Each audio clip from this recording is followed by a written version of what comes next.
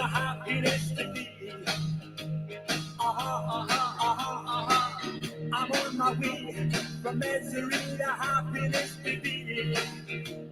I'm on my way to what I want from this world. And years from now, you'll make it to the next world. And everything that you receive up yonder is what you give to me the day I wonder. I took a right turn yesterday.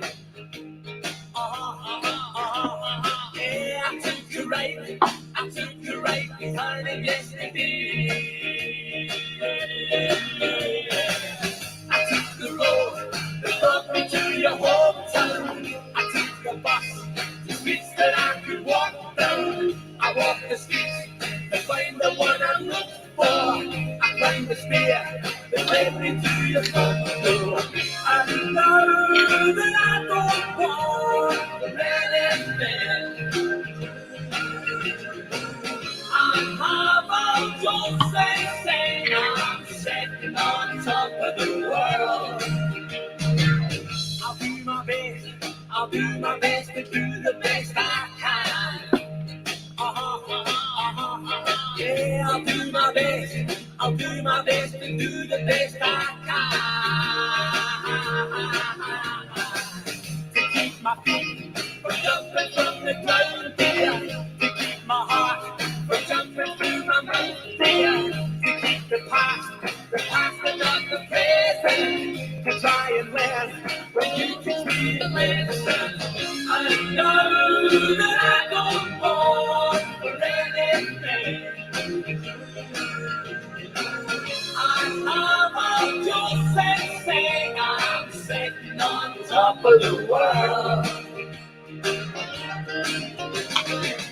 I'm on my way from misery to happiness today. Yeah, I'm on my way from misery to happiness today. I'm on my way to what I want from this world. And years from now, you'll make it to the next world. And everything that you receive up yonder is what you give to me the day I wonder. I'm on my way to what I want from this world. And years from now, you'll make it to the next world. And everything that you receive up yonder is what you gave to me the day I wonder. I'm on my way. I'm on my way. I'm on my way. I'm on my way.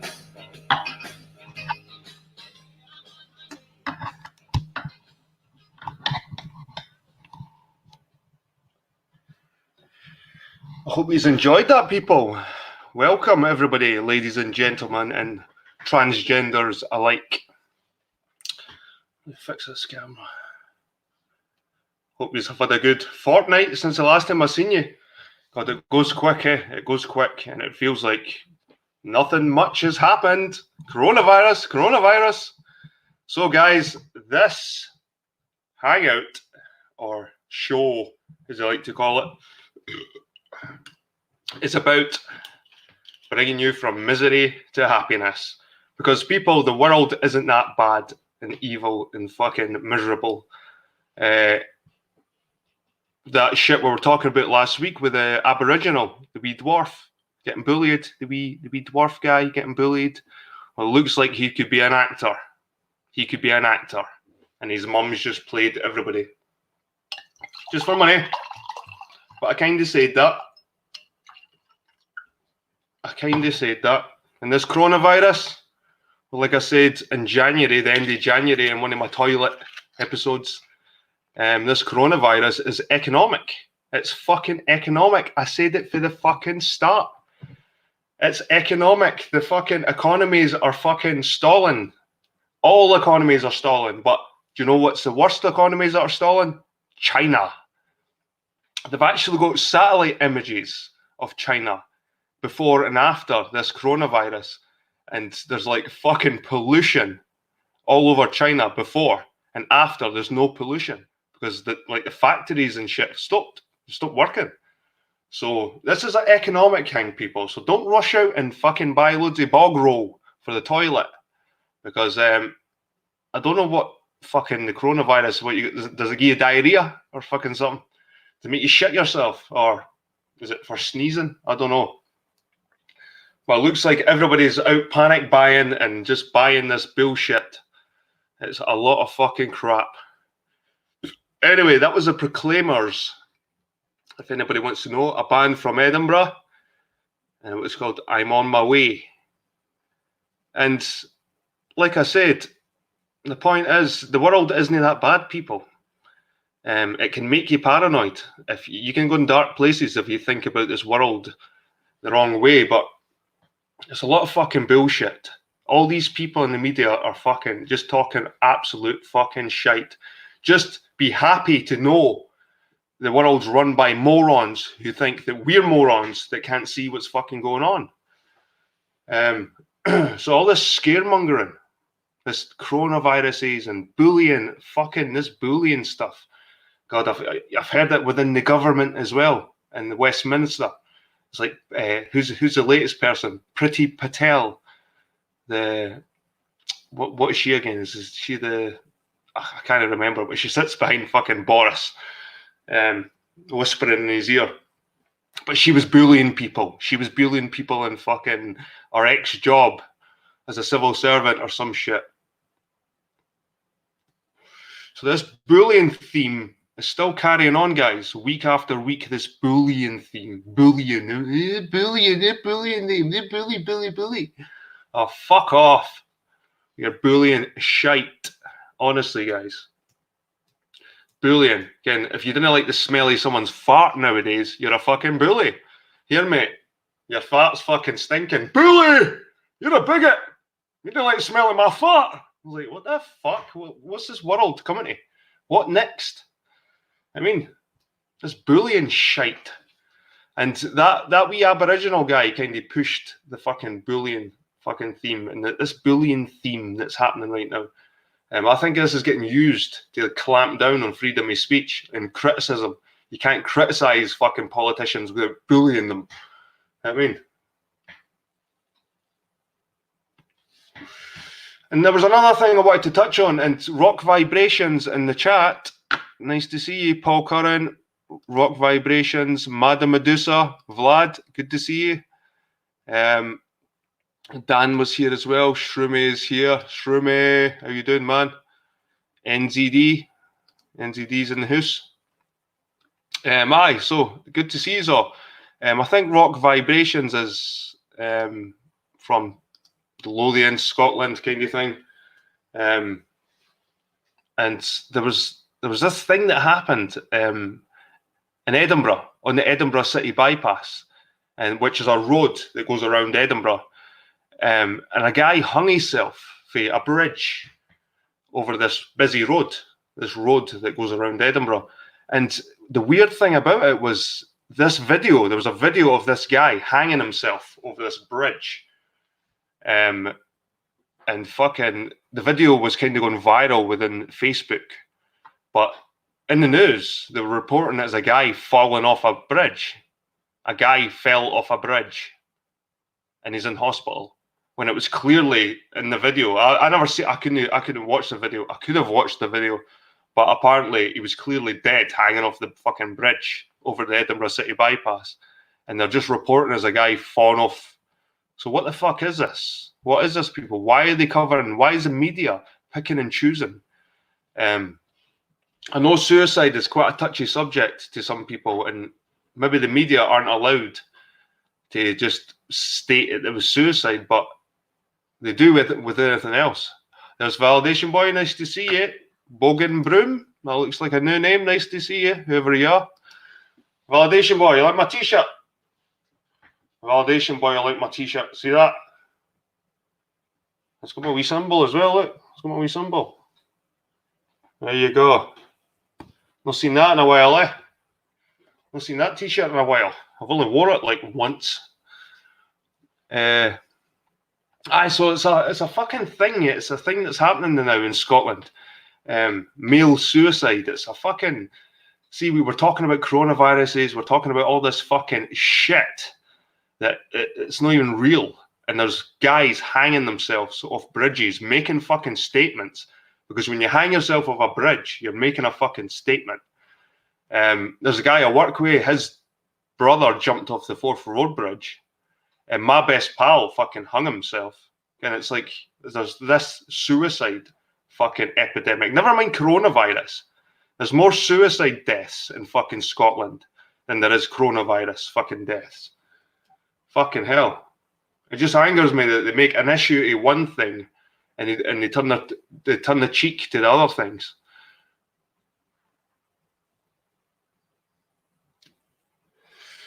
That shirt speaks truth. That shirt speaks truth. Where's D? Oh, D, man, I missed your Ancestry hangout. I wanted to talk to you about it, man. I wanted to talk to you about it, but you're not there. Madam Medusa. There we go. There's Validation Boy. Validation Boy is a well-known dogmatic flat earther.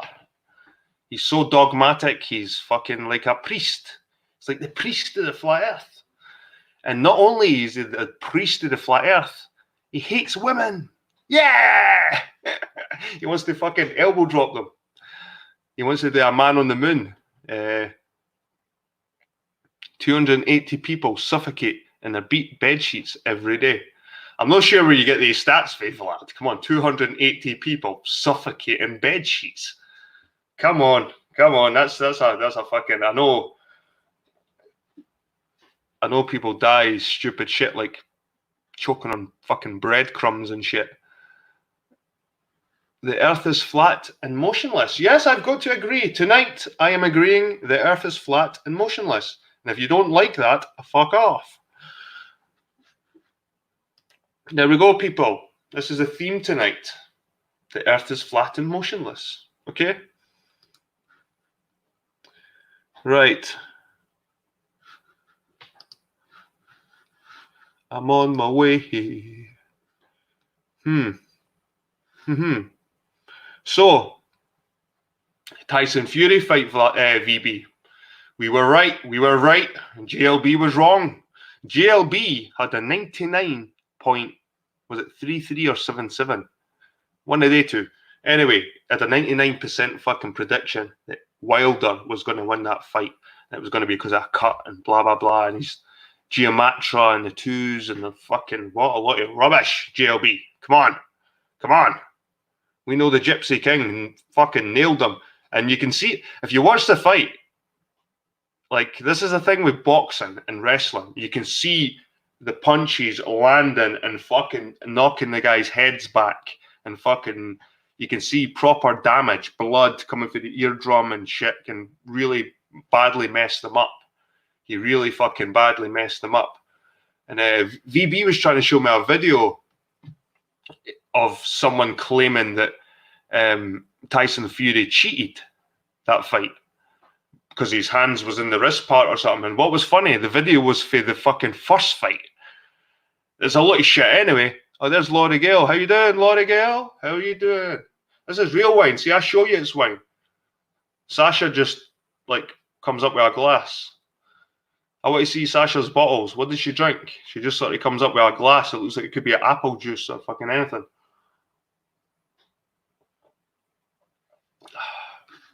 I'm on the YouTube so I can show because YouTube's got this habit now of blocking comments in the chat. So people, it's not me if you don't get a comment in my chat. It's YouTube nowadays. They're fucking censoring words. Wrestling, Jed, really? Love you, Jed. I know, Laurie, you do. Jed, Triple H did a quick interview and said Tyson is headed to WWE minutes after his big win. And you know what, VB, I've got to agree that I think that Tyson Fury is going to have this rematch with Wilder. And it looks like Joshua's fighting, what's his name? Some Ukrainian guy, Russian guy. in July. So that's fucking. So if Joshua's fighting in July, that means at the very earliest, at the end of this year, we might see a Fury Joshua fight. But I don't think that's going to happen. I think Fury's already gave Anthony Joshua the chance to fight him. Joshua tried to take a 70-30% in the prize money. So they never came to an agreement for a fight because Joshua wanted practically 70% of the money for it. So I think Fury, now the cards are on his table, he's got to fight Wilder, this third fight, beat Wilder, retire, and then join WWE.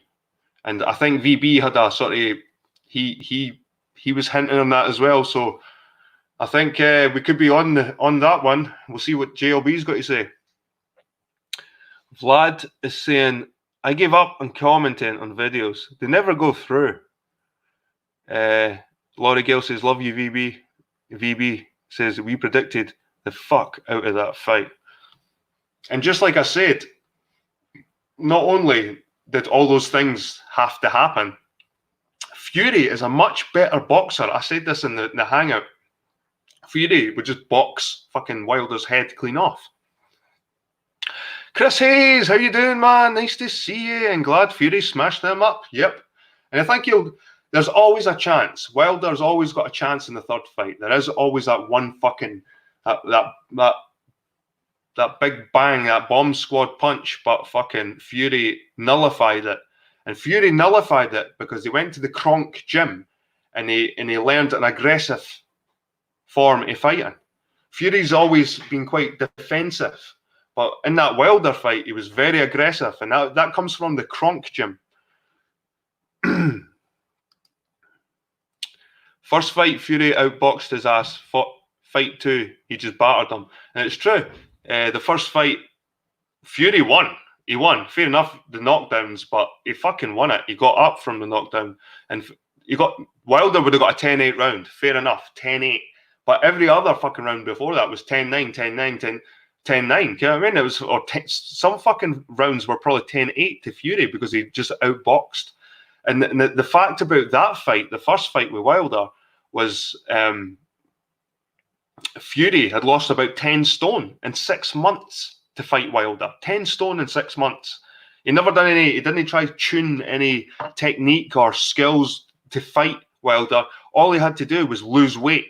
Had to lose weight, get fit, and just rely on his boxing skills. But this time around, the second fight, he had 2 years to fucking train to fight Wilder. And it showed. He just battered him. He just fucking bossed him, bullied him, slapped him around like a little bitch. Really. He owned him. He was like, I'm your daddy. And he just fucking slapped him about the fucking ring. Simple as that. Big time. So Wilder's African ancestors, where the fuck were they? His warrior ancestors that help him fight people. Where the fuck were they? The Gypsy King fucking nailed them. Nailed them to the fucking deck. Crucified them. It's called You People Are Dead Asleep. Only Drones here says COVID-19 pandemic. Nice to see you, COVID-19 pandemic. It's getting around. The COVID, this fucking corona disease is definitely getting around because it's now in my chat. Nice to see you anyway. Remember, people, run out and get your toilet roll. Get your toilet roll. You have to get your fucking toilet roll. Paul Curran, we should be friends, not enemies.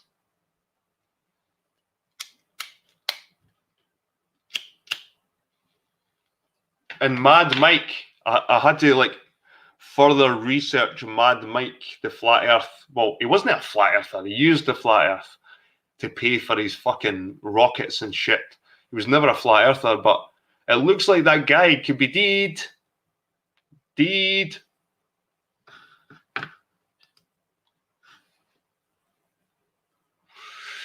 What does Jed think of Nathan flat smacking 6-year-olds? I want to punch him in the face. I seen that video, Trolls versus Trolls done a video on that. Is it Nathan Thompson? Is it Nathan Thompson, the flat earther? And he went up to a school and fucking shouted to the kids, "There's Flack!" and the usual fucking flat smacking bullshit. And you could see that the teachers just ushered them away. And he was so proud of himself. But I think he got charged for it. And then there was another one. Oh, fucking, what's his name? Deep inside the rabbit hole. Oh, David Weiss. He fucking went in an old folks home and spoke to like an old woman and fucking practically put words in her mouth, man. It was a fucking shame. Validation Boy says, Laurie, it was his daughter. She inherently deserves it. Vlad says, oh, what a fucking weirdo. Who goes to a preschool? I don't think they're preschool. They look maybe 10, 11. I don't think they were as young as 6. I'm not sure about that. But it's still fucking weird going up to like schools and shouting over the fence to kids. Doesn't matter what the message is. It could be fucking anything. Again, you could be shouting, "There's no gender." You know what I mean? Some weirdo like that. Anyway, right.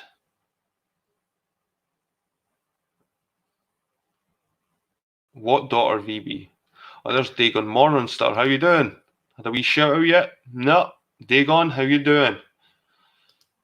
No Z Dagon. Other side of forever. And I've been watching P Mars disintegrating nothing. God, I watched that one with Snack fucking shat all over P Mars, and he said a lot of truths. P Mars, you need to see what Snack says to you. You need to fucking take it away and think about it, by the way. Nice to see you. Right, I'll drop the link. How long has this been going for? 22 minutes, right? I usually drop the link 20 minutes, half an hour, something like that. So people, if anybody wants to join the Jedi Boy, I'm just going to finish this glass of wine first. I like to have a wee ramble, a wee monologue to myself. And my point is, like I said before, there's nothing to fear. There's nothing to fear, people. This world is a fucking fraud. Everything that comes out of the TV, man, it's fucking bullshit. This coronavirus, shite. Absolute fucking shite. It's economic warfare between the fucking West and East. That's what it fucking is. Nothing to do with virus or death. Anyway, well, listen to this one more time just to pick up the mood a wee bit. Pick it up. I'm on my way from misery to happiness today. I'm on my way from misery to happiness today. I'm on my way to what I want from this world. And years from now, we'll make it to the next world. And everything that you receive up yonder is what you give to me the day I wonder. I took a right turning yesterday. Yeah,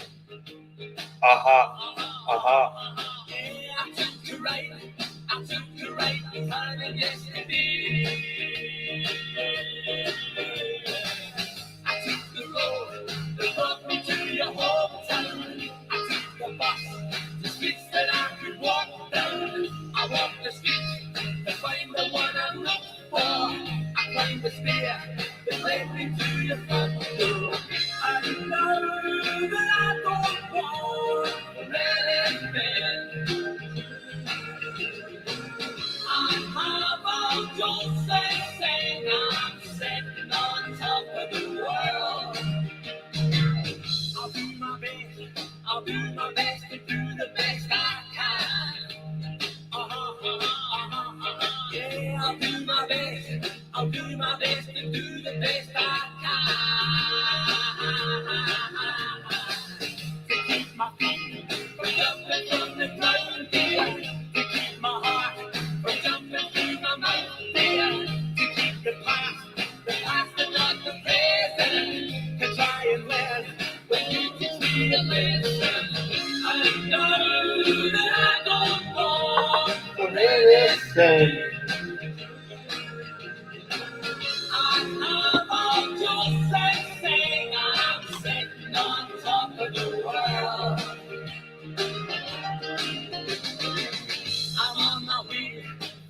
misery to happiness today. Yeah, I'm on my way from misery to happiness today. I'm on my way to what I want from this world. And years from now, you'll make it to the next world. And everything that you receive of yonder is what you give to me today. I wonder. Fucking hell. I'm on my way. Nearly done the ball. And years from now, you'll make it to the next world. And everything that you receive of yonder is what you gave to me today. I wonder. I'm on my way. I'm on my way. I'm on the way. I'm on my way.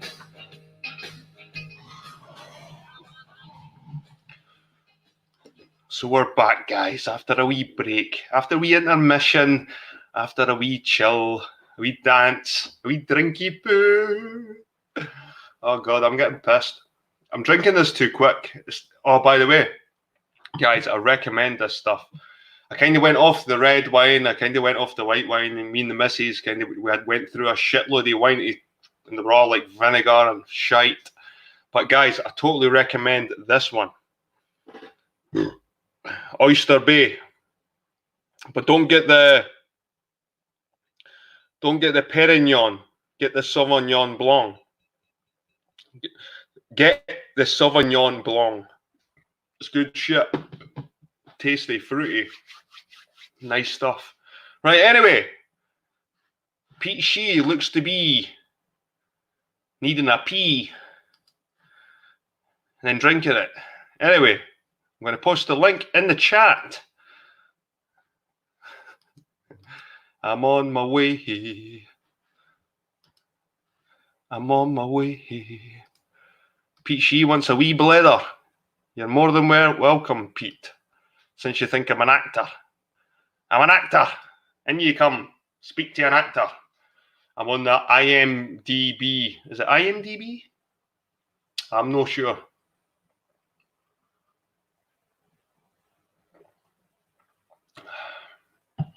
I've got an air purifier on at the minute. I hope you can't hear it. I can see my boy in the background. Validation boy in the background. How you doing, mate? What's up, man? We predicted the living fuck out of that fight, man. Easy. The white guy won.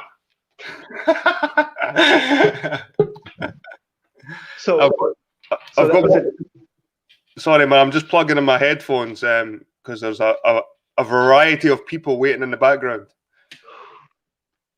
I think after that second knockdown, they should have called it right then. I say after that second knockdown, they should have called it right there on the spot. Oh, the fifth round, when you seen him sitting in the corner in the fifth round, and he just didn't know what the fuck was going on. It must have just hit him. Like, what the fuck? Like, have I done here? Because I think, like, it must be the ego. The ego carries him on so far. And then at one point in that fight, his ego just vanished. You could see he was like a little boy. It was a shame. I felt sorry for him. Wilder is a hell of a hype man, but he can't deliver when it comes to someone that has that amount of skill, that amount of being a student of the game of boxing. And we have, and you're right, VB, and we predicted it, and JLB predicted ass. He predicted ass. How you doing, Pete? What are you drinking? Hey, you wouldn't believe what I'm drinking, but I'll get into that in a bit. Thanks for the link, man. And everyone seems to be having a drink, so let's have a good spirited conversation. Excellent to see everybody. That's what it's all about, man. That's what it's all about. That's actually poutine, right? So it's like moonshine and an Irish base. It's an Irish name for it. It's a similar sort of thing. My brother gave it to me, and yeah, I'm going to take it easy on it anyway, but I'm going to enjoy it anyway. And let's have a good conversation. I've much to say on the Wilder thing and the Gypsy King. Did you see the corner of Wilder and what they were up to? It's like everyone was on drugs or something. You know what I mean? Andy Lee was in the corner. He's an Irishman, Andy Lee. Well, I'm talking about in Wilder's corner, who, Oh, Wilder's corner. Sorry. yeah, the mind Tyson Fury, he was always going to win that fight. In Yeah. Wilder's corner, it was like every one of them were drunked up. There was nothing, and I say that it's a fix, right? Not taking away from Tyson Fury, but also let me just say this: it was on the 22nd, and it was stopped in the 7th round, right?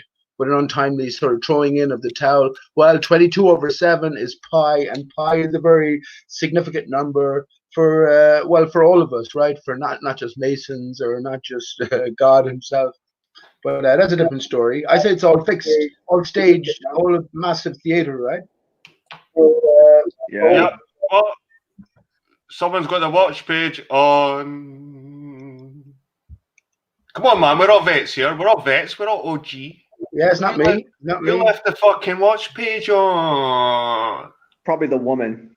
The women Yeah, failed the us women. again. The women Hello, failed. are women real Fine. women these days? Who knows, right?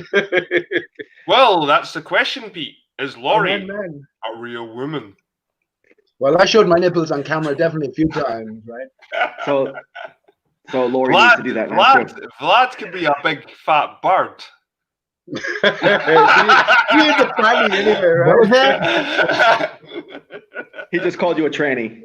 I nearly laughed Fanny. so hard that phlegm flew out of my mouth there. I was like, See, a fanny, Oh. Jed, a fanny in Scotland and a fanny in Ireland mean a different thing to a fanny in America, right? So we Yep. appreciate that. Yep. That's why definitely. that's why I was confused about Fanny Lancer, because I thought it meant he was poking men's butts, but I guess it means Fanny Lancer is poking a pussy. Well, he's probably doing both, right? So Pete, what do you think his Snack to the Futures hangout? I was listening to you on there for a couple of hours. Listen, we've all been here. How long? Looking around. I know how you doing, Laurie. I don't know the other man in the corner there. Well, he's gone now. But Validation Boy, you've been here. Jed, you've been here for years, right? So we Yeah, all you have know an me. impression on an overall story here. I think it's all coming to a head, and maybe depending on which way the conversation goes here, we can sort of get into what our ideas are as individuals as to what is the nature of all of this, right? The whole arena is set up as far as I'm concerned, and there's a greater sort of truth to be gleaned from the whole experience, which applies to each and every one of us individually. Let me just say, Pete Shea, you looking like $1 million right now, buddy. I haven't seen you. You look good since the last time I saw I you. appreciate that, man. I don't pay too much attention to that. I'm 48, but listen, when we left the globe Earth behind, when I left the globe Earth behind, the heliocentrism, I found eternity. So I didn't just have 70 years to exist in or whatever. I have eternity. So how to go about the rest of that, or how I view myself here in this little shell, different matter, isn't it, entirely? Yeah, so let's talk about David Weiss and that old lady. Now I heard people saying that you're going to screw her up at the end of her life and she's going to have all this stress at the end of her life. I don't believe that. I believe that at the end of her life now that she's been liberated with this truth about the obvious flat earth, that she can now look back and say, wow, all those dumb things I stressed about my whole life really weren't that important. It's not that big of a deal that I supposedly, quote, failed at this or failed at that. None of that shit matters. So she can actually die in peace now, is what I think. No, you're right. It didn't matter. It doesn't matter if it's round or flat. She will die in peace either way, probably. Like, beyond being it round or flat, I'm saying like all the other dumb things that are inherently part of society because of our society's belief in the globe. She was liberated from all those things. Well, hang on. Think about this then, right? It's both things. Everything is possible. So, Jed just said she will die in peace, probably, but she mightn't as well. And who knows what happens that last moment of life, if time has slowed down almost infinitely. She might dwell on the fact that she lived her whole life a lie from the very beginning. And if she was in possession of the truth, how might she have spent that absolutely precious, glorious time that is no longer with her, at that last moment? Just a possibility, you know what I mean? It could go either way. Is David Weiss genuine and above board as a character, or is he another part of the acting? He's not genuine, man. Pete, you know that. You know he's not genuine, man. Of course. Long I'm asking everyone else. My own opinions are clear. No, he's not genuine, man. He's that woman didn't have any control of her faculty. She was going along with whatever he said. She was agreeing with whatever he said just to have somebody talk to her. You didn't see that? She was just going along with anything he said. I don't think it was that sort of bullying, but I don't pay too much attention to this, knowing that David Weiss is a character. I think he had his hand. I think he had his hand like somewhere, like, and you know the wee. I know and she's that. like, yeah, but hang on, you're going to tell that old lady that the Earth is a spinning ball, like she learned from 1922 onwards or whenever, right? So I mean, we know that's not true. So whatever he's doing something along the right path. But whatever his own personal motivations are, it's another matter. I could get into that. Deep Inside the Rabbit Hole is a reference to Alice in Wonderland. Book for book, Alice in Wonderland, Alice Through Looking Glass, the most significant books in history. Because the Bible is a big bunch of 66 books. Alice in Wonderland, only 2 books. Most translated earthwide in the top 5. Was it not like a pedo that wrote Alice in Wonderland? So the scary story goes, right? So if you're of a faint heart, you go, oh, a pedo wrote that, so I'm going to think differently about it. But if you take away the horror mask and look for it with different eyes, Flat Earth is the context to everything here, right? Flat Earth is, see, we're just coming from the understanding that it was a spinning ball to a flat Earth, but people are boring knowing it's a flat Earth or knowing the true nature of it. So it makes sense that the story is written and interwoven into our story, which I don't think it goes back very far at all, right? 422 years, actually, precisely this year, 2020, which begins in April 1st. So you've been around a long time, Pete, and you've been like flat Earth all the way. Like you've never kind of wavered from your position. So what is it that makes you so like stuck to your guns, like even with the certain arguments that go against flat Earth, and even certain flat earthers can't even answer certain questions like the lunar eclipse and why the stars rotate in different hemispheres and stuff like that. Why do you kind of brush that aside and just keep steadfast with the whole thing? Would you never question that maybe you could be wrong at any point? Absolutely, at every step of the way. And I can, in my own brain, answer those questions. In the picture that I've presented to myself and developed along the path, right? Flat Earther since about 2013, once you ask the basic questions. We were led into it, right? Conspiracy thinking was ingrained within the 9/11 narrative, all the other narratives, but most significantly in the 9/11 narrative and beyond, right? And as you move forward, then 10 years, we have the Boston bombings, which was clearly a theatrical act. So yeah, our minds were conditioned to think in a different path. So when the argument about the flat Earth came about, well, it makes absolute sense, of course, you know. And yeah, if I just found myself stuck on flat Earth, I wouldn't have been able to understand that the real quest here is to figure out, well, where am I? What is the nature of my reality? I think I can explain what's going on. So as a flat earther, Pete, who would you, if you were speaking to other people, who would you advise to like look at?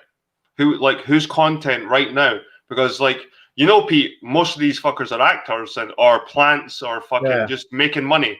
So who would you advise to go and look at? Like, whose material would you like ask to look? Who would you direct them to? Like to me, like if I was a flat earther, I'd be like, who the fuck do I watch now? Because back in the day, if I was a flat earther, it'd be Mark Sargent, Eric DeBay, fucking even maybe Dell to a certain degree. But nowadays, looking in hindsight, it's like, who's left? And it's very scant. The message has already been presented in full, you know, and there's been so many different aspects of the flat Earth message that have been presented. I mean, Dan Pratt has covered so many elements of gravity. You know, so many people. Why do you keep referring to Dan Pratt? Fucking Dan Pratt is the man, bro. He's lame. He's not lame. He's lame. He's one of the few original content producers on YouTube. I remember when he went on Patricia's show. The fucking what was her show called? Hot Potatoes or some shit. Anyway, Dan Pratt went on the show with a tuxedo, looking smart with a suit on. Then he ripped it off to reveal the Dan Pratt and his fucking vest and all that shit. It was such an act. It was like he was turning into Dan Pratt. So, and, I mean, what are you trying to say, though? I don't understand. He's a fucking actor. He's not a fucking actor. And even if he is, the content... and he's a shite actor at that. The content he produces on YouTube is some of the most mind-stirring, thought-provoking shit that Aye. I've ever heard in my life, man. Whacking I bet you would in a garage. Fucking very thought-provoking. It's very Well, this is an thought-provoking. example of validation. I don't listen. I don't disrespect Dan, because any flat earther is on the right path anyway.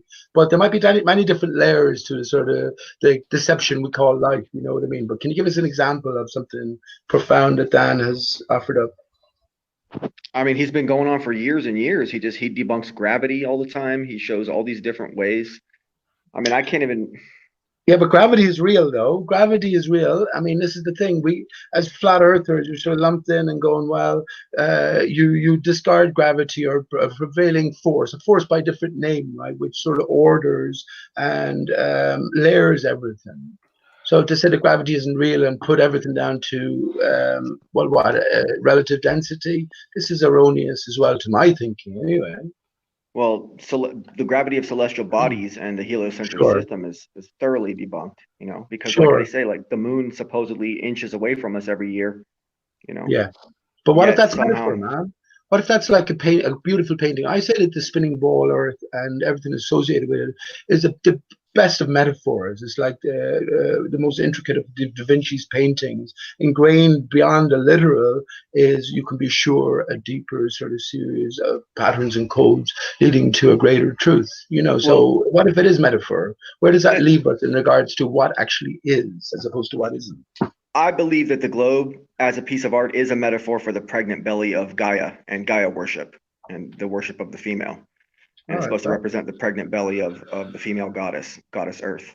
And that's why they call Earth she, you know. And it's I do agree, and it's kind of those aspects right now that somehow this world has been somehow pushed towards that way. The gynocracy, as VB calls it, or the what's it called?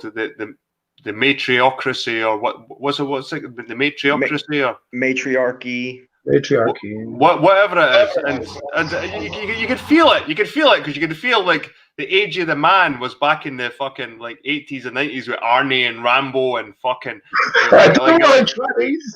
Like, trannies, like whatever, like, but that was trying to promote masculinity for some reason, but it seems to be the opposite now. Seems to be like the women are getting pushed in the limelight. What if by our true nature, right? What if by our true nature we are male and female in one, and because we are separated, just like the Earth outside, we have ventured into this experience here. I was just coming off the back of Martin Liebke's channel. I don't watch too often, but of course there's a whole alternative history put on the table when we come to flat Earth realization. So I mean, what if, you know? What if?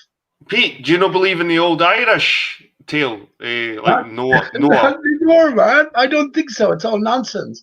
Even looking back at the famine here, and I have it from almost the horse's mouth, that it's all nonsense. The famine. I believe the famine. It wasn't like the whole of Europe. The potato blight was happening. I think the Irish were. It was like they were trying to kill the Irish. They were taking Irish food so they would starve to death. Yeah, but that's they're feeding the rest of Europe. That's the official story. That's not the official story. That's not the official story. What I mean is that's the official conspiracy story, right? So once you're sort of introduced to the conspiracy avenues, which is the highway, then there's always a sort of many different, like with Hitler, for instance, right? When you go into the conspiracy land, you suddenly, like Eric Dubé now, Hitler is the opposite, right? The opposite of what is being painted. And the people who did the painting are the ones who are responsible for all the evil now. I think there's a deeper layer again, you know, Hitler and the actor and the Walt Disney Association, and were we always meant to make our way through to those layers? I think so.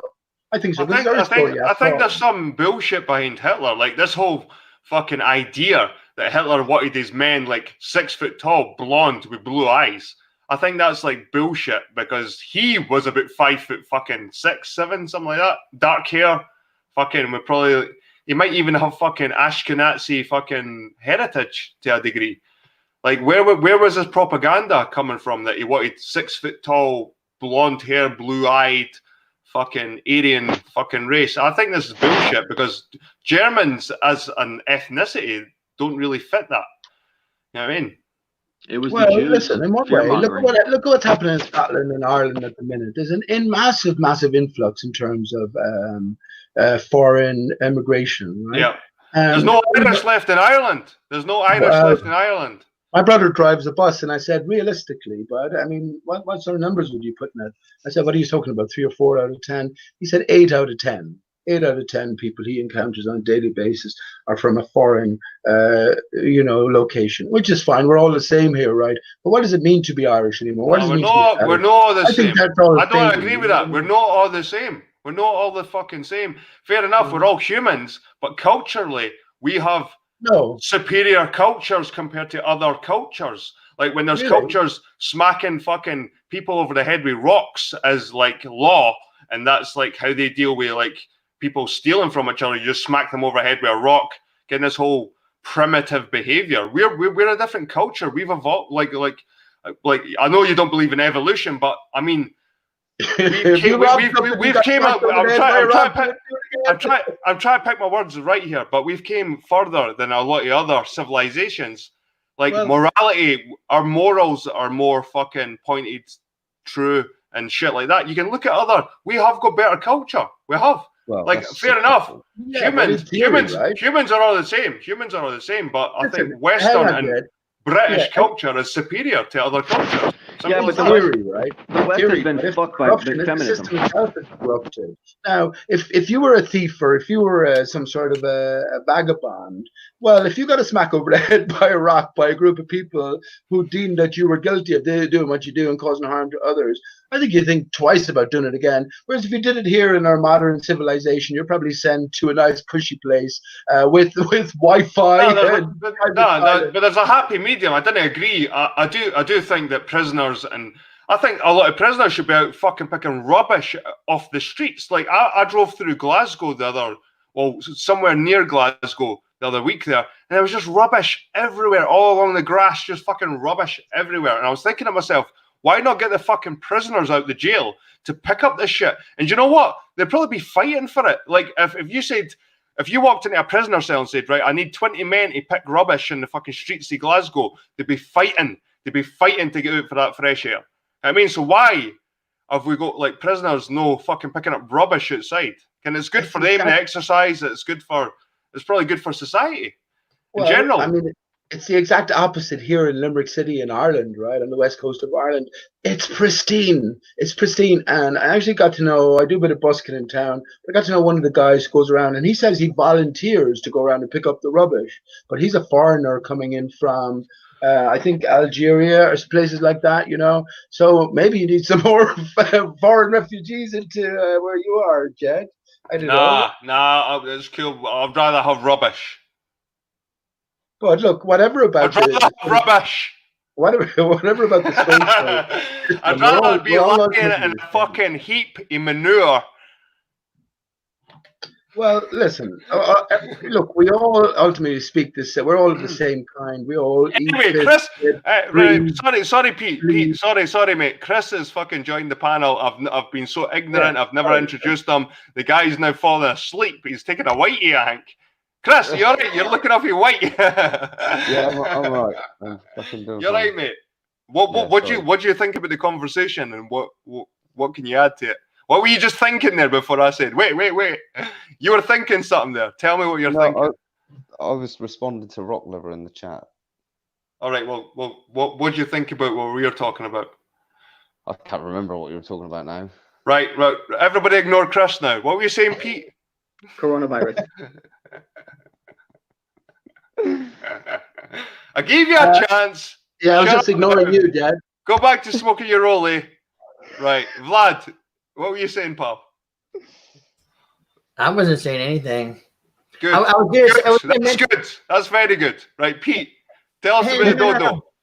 I was going to tell BB something real quick. There's a new show on Hulu. It's called Utopia Falls. And it talks about Gaia. They're always saying, thank God. They're always saying, thank Gaia. It's fucking crazy. I was like, what the fuck is this shit? I think Gaia needs a good hammering by the Jedi. She needs to get down on her knees and do her job. A guy needs to bend over and just shut the fuck up. and take it for the Sky God. I'm telling You're you a guys. Mother Earth fucker. well, you've got Mother Earth and you've got male sky, because the male rains down on the Earth. That's the semen. That creates life. Like the sky's the male. Everything in the sky's male. Yeah. And the puny Earth is a female. And Well, the moon. that's what. Let me just say, that's what the moon missions was about. The rocket, the penis, took off with the three The little moon sperm missions were bullshit. to reconnect Mother Earth and Pete. Father Sky. You're spreading propaganda. The moon missions were fake. So stop Well, lying. Well, I'm saying to you in the symbolic sense that you just mentioned there. There's the no moon symbolism landing- because it was fake. Well, listen, the rocket representing the penis, the three sperms, the astronauts, landed on the moon, Mother Moon, Selene, right, the moon goddess, and an impregnation occurred. Now, we understand that the Earth is in a divided state. Male is torn from female. So 9/11 represented the culmination of that union, and two became one again, right? And here we are. Trannies included. It sounds like a song. And two became one. I need someone like I never needed love before. Hi, Vlad. Hi, Chris. Hey, Laurie. Hey, Vlad. Hi, I need more Laurie. beer. I ran out Hi, of- Laurie. Hi, So Laurie. here's an excellent one, right? So when the division, which is literal, took place, the vital fluids within, right, were broken. The circuit was broken, and in a male, it pooled in the testicles. In a female, it pools in the breast. Amazing. Amazing. I just think that's amazing to think visually what the fuck that you just said there. Like, just visually. Yeah, I've more amazing stuff than Pink that. Floyd animation visual. I've more I amazing just stuff than that. Your gut, right, is an inside-out half a brain. So our brain, because we're two divided, right, we're actually divided again. So male from female, self from self. But the division, like the male parts or the female parts, pulled out like a glove, right, inverted. So it's the same with the male and female parts. They have to be put together in a spiral fashion. And when you do that, then you have two becoming one and the circuit is complete. When the circuit is artificially completed, the Big Bang occurs, the big fuck, and our material existence comes into being, right? So did you guys? So I read an article this morning, and Elon Musk says that the coronavirus hype is a bunch of bullshit. Well, So I wonder how. Elon Musk a pat in the back because I said that 2 months ago. Yeah. I So said that at the end He of also January. said Don't make me show a fucking hangout where I said this coronavirus is an economic fucking warfare. And look at the stock market. Everyone's fucked. But America recovered quite quickly, actually. They started going up again. And do you know what? Asia is fucking dead. They fucking stalled. And this coronavirus is all about stock markets, money, and fucking economics, trade, lorries going in and out, fucking all this crap. That's what it's all about. It's nothing to do with anybody catching a fucking disease. We've all had the cold. We've all had the flu. Fucking bloody blah.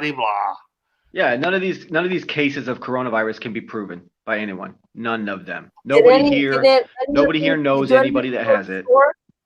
Did any of you go to the store and get more food or more anything? Fuck no. That shit's all Fuck. fake. No? Oh, fuck. No? No. No? Why would we? Nobody.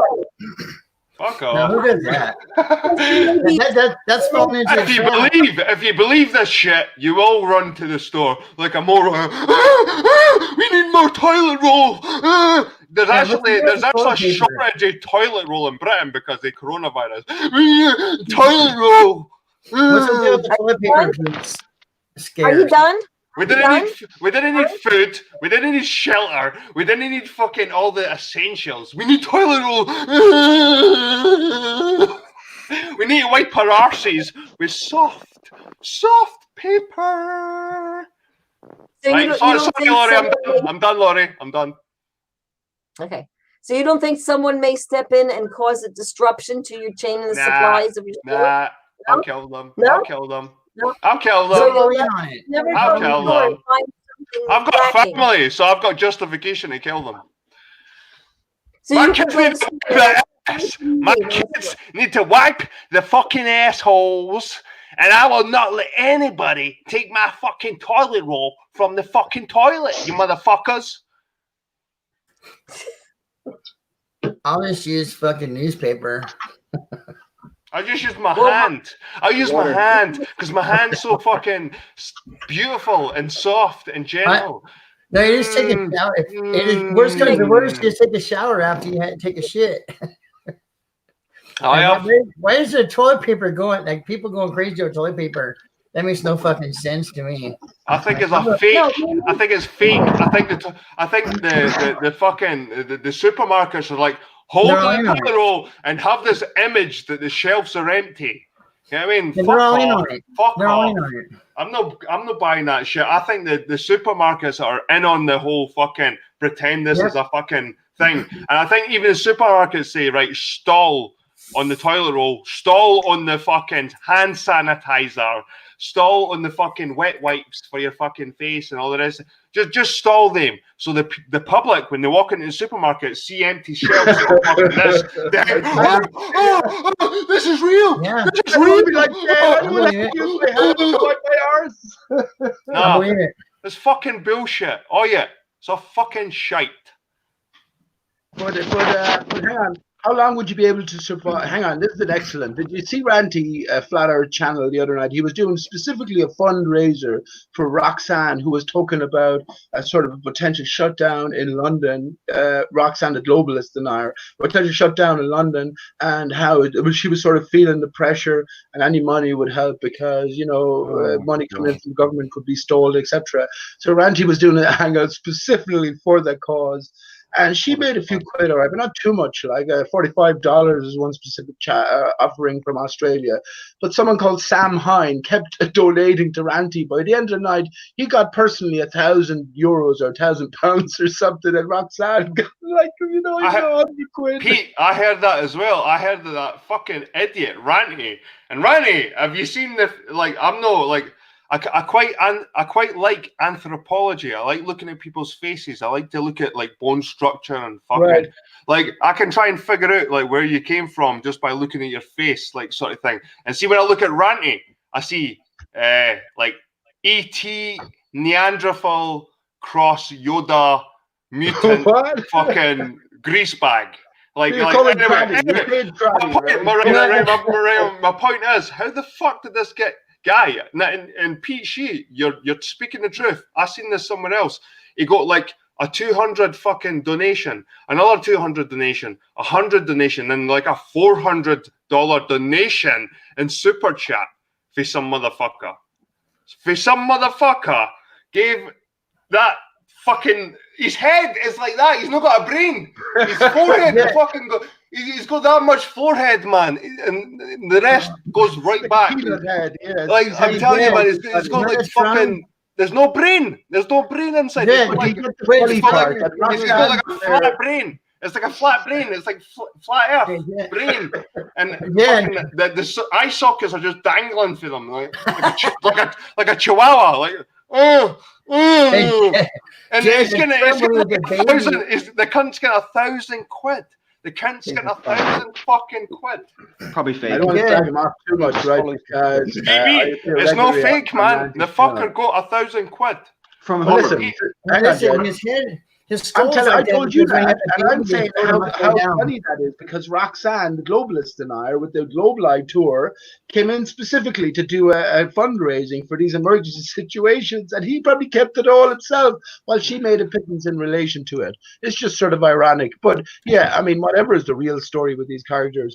Like since I came in here tonight, I haven't been censored in anything. So once I've been joining Ranties, I haven't been censored either, so I won't say so much against him, but I probably agree in general. Is Roxanne the Bigfoot? Is Roxanne the Bigfoot? Like no, that's Karen. That's Karen B. All right, I get mixed up with these fuckers. Vlad, what were you saying? I said the reason that Ranty's head is like that because when he was an infant, they stored him upside down. and crushed his skull. It smashed his skull down. Ketchup bottle. They put him upside down like a ketchup bottle. Yeah. I do work, like I do removal, so I meet a lot of people, and I had to move this object, and it was like a busk. It was like a bust. It was like shoulders, neck, head. But I had A bust, yeah. sorry, a bust. A bust. Right. Anyway. Thanks, Phoebe. It was all divided into certain parts. It was all like it was all divided. I had the areas, and it was named. And I said to the woman that owned it, I was like, "What's that?" And she was like, "Oh, it's the study the human skull, and like fucking what it represents, certain parts. But it's an old pseudo science now." But I think it's true. I think they were right when back in the day when they were looking at certain people's faces and facial features and skull shapes, that it does sort of have certain traits about you. I mean, like VB looks like ranty a wee bit, I think. Yeah, you can see that. You can see it, definitely. Definitely related. Definitely related. You're a little bit more down. Definitely related. You've my look whole like head- you've look like half my brain size, I think. Yeah, but twice the power, obviously. Hey, Jed, yours is like really thick skull. So- Mostly bomb. Look, you can see that brow. That's like a fucking inch thick. That's like the Jed's skull Neanderthal. is- Like I can headbutt people and not even feel it, man. I can headbutt But people. we're all mirrored down the center, right? It's just sort of like an exact mirror down the center, and even when you go right through a cross section of it. So what are we a mirror of? Maybe we're a mirror of ourselves. Pete, And what I think we're right, related. we are more I think than the we're material. related. Pete, I think I'm related to you. Oh We're yeah, all you said you had related. relations in Aileen Wolf, right? Did you look up Aileen Wolf? I never looked her up, but I done Ancestry in my hometown. My genetic ancestors are in Limerick. And they're Right. in Limerick. And That's where you come from. I've only heard of one wolf, and I went to school with Aileen, and lovely girl. And, They all died, man. They all died fighting Catholic wars and blah, blah, blah, famines, and no many who are knows what to left. believe? Who knows what to believe? What I was talking about, the famine, it just happened to coincide here with a big build-up of America. So there was lots of immigration. I imagine that the times were good enough, and they just put the press on, and they paid for the fare of lots of people to go over to America under good conditions, right? Here, direct evidence almost from an old man whose grandmother told him. That's man sweat. Sorry, Pete, I need to interrupt you. See that? I'm not ashamed of that. See that? I'm not going to wait to change my t-shirt. That's called fucking man sweat. Right, on you go, Pete. And the other side. Look at the other side. You must have a first one, Jed. Gerard's a fiery Irishman. But Gerard's a fiery Irish Scotsman.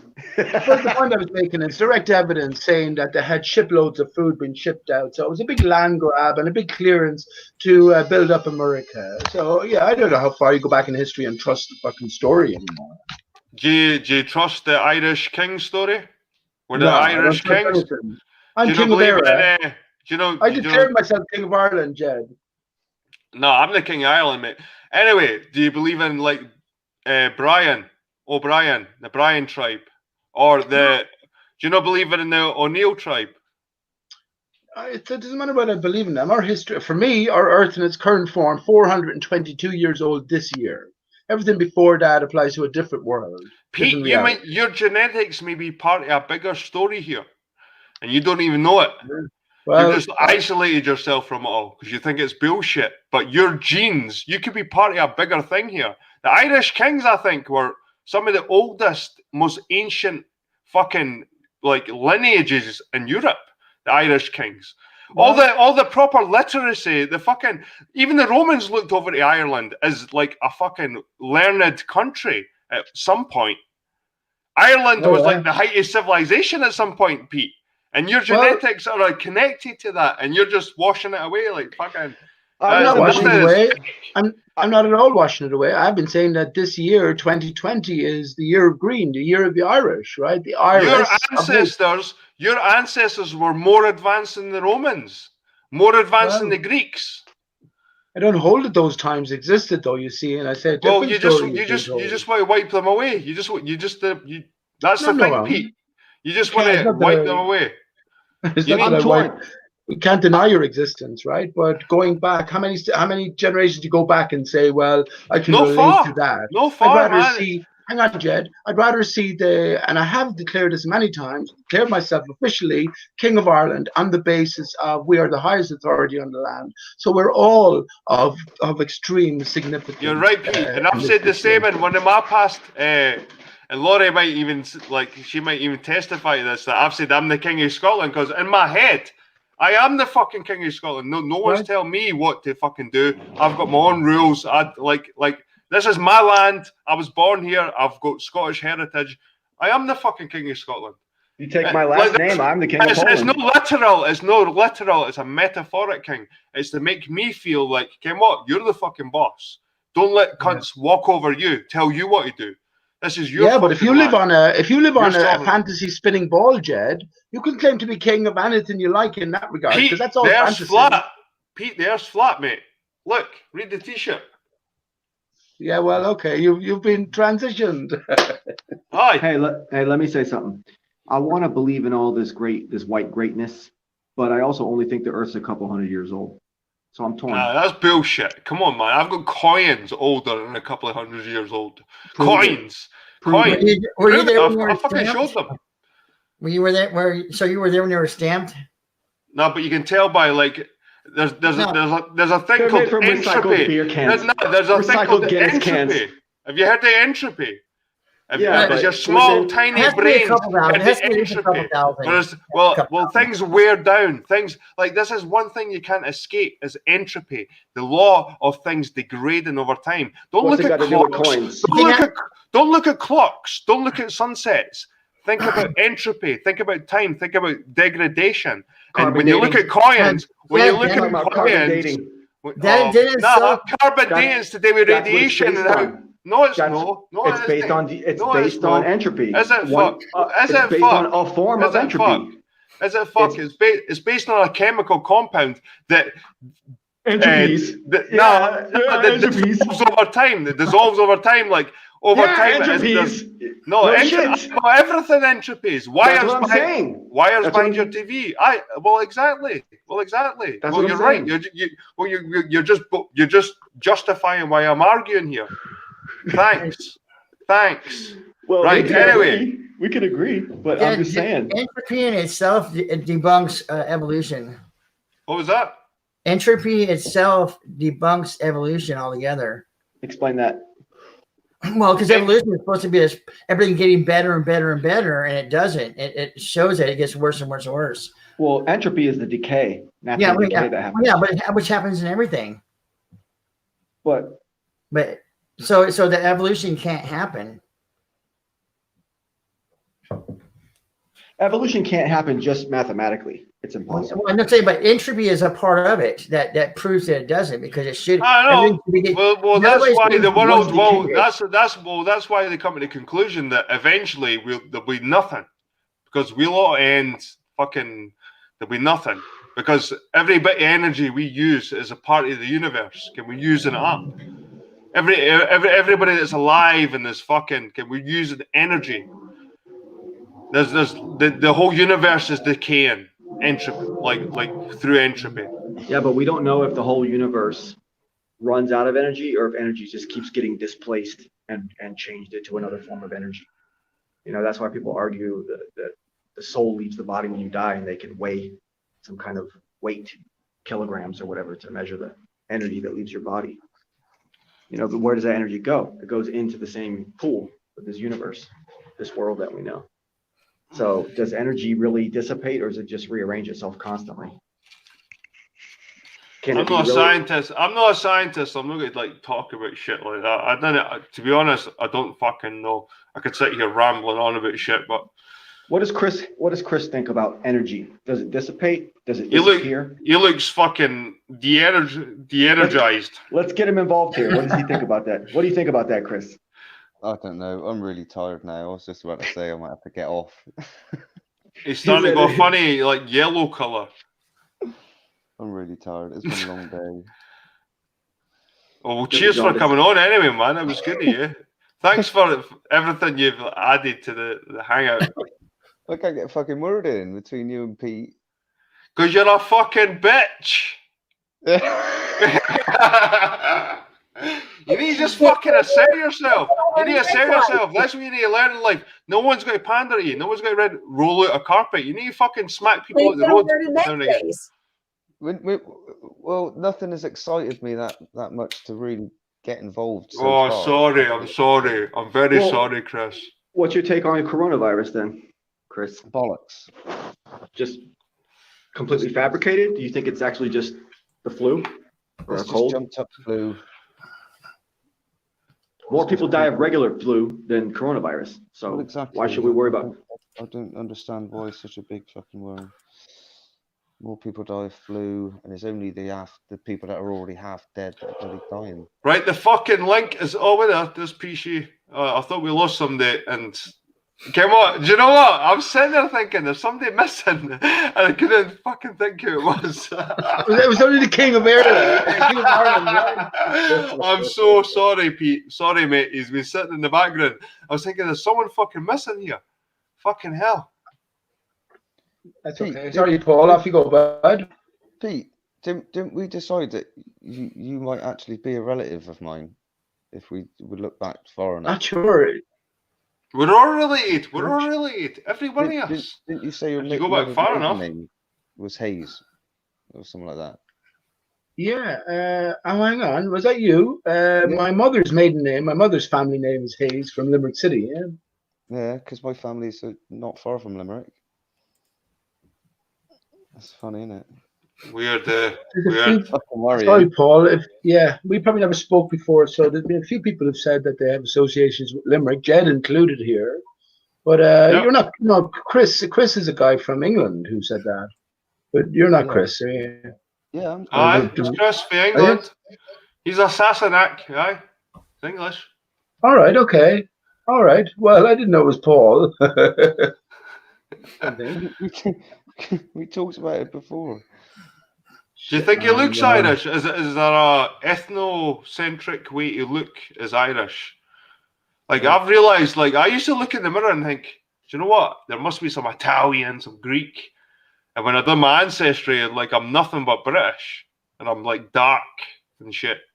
Like as the stereotypical. Your hands are shit anyway, right? What was that, man? Because you haven't been stocking up a toilet roll. Aye, man. I don't know, man. I really don't know because everything changes, you see. The official story's gone out the window, the evolutionary tale. The question for flat earthers is how far can we go back and trust our history? Obviously, we can only, in one sense, go from when we were born, the first time we can remember anything. Which, by the way, if you try hard enough, you'll go back to the very first few weeks or months. You will be able to. So that tells me, from my own experience, that we're born into here knowing something different, and, well, we're sort of brought up in a foreign land, taught a foreign language, and there must be a different reason behind it. And maybe the purpose of life is to come to terms with what that ultimate reason is, right? Pete, see, sometimes you speak so much fucking sense. Well, sometimes you speak so much sense. Well, Validation Boy there said the Earth, and I got cut off then, so he said the Earth, he wouldn't be surprised if the Earth was only a couple of 100 years old. Well, I say the story is told through the dodo bird, the Gleason's map turned upside down, right? The non-existent bird, the greatest symbol there is almost, that the Earth is 422 years old this year in its current form.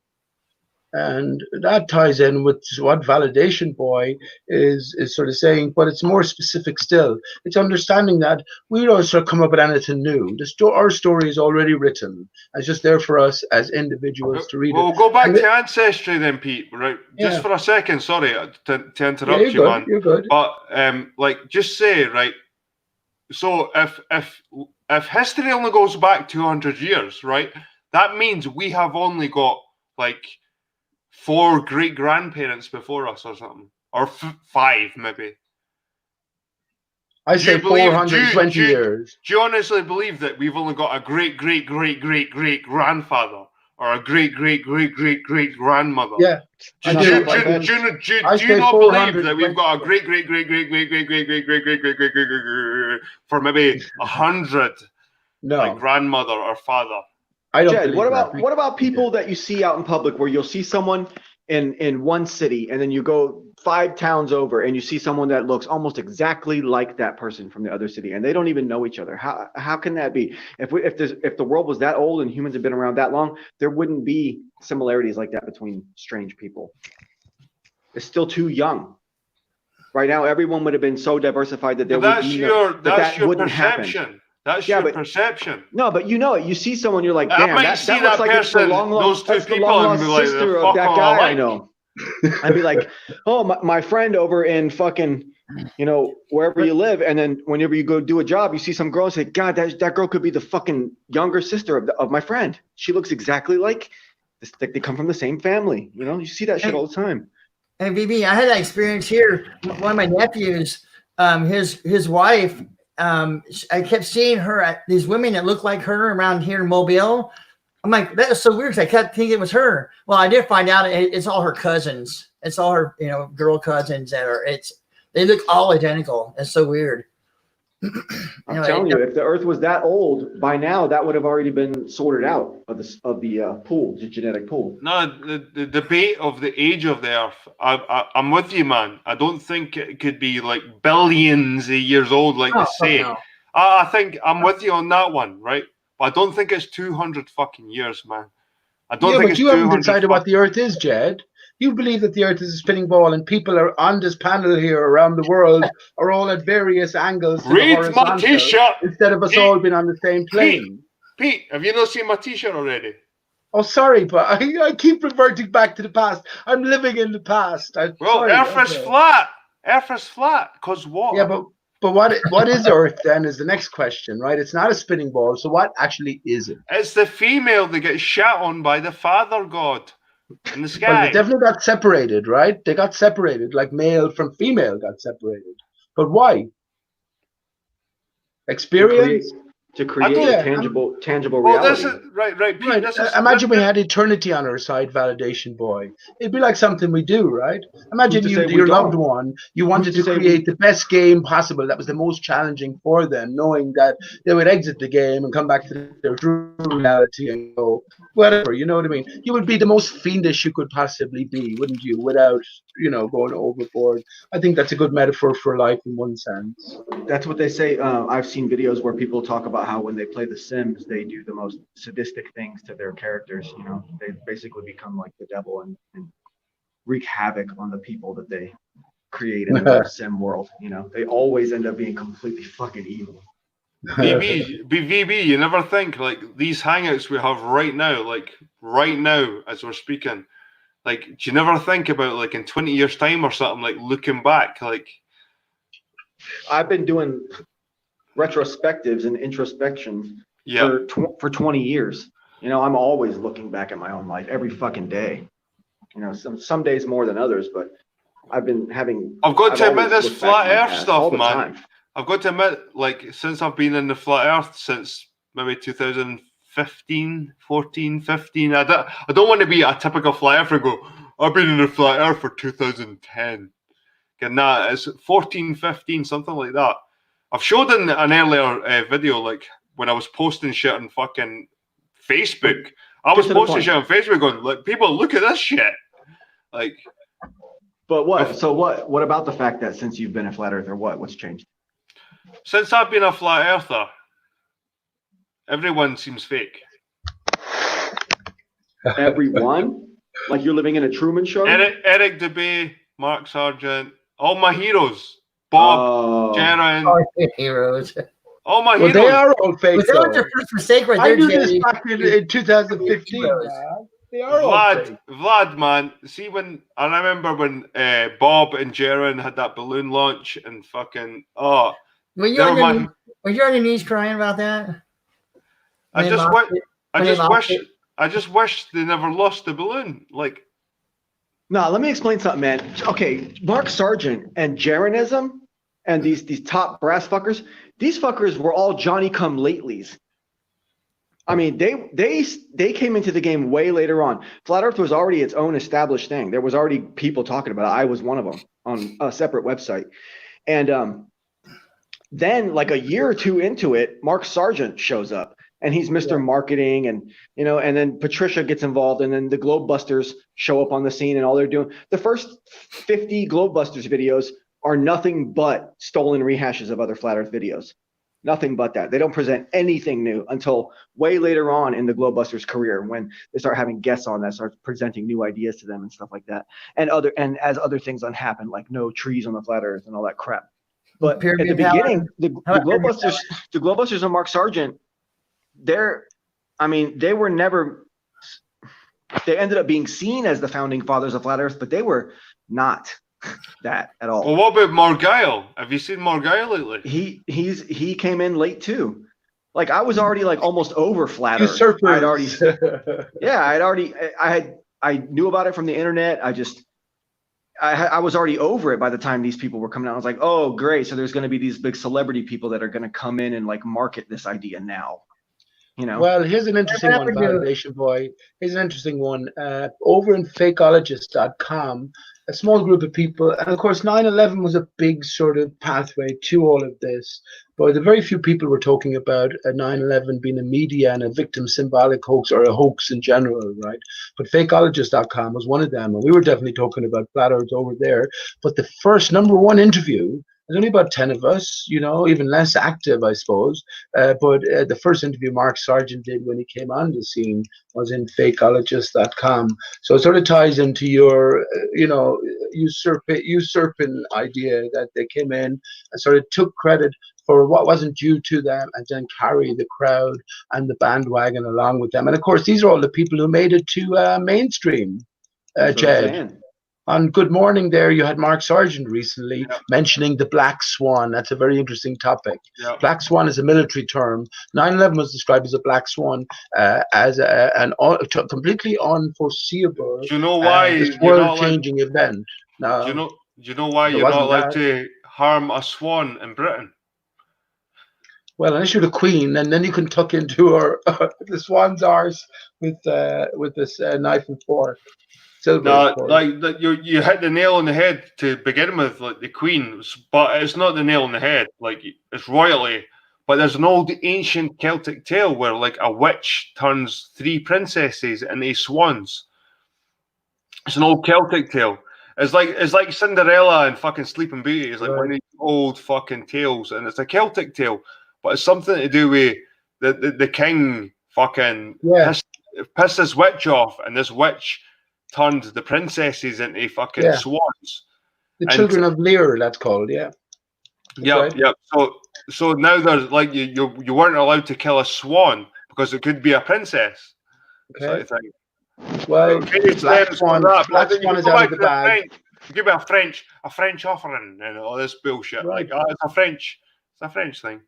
Let me cut symbolism here, though. Let me just say, Validation Boy. So if we have a sort of revised history, and we're in a completely different story, Jed, if you're a Flat Earther genuinely now, well, I say Flat Earth is just the beginning. So now you have to decide what Earth actually is and what our story is in relation to the greater story. I think all of these stories are transmitting some sort of greater truth to us. As the honest inquirer, we have the capabilities of making our way through to. Is that ticking sound? Is that Lori masturbating? It does sound like that. And she stopped. She stopped. I wouldn't know. I'm not to compare it to anyway. Now, if it was Jed masturbating, I'd recognize that sound anywhere. Like, my hands are here. Look. Well, the underarms. Yeah. We know you put your spunk, Jed, underneath your arms. Look at that. Those are fake hands. Those are fake hands, Jed. Yeah. Hoax hands. Yeah, you're going to tell us that's sweat. That's pure manly Scottish sweat. Look at Jed's little dainty girly hands. My hands are huge, mate. Like little dainty, little baby girl hands. People, my hands are bigger than my face usually. I know we do. Yeah, your little tiny face. Evolution. Hey, I'm the best looking motherfucker here, so shut the fuck up. Evolution has done well for me. Look at you, motherfuckers. Let me be a good co-host over here. I'm just taking the title back. Fuck you. All right, so but let's go to the chat. Diggin Morningstar, it doesn't realize that Paul Coran is a concave earther. I don't think that Diggin Morningstar understands that. That's what's going on in the chat right now. Lord Stephen Christ, he was a man. Remember him? Yeah, Remember him? he's old news. He's old news. He is old news, but he was pretty Is he cool. dead yet? He's in prison for life now, I think. Good. Now I remember Paul. I'm sorry. Or did he Now I die? remember Or did he Paul. die? He said he was eternal, so I guess he's gonna be spending eternity in prison. Who's brave enough to take the last panel? I'm going to post a link in the chat. Who is brave enough to take the Hey, last? Lori fucking hasn't talked at all. I've only heard like say hi. Like, Lori's fapping. That's where that clicking noise is coming from. I didn't hear. It sounded like a drink being stirred to me. Click No, it's a clicker. man. I thought. I tried to talk to her, and he just ran all over me. I thought So are we all validation flat boy earthers scared here, all the. then? I Are we all thought flat validation earthers? boy. Sorry, Pete. Say Right. that again. I was just saying that we all flat earthers just at the stage. Aye, two, we're right? off flat Earth, man. We're off flat Earth. Unbelievable. Jed. This is new, completely new to me. I don't know what to say. Jed, I'm sorry. I want to apologize. What? I just said fuck you for no reason No, earlier. that's cool. I don't even want the apology. I like fuck you sometimes. I'm sorry. I didn't mean to. I was such an asshole sometimes. Nah, I like it, man. I like it. So, Jed, will you take a trip down to Dell now and sort of apologize and beg? He begged, sort of with humility, beg. his I've met forgiveness. Dale. Pete, do you Oh, did believe I've you? met Dale? All right. I've As a met flat Dale. earther. I've met Dale. Yeah. I was doing a job. I'm a removal man, so I lift furniture, I move people's houses. You know what a removal man is. And I was going through to Paisley, so I thought, do you know what? This is a good opportunity. Send Dale an email. And I said, Dale, I'm coming to Paisley, and he said, where about? And I said, in this street. And he went, I know where that street is. I says, well, come and meet me. And he came and meet me. I had a good conversation. He's a nice guy. He's actually different from what you see fucking every. They hugged it out. You two hugged it Aye, out. we hugged out. We fucking.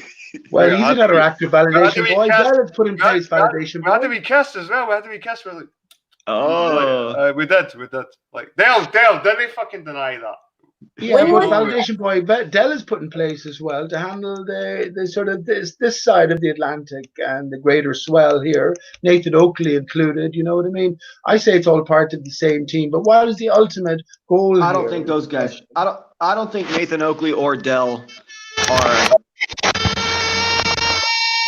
The fuck is that? The fuck is that? Is that like The a screen just moped? went black there. Sorry about that. I don't think Nathan Oakley or Dell. When did I don't this think- happen? What are you talking about? When did he meet him? When did he meet him? Dell. Oh, Come on, Lori. That's Oh, old I news. You already meant know that. A couple of months ago, like I don't know. 2 You months already ago. knew that. Yep. I didn't met know Dale. that. Yep, I met Dale. He's a nice guy. Nice guy. Like, by the way, I was doing my job and I could hear the cunt coming like for a mile away. And his motorbike, eh? I was like, do you know what? I think that's Dale. To my workmates, I went, I think that's Dale coming, by the way. You hear the bike in the distance, like, So you think he's genuine? You think he's genuine, Jed? I don't think, like, when you look at like Mark Sargent, Patricia Steer, fucking all these sort of weird characters, when you put Dale there, he doesn't fit. He doesn't fit with them. No. He But doesn't. he's sort of maybe a layer down or a layer up. He doesn't give a fuck though. He swears. That Meter for the overflow, you know? I don't know, man. I don't know. Dell is natural, 100% real, 100% I think he natural. believes. I think he believes what he believes. You know what I mean? I think he thinks it's true. So yeah, I think it's genuine. Like, Dell is about the Satanic Bible, right? So on the one side we have the Bible literalists, and then we have Dell, the material. Here we are in a material only. Well, we left the material only base for existence, which is the heliocentric model. What does Satanism? The devil is the ruler of the earth. Why? Well, because it's a material only existence. So I think Dell is put in place to sort of gatekeep that aspect, and that he's put in place, I have absolutely no doubt. Of course he is. Like Nathan Oakley, you say Nathan Oakley isn't put in place validation boy. Quantum Eraser is the handler. The military are all over flat earth, as are the Bible. I don't know, Pete, because when you think about it, man, every individual we're talking about, each of us in our own lives are at different stages of our journeys. And, you know, Sure. like for a while there, I was obsessed with whatever topic it was. And then I move on to a different kind of thing. And it's like a personal journey in my life of what I'm seeing come to fruition of the things I hear and how it applies to my life in real life. And then that changes the content that I then move forward and make. And I think that each one of us has, you know, like Dell emotionally or whatever it is, there's something that he identifies with when he's talking about things from his perspective. And then when I talk about things, I talk about them from my perspective. That doesn't necessarily mean that he's an operative or that he's placed here by anybody. It's just, you know, and then out of that, then there's going to be people who are confident and able to present themselves and have big YouTube channels that are successful and have people actually watching them and talking about them. Sure. And that's few and far between, you know. Dell is a sound mind, and he has plenty of sound and solid things to say. But and again, it comes back to what is the nature of this experience we're having here. And just as Jed said there, that he can understand, he doesn't go along with billions, but why do you go along with then millions of years as a history or thousands of years? Well, I say nothing is as it appears at all, and it's all a construct. And each step along the way, is it too hard to understand that the controllers are in control? You know, and they have each layer catered for? I think so. We understand more by what people won't talk about over what they will continuously over and over again.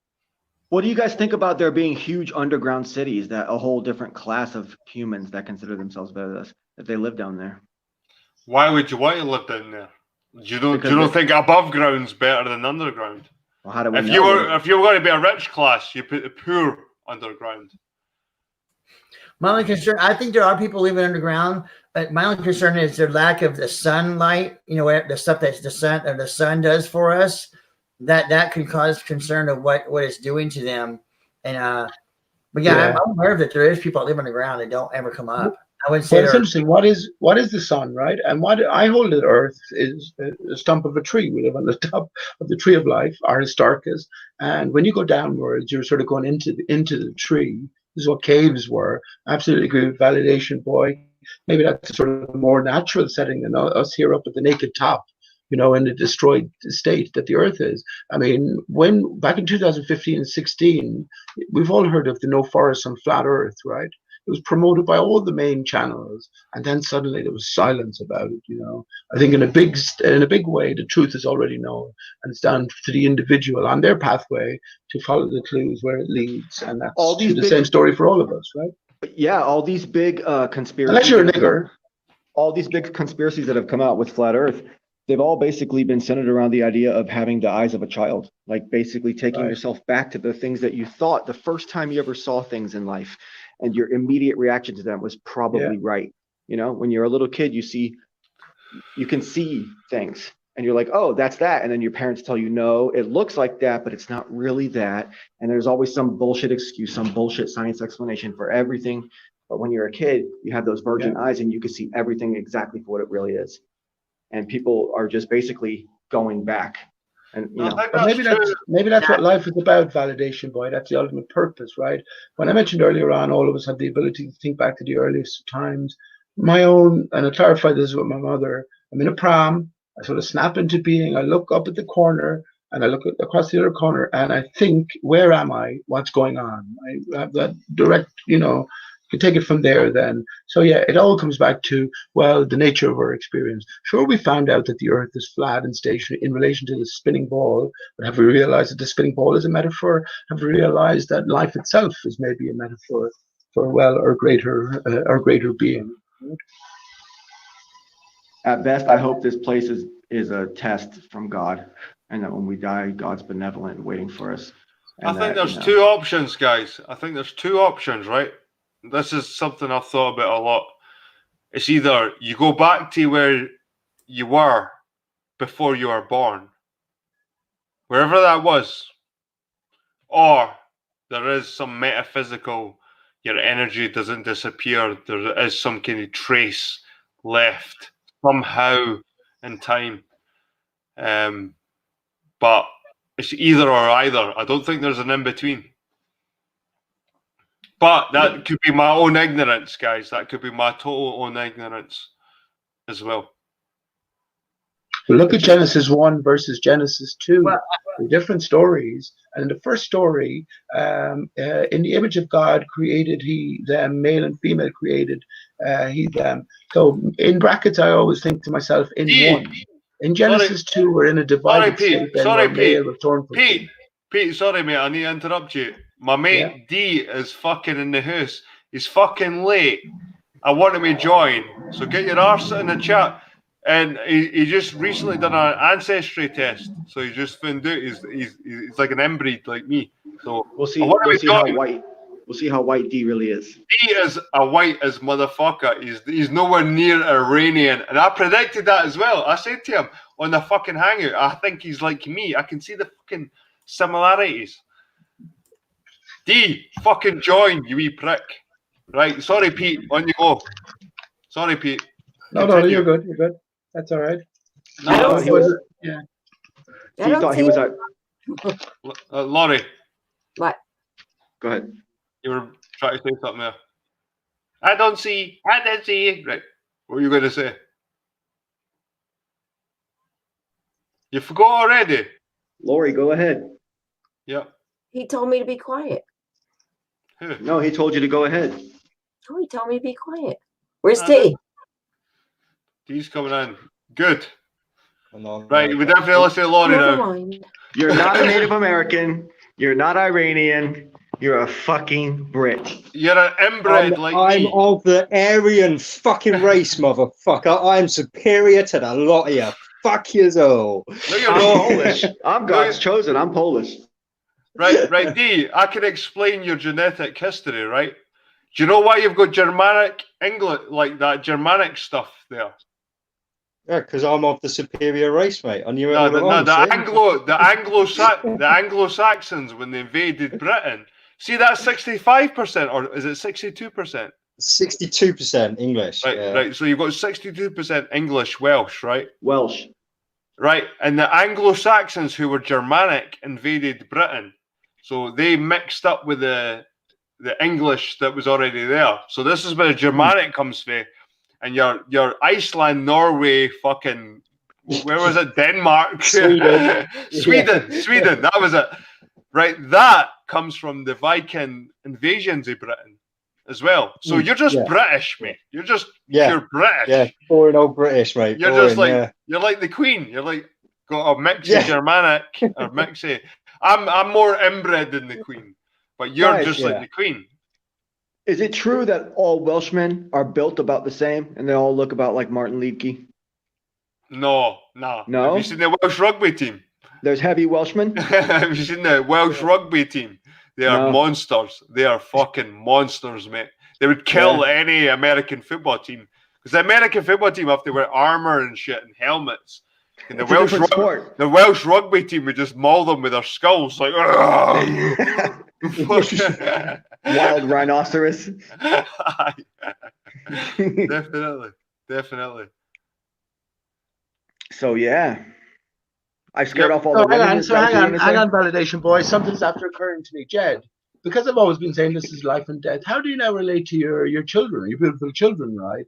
Do you go up and tell them that you've been wrong all along, and that they're learning the lies in school, and the whole of life is a lie? How do you handle that now that you're a flat earther? That's a good question, Pete. no, that's a good question, Pete. And I do. About that. I do make my son and my daughter's too young now to understand anything really. But my son. We were just talking about youth there, right? Knowing everything. My son's going in high school like this year in summer, and he's well aware of all this shit, man. He's well aware of the transgender, the fucking really? like I tell my son, like, fucking don't believe this shit that they're trying to tell you. Who's the woman that's masquerading as a man that your son knows? Go on, tell me. Who's the woman masquerading as a man? As a man, or vice versa, transgender on the public setting, public stage. There's lots, man. But it's not just men masquerading as women. It's just men being effeminate. And women masquerading as cows. No. It's men being effeminate. Like there's a lot of YouTube channels my son watches, and the men are very effeminate, like screaming when they're like they're just like really There's no sweat effeminate. on their arms. Like it's not like it's not pure transgender pushing, but it's making men feel like it's okay, or young boys to feel like it's okay to react like when there's like some kind of fright, like instead of being a man and being trying to tough it out. I mean, Well, like, I mean, my I'm son's talking aware. about the people who are pushing that agenda, then the people in positions of power and influence, and that whole transgender agenda. Yeah, no, I don't go too deep into that shit with my kids, but my son is totally aware of the LGBT stuff. He comes back home and says, "Dad, they're trying to tell me this at school," and I'm like, "Son, just ignore it. Just ignore it. Just nod. Yeah, but just ignore it. Don't take any of it as truth." Like this LGBT stuff, like you can't stop the schools for teaching it because you're a bigot. You're a bigot if you make a complaint into the schools that you're not happy with your son get taught this LGBT, you're a bigot. You're a fucking bigot. So I just tell my son to say, just nod his head and just ignore everything they're saying about this fucking transgender fucking LGBT stuff. And my son is totally screwed on. He's 11-year-old and he comes down to me and says, "Dad, there's a new game and they're trying to push this fucking like transgender whatever." I'm like, just ignore it, son. You know what I mean? What do we make of it, though? He's aware of it. My son is totally aware of it all. Yeah, what do we make of it, though? I mean, I reckon every child now, by the age of 10 years, has seen some sort of hardcore pornography, right, on either their own phone, their own iPad, or someone else's, a friend's, right? So it's sort of a rush into what maybe it took our generation a little bit more time to work our way into, right? So what do we make of it, though? What's the overall culture here, and how does it fit into flat Earth? This is what I'm trying to get at. You know, the children will lead us home. I think we've let them down in a big sense, but they are much more intelligent and brighter than us. Yeah. But yeah, what does it have to say about the true nature of reality? I don't know the king what... and queen. They're all the king and queen and the royal family in England. They're all transgender, all of them. Right. Well, I don't know why it leads into flat Earth, but you're right. It's like, how do you teach your kids that this is going fast? Like they can go into their phones and see shit that we would never get to see when we were younger. Like the closest I got to pornography when I was younger was like scud fucking like Playboy pages lying in a fucking like field somewhere. Yeah, and you collect all the pages. And I remember when I found my first pornography page and I was looking at it and I was like, I can't believe that's like a woman. Like I remember looking at a woman thinking, that's a woman. I found a format thrown outside the back of the bishop's house. Is that? And Pete, you can yourself. 80s fucking books that were hair. There were hair everywhere. The more hair, the better. So it was just like an explosion of pubes, like when you open these pages. Like, shaved was a fetish. Yeah, shaved was like a fetish. Shaved was for pedos. Yeah. Shaved was for pedos. I mean, that's the way people seen it, though. If you see that shaved bird, it was like a young girl. Okay, when you see them with no hair, it was like, are you a pedo? Okay, back in the day, but now it's encouraged. Again, it's like shave as much as you can off. It's kind of encouraged nowadays. Well, is it right when I was younger, I saw Playboy pages. It was just hair. It's like you couldn't make it the genitalia. It was just hair. It was like, well hang on, is that? Yeah, okay, but hang on. Like, so we think about it in a different sense. Then, are we to leave as nature intended our bodies grow? You have women with hair everywhere, hairy cracks, and that's not appetizing for a man. But you know what I mean. It comes back to, once again, nature, and nature is a misdefined word as well. Everything is assumed to be of a natural way, whether it be from the Big Bang or the biblical creation. Whereas to think of everything in a divided way, well, changes the context for everything, and especially ourselves. Coming back to the sexual drive, right? Mm-hmm. Where does all our vital fluids pool as a male? Down at the testicles, right? That's our desire that we spend our life trying blood pumps around my system pretty well. Well, I tried to make this statement like in another hangout, but I don't think humans are natural. Like we keep driving for nature. We keep wanting to be natural as human beings, we want to be natural, but I don't think humans are natural. We don't fit in nature. Like I said this to Dee before. Like I go on my long walks, 20-mile walks, and I get sunburnt. I get bit by midges. I get stung by nettles. Nature is trying to fuck me up as I'm walking around. They're like, I'm trying to enjoy nature, and it's against me. I feel like I'm out of place. And when I look around, the birds and the bees, with the flowers and everything's fucking at harmony. And there I am in the middle of a fucking field, getting jagged, getting fucking bit by midges. Yeah, but you're the intruder into nature, right? Exactly, Pete. Exactly, Pete. I'm looking around, seeing the world, nature at one, and I'm in the middle, like causing total chaos. Like but we have clothes and we have houses and technology and plumbing and all these things we've done to protect. We've had to invent ourselves. these things to like get through nature. Like it's like we can't just fit into nature as a symbiotic sort of thing. We have to like invent stuff to like sort of get through nature, like and survive. We have to invent roofs and fucking heating and fucking clothes. We have to invent stuff. Where other things, nature doesn't have to invent stuff. They're just like la la la, flowers and the birds. Well, they're not inventing fuck. They're not inventing fuck at all.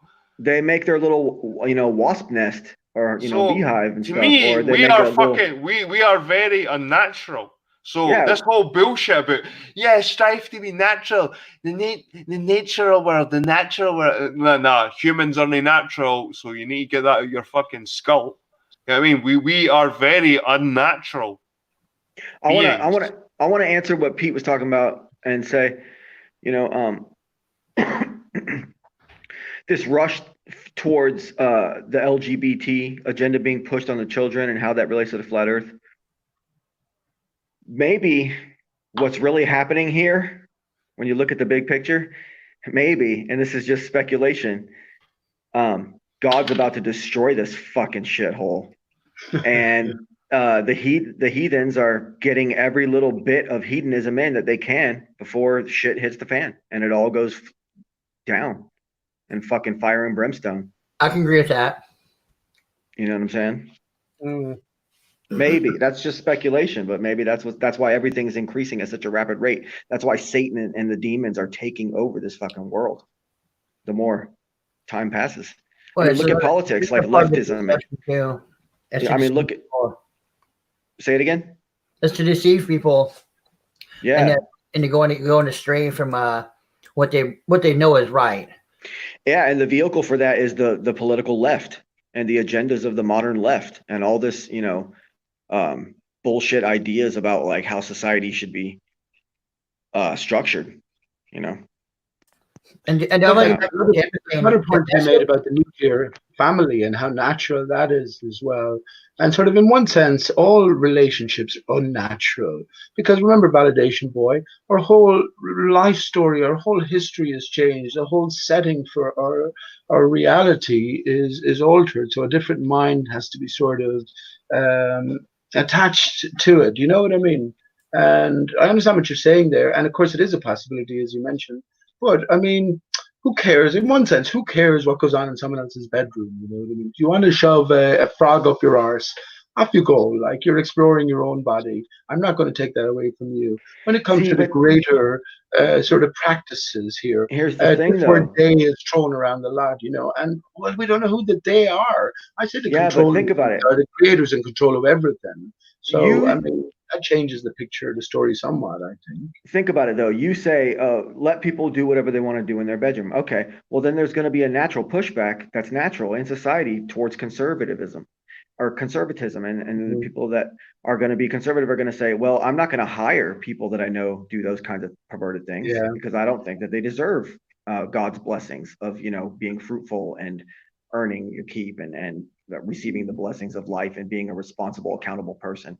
Because those people are actually deviant fucking perverts when you really think about it. And so these things naturally occur, but now there's this pushback that's used through law and social justice and culture and all this demonic leftism that's taking over. Materialism, right? Materialism too. It's forcing it. That's saying I was going to agree with Pete and say, yeah, you want to go, fuck some guy in the ass, go right ahead, but don't do it in front of me. Just don't do it for me. I don't want to see it. I don't want to hear about it. But the thing is that those people are then then going to say, well, it's my right to be a flamer and be all flamboyant and shit when I'm out in society. Then you're going to know they're fags, and then you're going to be like, well, I don't want to talk to them. I'm not going to hire them at my job. I'm not going to treat them like they're a normal part of society. They're subhuman in some ways. So some people could perceive them as subhuman in some ways, is what I'm saying. People that are that.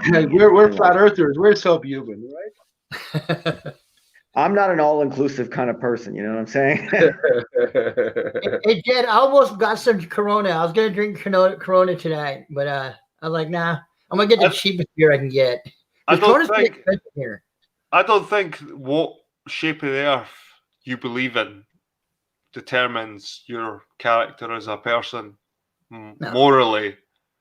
And I don't think you should judge someone on that fact. That's if someone believes the Earth's flat or brown, it doesn't matter. Doesn't mean they're good people. Doesn't mean they're good people. Look at the Team Skeptic types, all them fucking cuck boys. Oh, those fucking dweebs. Okay. Fight the flat Earth. Fight the flat Earth. See, belief in the globe. Fight the flat Earth. See, back in the old days, fight the flat Earth. They're the kind of cunts we would have just fucking threw into a bonfire as sacrifice to the gods. I'm sorry, you were one of them, Jed, right? You were one of those, that side, the antagonist. I'm sorry, guys. Flat earthers are doing so much worse things these days than anybody. Now, Pete, I probably hate fighting the flat Earth and all those goons more than flat earthers. Their belief in the globe. Flat earthers now, right? Their belief in the globe. Flat Earth is my family, man.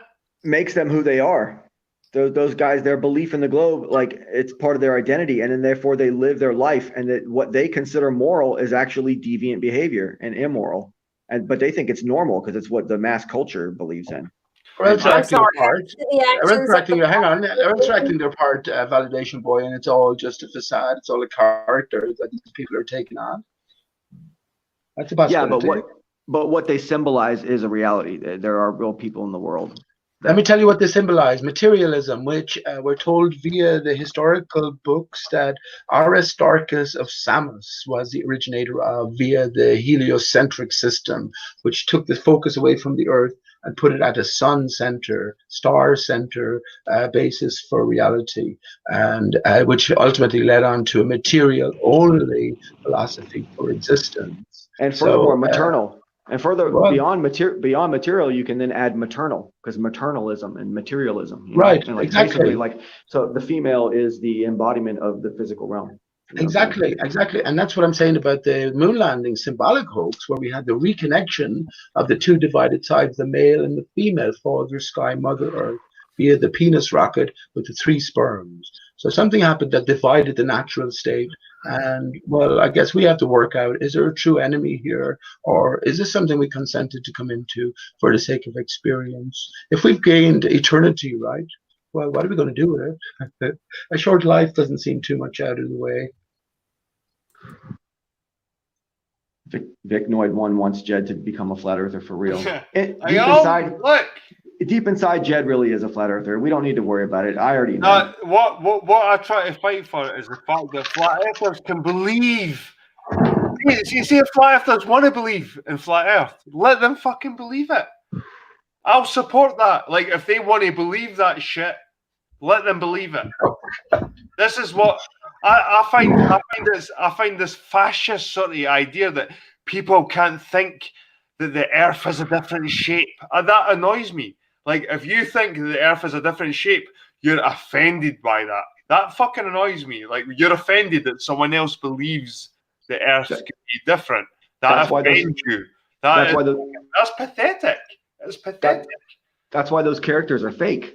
The flat earth and the fucking Team Septic and all these. They're fake. Well, the disabled Mongos in fucking wheelchairs and shit claiming fucking money for the government. Simple as that. They're trying to make an extra few bucks on YouTube. And they're trying to ride the wave. Randy got £1,000 the other night. Randy has got fucking Skull problems. He's got skull problems. I tell you, he was stored upside down as a baby. Where did you go? Why isn't Cakes on here? I was eating something, and I'm adamant about not eating on air. Where's Cakes, Steve? We were gaming. That's why I'm late. So she's probably still gaming. Oh, you were wasting your time Grow up. gaming. Yeah. Grow up. You heard me say it the last time. Grow fucking up. Stop gaming. Gaming is a waste of fucking time. You wasted your precious time, D. I think your time is more precious. Like you think I'm being hard on you, but I think your time is more valuable than spent on fucking these shitty computer games. You could be making some cool shit. If I had something else to do, I'd be doing it. I saw your crystal that you made, D. I saw that stuff. It's cool. Well, the resin stuff and yeah.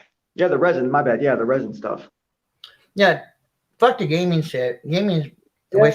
Resin's expensive stuff, man. It's not like I could just sell that shit. I mean, sell it, right? I'm trying. Like I said, I've come up with a product that I think, hope will sell, and yeah, it's just a matter of now getting and doing it. Cakes is in the chat. Cakes is lingering like a bad smell. We need to get Cakes in here.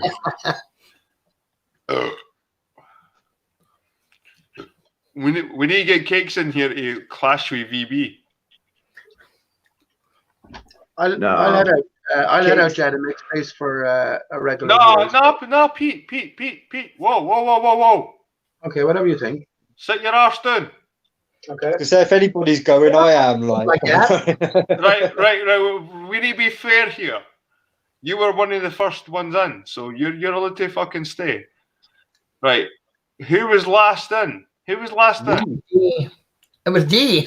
Oh, D, right. D. We've jumped on. We've established I'm of the superior race, so we've done what I came to do. I can fuck off again anytime, like yeah. And you're kind of getting boring, so I think that's a good choice. Boring? I can't get a fucking word in edgeways. You're all fucking. Laurie tried talking earlier, and she was just ignored. D, we've established you're not. You don't get to say anything. Give D a few minutes to chat there. I haven't spoken to him in ages or heard where he's at. I don't mind going if you want desperately someone to end, but let's hear what D has to say. Go on, D. We'll have to see what Cakes if she can even get in or not. I don't know whether, like I say, she's gaming or not. Oh, you can't talk unless Cakes is there. Oh, what a fucking vagina. No, I can talk. So I was just trying to explain why Cakes might not join the hangout. That's all.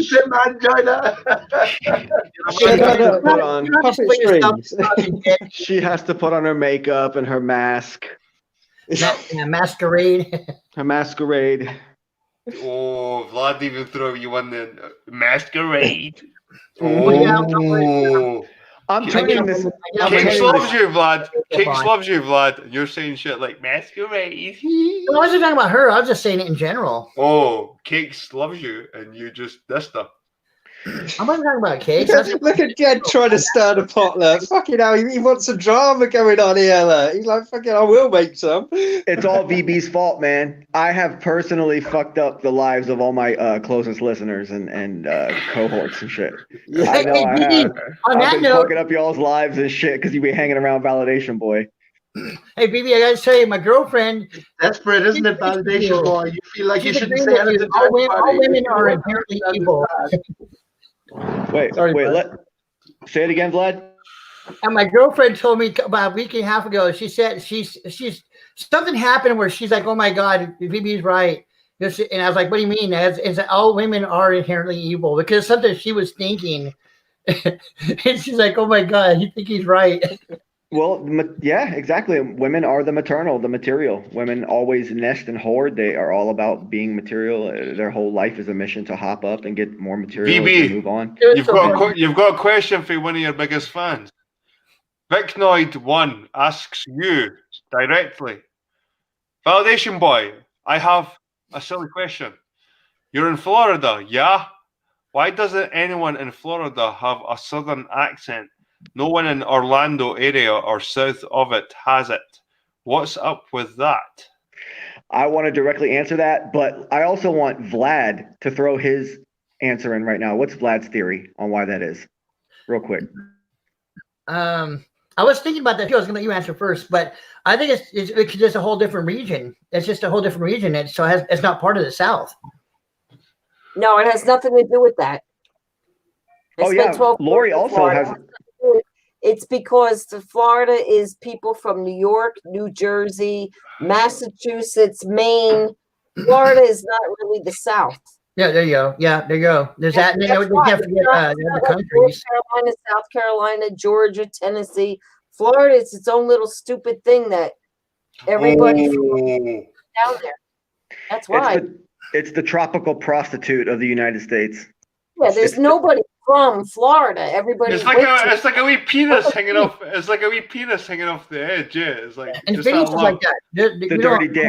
I'm from Phoenix. No, I wouldn't say I have a Southwest accent, but there's people from all around the world that are in Phoenix. It's the same thing. It's Florida. Vlad has everybody from everywhere. Vlad has an accent. Vlad has a bit of a maybe or southern or lower Appalachian accent, kind of, because he's kind of from the South, but all the way west across the states. He's lived in like Alabama, Louisiana, I think, right? Well, I grew up in Phoenix.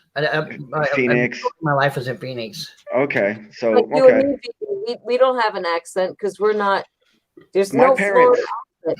There is no Florida accent. Yeah, my parents were from Ohio and shit like that, like Michigan, Illinois, right. Indiana area, Wisconsin. And I'm from Northeast, so, and I spent 12 years down there, and there's no Florida accent. You see, D's the same as me. He's a fucking inbred. He's 85% fucking British. And do you know what? Do you know what else D is? He's like 5% Norwegian. And do you know what all that shit is? It's just invasions of Britain. So he's the most British cunt here.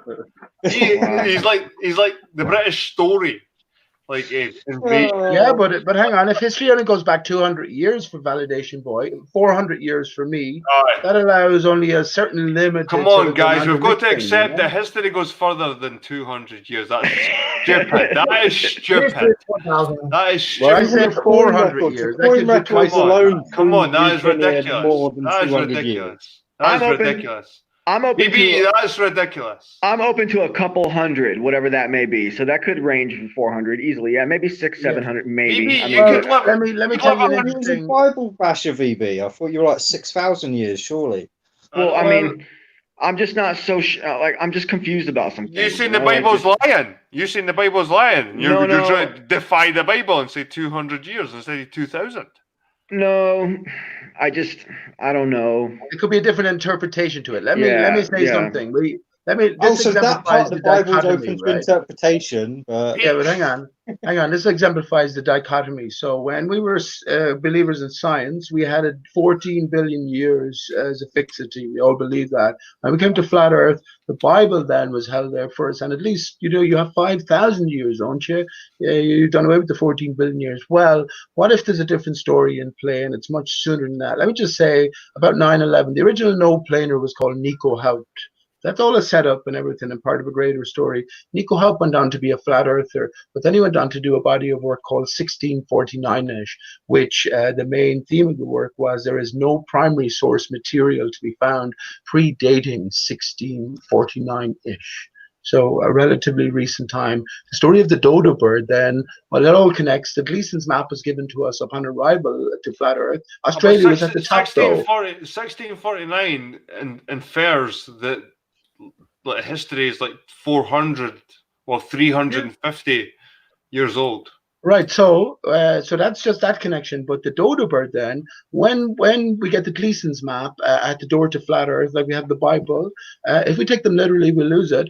But when we understand that, Australia is always at the bottom, so we're encouraged to turn it around. The dodo jumps out at us, and then we that symbolism further. Sorry, Pete, that was discovered in 1598. Everybody here knows about the dodo. Everybody here knows about your dodo. Kate's would love to hear this. Discovered. Hang on, let me just say, discovered in 1598. So the Earth, the dodo representing the changing face of the land post-destruction, and also the divided state of us, was discovered in 1598. So that's year zero. 422 years this year. Right, what I was going I to say, still think Pete, it looked like more of a turkey than a dodo, but right, D, what I was going to say is that I think Pete could be onto something with the whole dodo being a fake creature. I do think he could be onto something there. Like the dodo could be some kind of fake like a bird. unicorn or Aye, exactly. Like a fucking unicorn or some kind of fake No, creature. no, the unicorn was never said to exist. The dodo bird is an official history to it. No, the unicorn was meant to be like a one-horned animal in Europe before the Ice Age, and it's extinct now. It's called the aurochs. It was called an My aurochs. bollocks. Aurochs, my bollocks. It's called the aurochs. It was like meant to be like one-horned, like in Europe. No. And you might want to argue against That's a that, purely but that's where the mythological unicorn part, story. That's where the unicorn story apparently comes from. I'm not No, saying but- it's true, Pete. Yeah. I'm not saying it's true. I'm not saying that, but there's a distinction here, and the unicorn is sort of a mythological creature, right? And it represents something different. Unique horn, right? A unique horn or a But unicorn. just like a dragon represents something It fantastic. all goes back to the penis, right? It all goes back to the penis. But we can relate it to dinosaurs. We can relate like fucking dragons to dinosaurs, just like we can relate unicorns to horses in a way. We can still. The dodo bird has an official history. I'm saying the bird that never existed. The dodo bird could be a total bullshit story. Yeah. I think it could be fake. Yeah, it is. I'm telling you that. A fake creature. He's saying the dodo bird is the map. No, the dodo bird's not a map. It's a fake fucking creature. The It's dodo a map bird of something that doesn't exist. It's a map of something that doesn't exist. Dodo bird. It's a clue. It's a clue along the way. It's not the whole story. Pete, I think you're onto something, but I think the dodo bird represents something that we've been conned to think is real. We like this dodo bird is one of the earliest like signs of like us being conned before dinosaurs. Well, maybe even before dinosaurs. Maybe we believe the dodo before dinosaurs. I'm not sure. But I think it's one of the signs that we like the establishment tricking us. The dodo is a fake animal. I looked into the dodo. I thought Pete was talking shit. I looked into it and I think, you know what? There's only been 2 or 3 depictions of the dodo. It's got different feathers. It's got different colours. No one actually knows what the dodo really looked like. Just like dinosaurs. The dodo is almost like a representation of dinosaurs. Right. Like so a fake creature that existed once upon a time.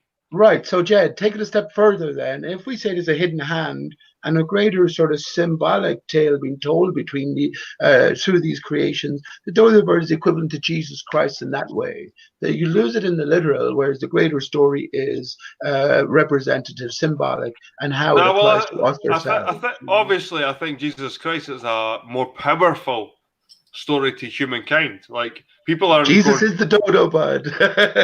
well, maybe that's your interpretation. Maybe that's I know it. Fair enough. I'll give you that.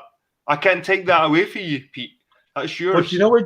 But hang on. Do you know where the dodo came from? How did dodo come into existence? This divided state of Earth and us. Aristarchus was cut. I think it came from the Royal Institute of fucking archaeology and all these fucking high aristocracy fucking idiots, and they came out with some creature that they had to go over and it was probably more taking over the land. Let's go over to this land to explore this creature, and they're probably more taking over territory. There's a different world in play, Brad. There's a different power in play here. Stop it. Sailors. There's a different power in play here, we have to admit. As flat earthers and ball earthers, we diverge in paths, right? One ends you up in evolution on a sort of a pointless existence, really. A short term we have here, do what you do, and then that's the end of you. The other path, the flat earth just path. Just because I believe the earth's a ball, it doesn't mean I believe in evolution. But that's the thing, that's where you go wrong, Pete. You think that people that believe the earth's round believe in the whole Big Bang and evolution stuff. I don't believe in the fucking moon landings, but I do believe the Earth's a globe. I don't believe. You're a flat earther. It's not that I don't believe. I think that the fact that the Big Bang happened to me is fucking grasping at straws for modern science. I think that is a very fucking. It's very. I'm very skeptical over that opinion that everything came from nothing over some kind of explosion. In my eyes, I think everything's always been there. Everything's always been there. There's a cycle that just goes over and round, and it just goes on and on. I don't think there was something that came from nothing. I think it's just been there. Is there any purpose then, Jed? What's the purpose if it's just going around and around and around? Maybe there's none. Maybe there is. That's horrifying, isn't it? Imagine that. Oh my God. Maybe there is no purpose there. Maybe it's just the way it is.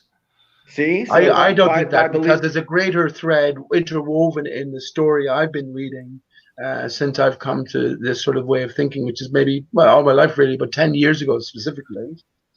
A greater story been told. So. Well, I think that's what the Bible is as well, like a greater story trying to be told by men. They're trying to tell us a story. They're trying to tell us a story. Not by men.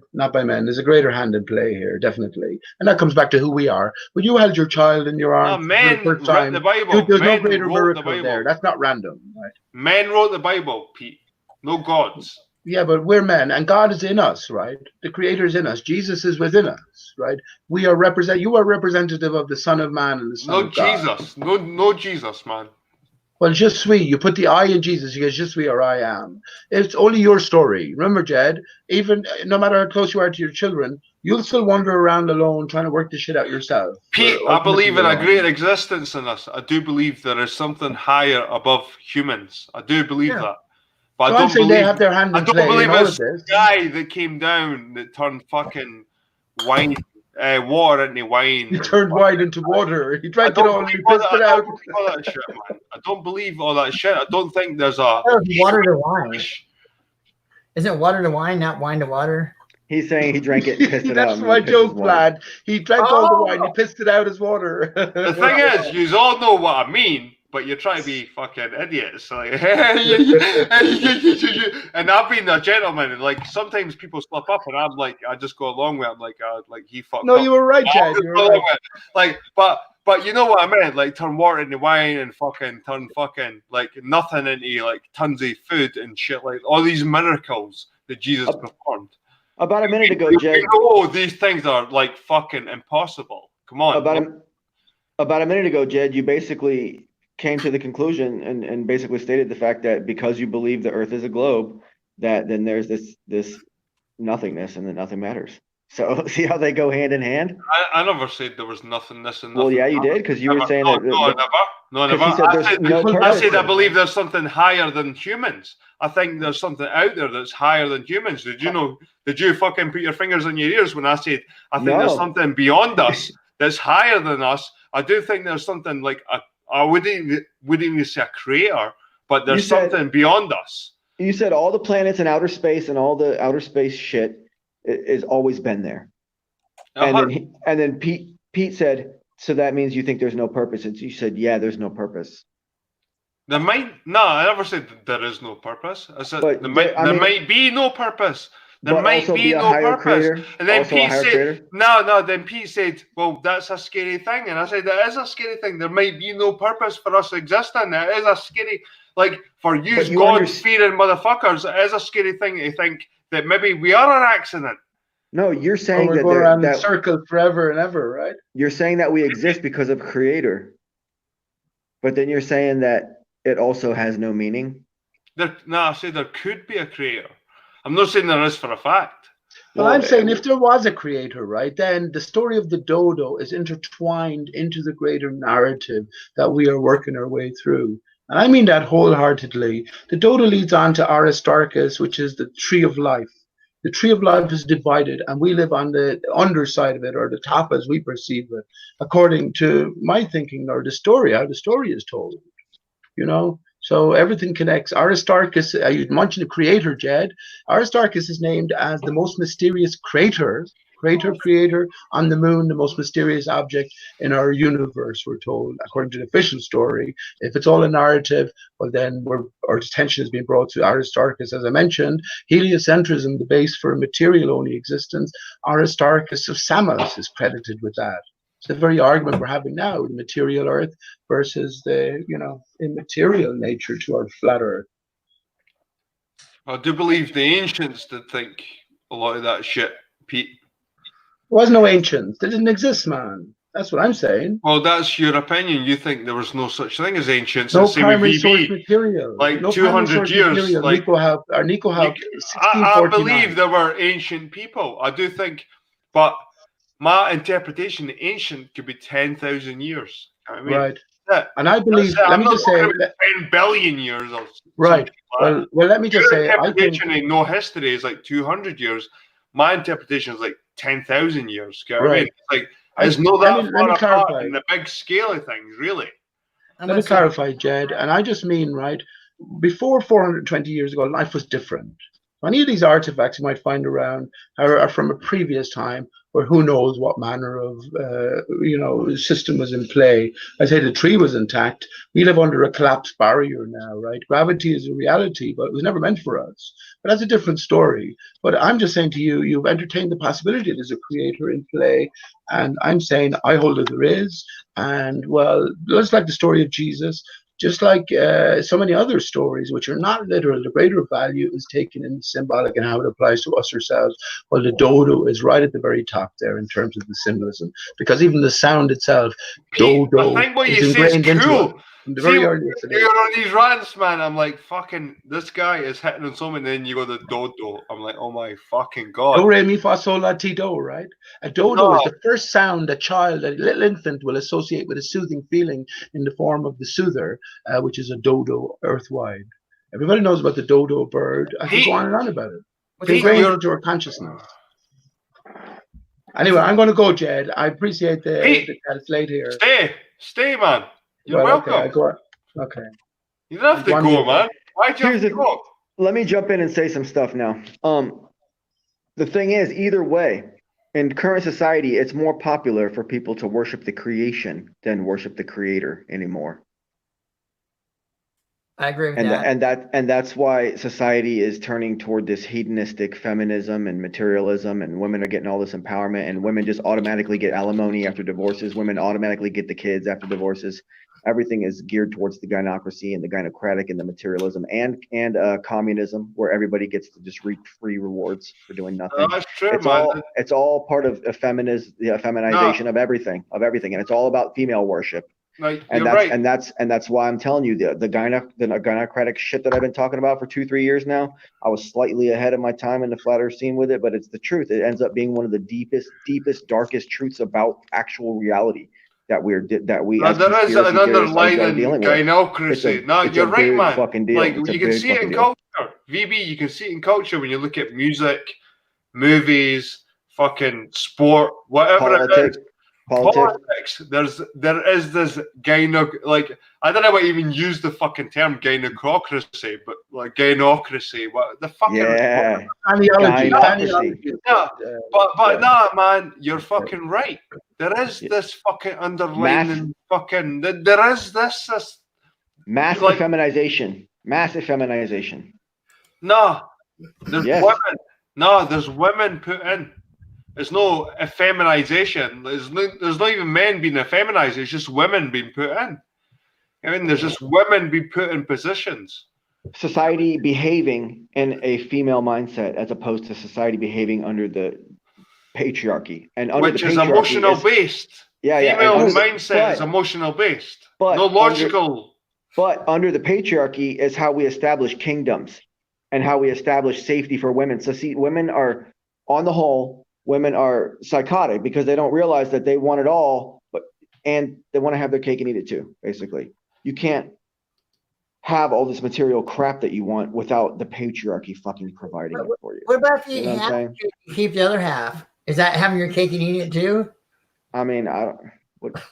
I'm just kidding. I've already had, I think I'm on my 7th beer now. But yeah, but think about this.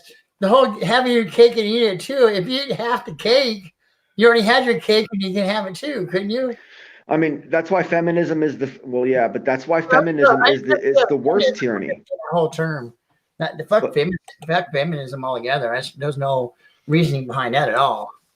That's the real thing going on right now. It's gynocracy taking over the fucking world, and it's just. Oh, I know. Well, It's not you good- can't it's- have your man. So the cake, you can't have your cake and eat it. You can't for a woman. You can't have your man and treat him like shit, I guess, and still have your man, right? Because what sort of it involves is a unification of both aspects. You have to make feed your the whole. slaves. You have to Right, feed your and slaves. the understanding that there is a distinction between male and female. The male always has to have. It's not the hierarchy, but you know, again, it's the ultimate Responsibility. protector. You know. It's the And responsibility. that whole relationship base has been changed. But if for the better or worse, I guess we'll decide. We'll get to decide. I think pretty soon. I think it changed because like the only bloodline you can trust is really through the women. It could be like any dad could be any dad, but the women, you know, it come from that woman. Like when that child exits the vagina of that woman, you know that's came from that woman. So the bloodline has always been connected to the women. Yeah, I'm that's a glad you Jewish thing, recognize isn't that. it? Trusted. That's the I'm most glad you trusted recognize that. Yeah. bloodline. Really, Right, yeah. is a female bloodline. Like the dad could be the postman, for all you know, Yep. or the milkman. Yeah, But look the at how female- Joseph is forgotten in the story of Jesus. But the That's a female, Jewish thing, isn't it? you know, the female is always going to carry the line. Is always going to carry the line. So this is why the female, I think, nowadays, especially within royalty and these circles, these rich circles, hold the female in high self-esteem, like because you know where the line's coming from. They're all trannies. All the royals are trannies. He's right. That goes back to my thing: is if everybody's a Where does tranny, that leave us, Vlad? what does it matter if everybody's a tranny? I don't know. Good to see you on camera, Vlad. I've heard your voice for ages, man. I know. Vlad- As I said earlier, Pete, you know who I am. You just haven't seen Yeah. me before. I was thinking, is this Joe Pesci in a fat suit or something? What? What was that? Joe Pesci in a fat suit? That's a joke, No. man.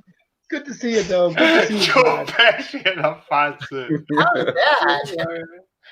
I've been called a lot of things and never Joe Pesci. This is I just call, a voice. Pete, Yeah. I call him Weird Dalkovich. He looks like Weird Listen, Dalkovich. you know when you go so long, recognizing someone's voice, Yeah, but you never I have a face to put to them. Give us So, the hair, yeah. Vlad. Good to Vlad, see give you, us the Vlad. hair. Vlad, give us the hair shot. All right, I'll be back. I'll be back. I'll come Okay. in. Yeah. You can put Vlad, out I a don't Joe fluff it up, Pesci right? impression. He's going for a Vlad- curly bear. Yeah, I think my sister has some. I'm over at my mom's house right now, but my sister has some hemp shampoo and conditioner. And it fucking is garbage on my hair. I'm house. Where does she so pissed? We have the same type of hair, and it gets frizzed out. That's what it started doing, like all frizzed out and weird. I was like, what the fuck? So that's why I did this. I just pulled it back and put it up. You look good, man. Yeah, Pete, Vlad's a big, tall, big dude. You know what I'm saying? 6'3", like me. And Imposing. BB.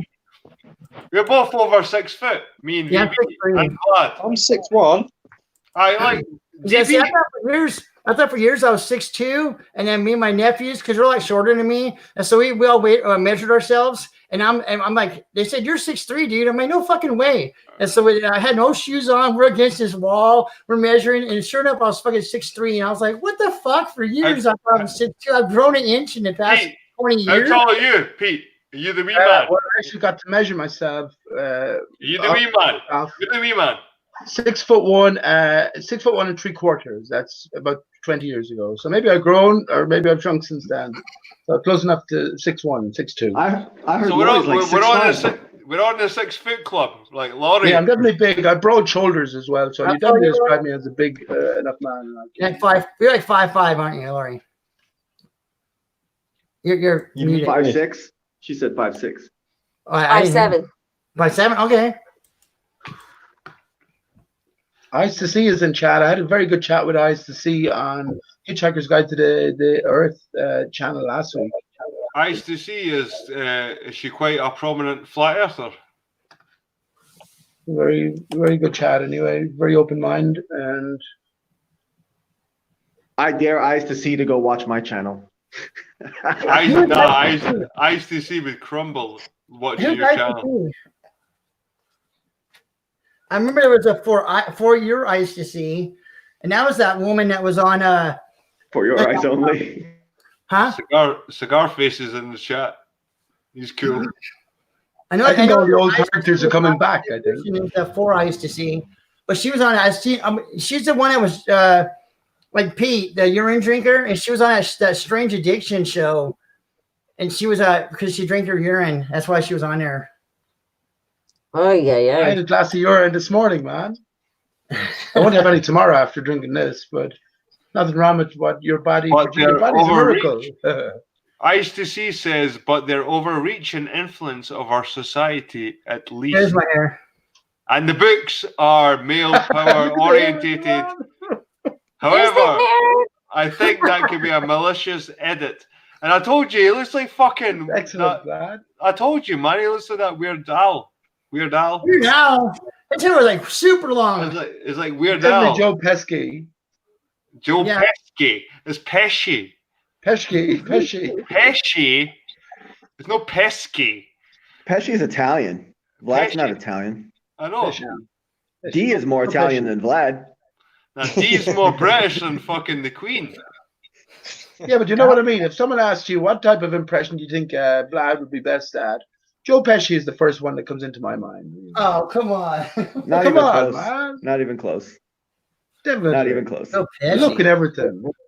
Joe Pesci's like a 4'1" little fucking chunky Italian. Yeah, dude. but Vlad could be 4'1" here for all I know. And Vlad's like a towering 6'3", damn near looking like a pro wrestler from the fucking 70s. And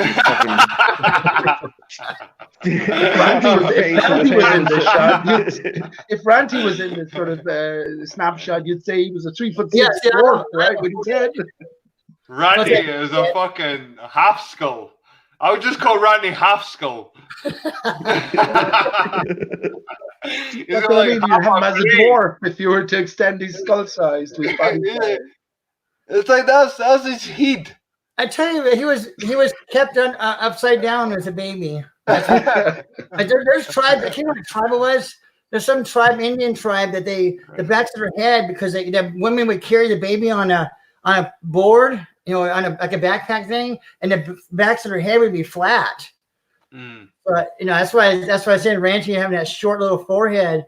He was stored upside down as a baby. That's what Polish people have got over here. They've got like flat heads at the back. You can tell a Polish person has got like flat heads, and we've got a custom in Britain of turning the baby, like when they're like you turn the baby to make sure their head's not fucking flat at one side, because we know babies have got soft heads when they're born. So in Britain, we turn the baby. Like if it's lying on one side, we turn it back, and we turn the baby so that the head doesn't be flat. And I think it's called flat cap or something like that. It's like, but see, when I say Polish people, for some reason, they've got like this flat. They've got like a flat head at the back. See, baby, turn sideways. Do your profile. Guys, go flat head. Profile. Flat head. No, that's your profile. That's a top. Yeah, there you go. That's round. You got a round skull. You're not Polish. He's not Polish, man. He's American. No, my mom just took care of me as a baby, I guess. You're American. Should it mold you like clay? Yeah. One side is a little bit flatter than the other. Maybe I slept too long on that side. I gotta show that bump I got on my skull. They're called wisdom bumps. Was that what it is? I got a fucking giant one. It's right on a hat, man. I can't wear hats. Only white people have them. We're unique, right? See? Unicorns. That's true. Like you can feel the bumps at the back of your head. It's like I said before, like it's a weird fucking anthropology. They study the shape of skulls, the bumps on the heads, everything like that. Yeah, it's all misapplied though, Jed. It's all misapplied knowledge, you see, because it's applied to a spinning ball or reality/fantasy. So what makes more sense to me is start imagining your counterpart, the female counterpart and the male counterpart, back to back, coming together as one and being intertwined. That is the whole of us. I'm absolutely sure of it. And when I picture that, I see wings as well. I absolutely see wings. So are we in a divided state? I think we are, just like the earth outside, But listen, on that note, I'm definitely going to go. It's very late here. I appreciate the link. No problem. Cheers, Pete, and nice thanks for not overtaking the chat because I've listened to you so many times, man. You can like talk for fucking know that. Ireland, and you've been Definitely. very polite and pleasant, and you're welcome back, man. Excellent. Thanks a lot. And it's good to see all the faces. You're usually used to dealing with faceless characters across the board. I know. Yeah, So, fuck those people. Fuck those people. No, fuck those cowards, man. Excellent. So yeah, take it easy, everybody. And all Good seeing you, Pete. Cheers, Okay. Pete. Cheers for coming in, mate. Excellent. Cheers, Bye man. Right, so there is a space now. There Get is a Cakes in here. space. Cakes or Eyes to See, because Eyes to See, VB, you would love her. You would love Eyes to See. She got the sack to show up and tell me that men are trash. Cakes is I less. just listened to her channel. She's got a lot of videos, so she might jump on. Right, I'm going to put the link in the chat. I'm going to go for a quick nature calls because I'm no John LeBon. I can't sit for 8 hours fucking like a cardboard cutout. Right, 2 minutes, guys. 2 minutes. Me too. We're gonna take over, Jed. Who's that? Cakes? Morning. Oh, Hi. Cakes jacked the spot. Oh, did you not want me here? Did somebody else want to get in?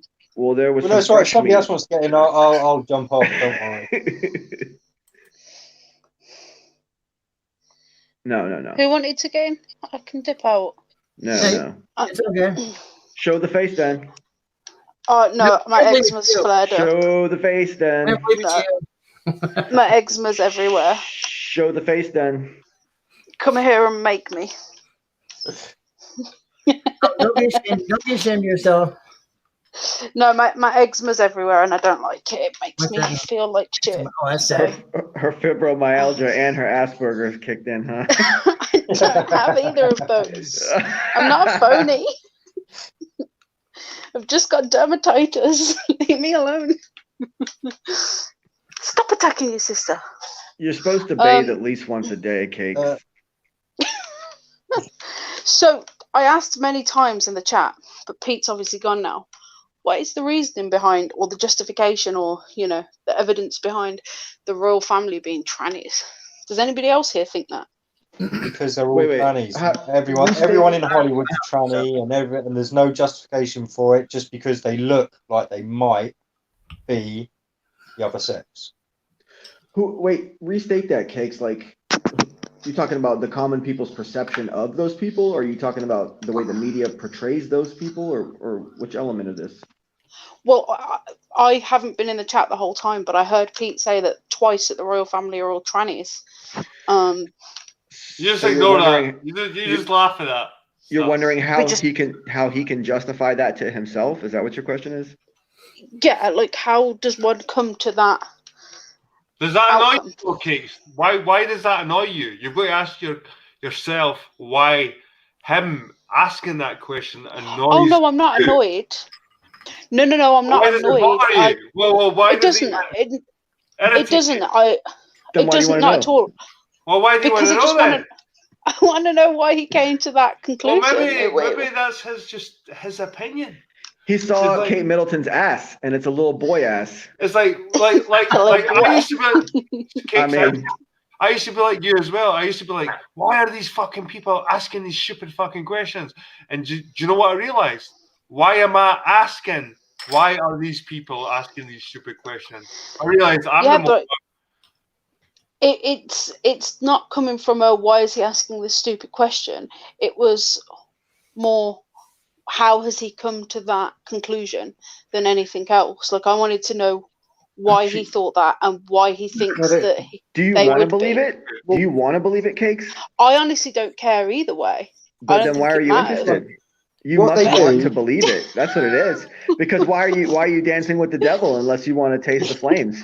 I mean, pale right? moonlight. And the pale Because moonlight. that's how you get a good barbecue.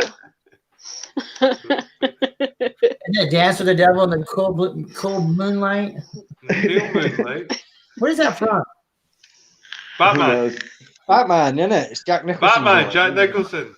You were dancing with the devil in the pale moonlight. I thought it was So, before.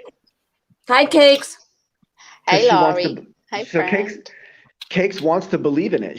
She's intrigued by the idea. She likes the idea. She wants to understand. She wants to come to terms with the idea that Not only are they all trannies, but they're also half human, half rat. Oh wait, I thought they were lizards. As far as Kinda. David Icke says, it's they're reptilian. Yeah, that's what I thought they were all lizards. Jed likes it when I call the queen a fucking rat. That's good. That's good. You're going to be next on their list for human hunting. You are, VB. You better be careful. Seriously. Yeah, they like children. Yeah, I bet they do. Andy's proof of that. Man, D, have you seen that documentary, D, where it's a woman narrating and she goes in for like an hour and 45 minutes about how the royal family was, they would go over and start the World Wildlife Foundation. It was really just a way that they could cordon off areas and just take the children from the local tribes and select them, and how Possibly, I did look into this a while back when I heard like children always seem to go missing on royal visits and stuff. So yeah, it's very possible. A few years back, I did watch a documentary, because it's documentaries like I usually watch to get my info. So yeah. I find that very plausible. I find all that very, very likely that that's the kind I of like these documentaries, but you can never fucking believe this shit, man. Come on. Yeah, but I want to believe It's it. not. It's not you. believe You shouldn't automatically believe it. That doesn't make it true, though. Yeah, but the reason they started making parks, national parks in the United States, was Roosevelt, Franklin Delano Roosevelt, because people homesteading, they wanted to stop that, so they started making everything national parks, so that basically the government had control over it. Which reality, the government is the people. So every time I see private or state property or government property, that's actually my property anyways, because the government and the state are people. But now it's communized for everyone to use, but only for certain purposes. So no one Like, can actually like live you there. can't homestead on it. You can camp on it. You can't homestead. But that's the reason the whole parks thing came up. So it makes sense that the whole, the WWF thing, the World Wildlife Federation, it makes sense that they would do that, because they quarantine off areas and say, oh no, this is for so and so, and we can't do nothing. No, nobody can do this with this. So And it's all about taking those families and those people from their own free land that they have, where they're living in their own little society that they've built for themselves. And they take all those people and cordon them into, cities or other places where they can be, monitored, and they have to be part of residential neighborhoods. Shit. I think cities need to be abolished. Yeah. Spray everybody out. You can't abolish cities. You can't abolish cities, man. It's just like people gathering in fucking concentrated area. Everybody's dependent on it now, but I'm just saying that I feel they should be abolished. I'm not saying they will. I feel that way because I've realized what cities have done. And if everybody was spread out and they had their little area to be in, things were a lot more peaceful and a lot more healthier, I guess, for everybody. I think about that before, where when you crowd people in, they want to be away from everybody, but when you separate everybody wants to be, they're okay with when you see somebody, you're a lot more friendlier to somebody when you haven't seen a bunch of people in a while. But when you're crammed in, you just want the fuck away from everybody, which is what cities are. That's why I'm loving it here on Mobile. I mean, it's like so secluded. There's some people here, but we're living in Phoenix for my whole life. It's such a drastic change, and it's so much laid back. And it's so funny because everybody here wants to move to the big city. I'm like, fuck the big city. Nah, man, I was in the big city. Vlad, I was in Edinburgh, the capital of Scotland, and I moved away to the countryside, man. I'm in the countryside now. It's much better, huh? But when you want to be around people, you'll go to the city or go where people go and meet, and you'll hang out with people. And then when you're done, you go fucking back to your little secluded area. No, I work in the city, but that's about it, man. I didn't fucking congregate or fuck all within Edinburgh. I drive there, work, and I drive out. I go back home. Do you not think that us being in cities is now normalizing people hating people? Like I see on Facebook all the time, and I say it myself. Oh my God, I fucking hate people. And like when I've been at work, it's oh my God, I fucking hate people. And it's almost as if like you look at what's going on in China and how, like we were talking about the other week, how the people are being dragged into quote unquote hospital. You can't see me doing air quotes. And it's almost as though, oh, fuck it, we don't like people, we prefer dogs, so it's fine, they can be treated like shit. Do you know what I mean? Yeah, I agree with you. That's what I was just saying. When you separate people, when you seclude, not only seclude them, but when you separate people and there's very few people around, they're okay with seeing people. But when you jam people in cities, and you have like a skyscraper hotel apartments and stuff, you know, especially in New York and stuff. You have thousands and thousands of people crammed in these little tiny areas, and you get sick of people and you start hating people because you can't be that close to people. It's not normal, I don't think. And I mean, you gotta have definitely not. space. Yeah, I mean, I went to college in like a really rural area, and it was surrounded by loads of little villages, and you can really tell the difference. Like, I've grown up in a city, you can really tell the difference between the way people treat one another in the little villages compared to in the city. Like, when Dan came over to England, he was surprised that people in Birmingham do not look at each other. You just don't look at other people. You just pretend that they're not there. Whereas he's used to walking down the street and saying hello to everyone. And he was shocked at the contrast. I've noticed the difference because myself, I'm from the city. I've moved to the country, and I've noticed the fact that see in my area now. I've moved out to the country. People actually gather. Like there's people outside that gather that pick up the litter outside. They go around and they pick up the litter. They post on Facebook how many black bags they've gathered the litter, and it's this community fucking sort of feeling going on here. But when you go to Edinburgh, there's fucking rats running around. Like you said, there's people who look at each other. Fucking, it's just horrible. The cities are fucking horrible. Yeah. The best thing that I could have done was moved out the city. Yeah. That's what we're talking about, Jed. Everybody needs to be spaced out, and if everybody's spread out like they need to be, things will be a lot better on everybody. I'm sorry. Go ahead. Here's what I think. Every 100 years or 200 or maybe every 50, 60 years, it seems like China purges its own population. And I think this might just be the hospitals that they're pulling them into. I think they just might be doing genocide just on a grand scale, just committing genocide. They've done it 4 times then. If history only goes back 200 years. Yeah, and they just do it because they populate so fast, and there's so many fucking Chinese people. They keep populating, and so they just basically purged. They're just purging them, and it might even be like the older or the sick that they're taking out, you know, on purpose, and to just try to reform their society through eugenics, you know.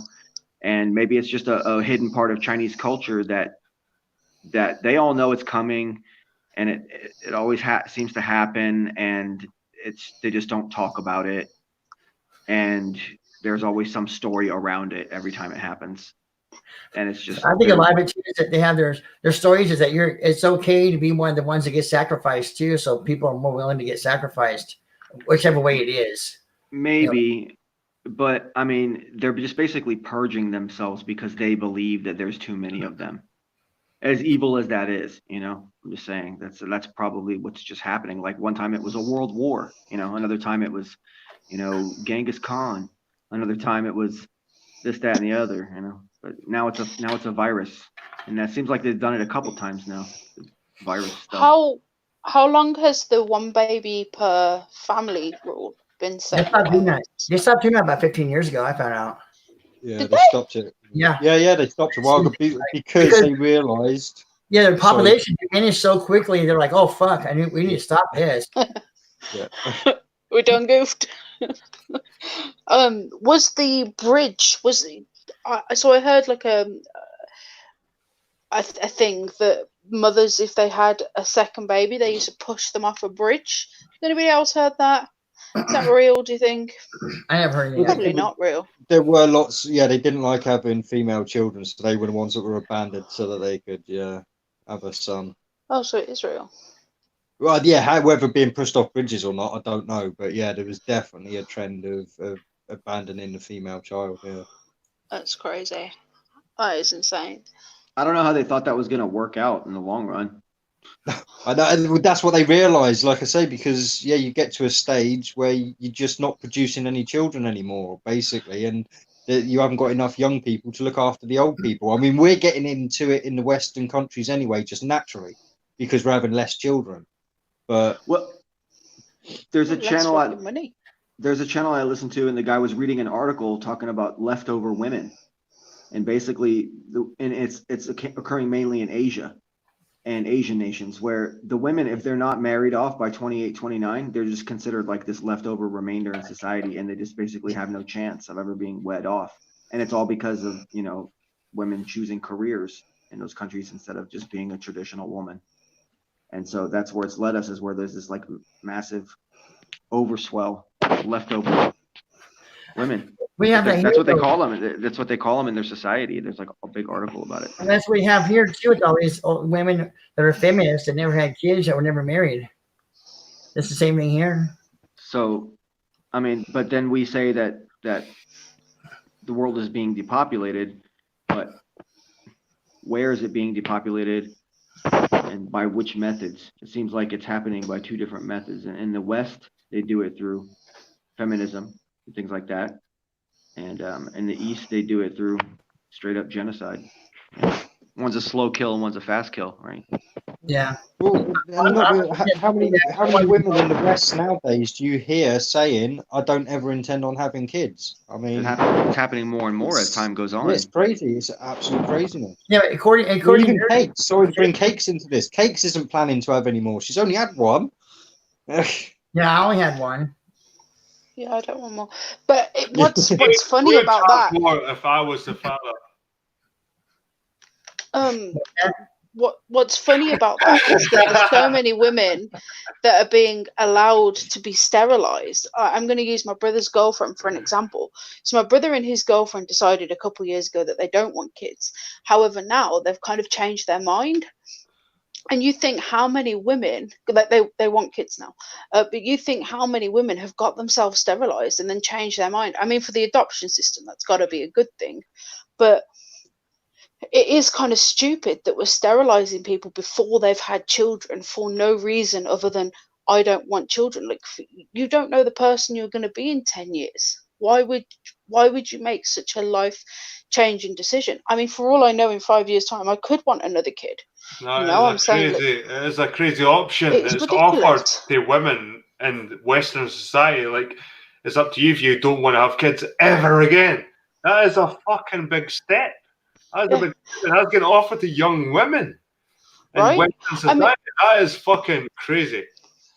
I mean, if we got pregnant, I would not get rid of the child. I would love that child, keep that child, raise that child. You know, like I would do that. So, you know, if it happened, I'm not going to change that because that's the will of the universe, you know. So. But yeah, I mean, I was 25 when I was sterilized myself.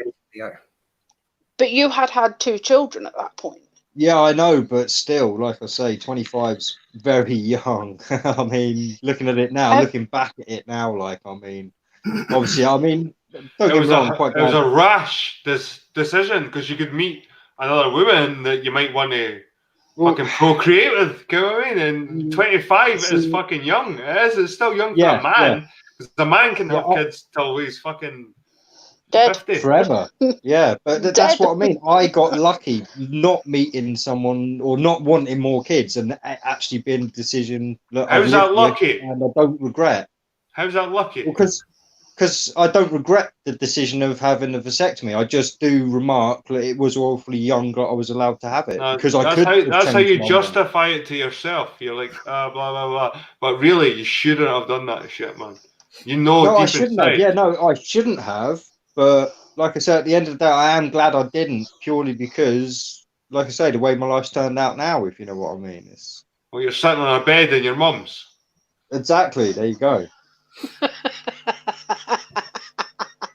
The fuck.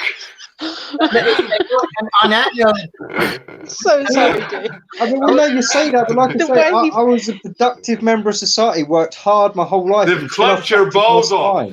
They've snipped your balls off. They went, thank you. We'll have your balls. I said, if I hadn't fractured my spine, I'd still be working at Royal Mail right now. Instead of fighting the government with a lightsaber, you'd have a sword, but they snipped your balls off, and now you're fighting lightsabers. Enough's enough. That's the only time I would ever have a child is if I had $1 million, and that way it would be just nothing about the child. Wouldn't have to work both, and I make sure that the mother was there, from my point of view. So that was it's all about the child and raising a child a certain way without you not being there. At least not me being there. That's the only way I have another child was that be able to have the money to build finances and a woman that would be there and not have to worry about anything else but raising the child. But I wouldn't have it. I wouldn't have a serial number either, a birth certificate. I would have it so it's outside of the whole realm of things and raise it from that point of view. That's what. But you'd have to have at least $1 million. You could be like that one football guy and just be a surrogate father. No. Fuck that. Why not? Sorry, can I just answer Vicnoid's question? And adopt 50 immigrants. I wouldn't do immigrants. I would do the homeless children here in the United States before I did that. I don't need to go to fucking Malaysia or fucking or Africa to fucking find an orphan child. There's plenty of them here in the United States. It's the red tape that fucks all that up. On one hand, they're encouraging white people to fucking like sterilize themselves, and the other hand, they're saying adopt an immigrant today. Yeah, but if like I say, and to Vicnoid there, can I just say like the reason like she's saying why not have a vasectomy if you're already raised kids and stuff? Well, it takes away choice, and choice is freedom. So that's why I think it was a bad decision. Sorry, I just wanted to clear that up because it was a question in the chat. I do apologise. Good stuff.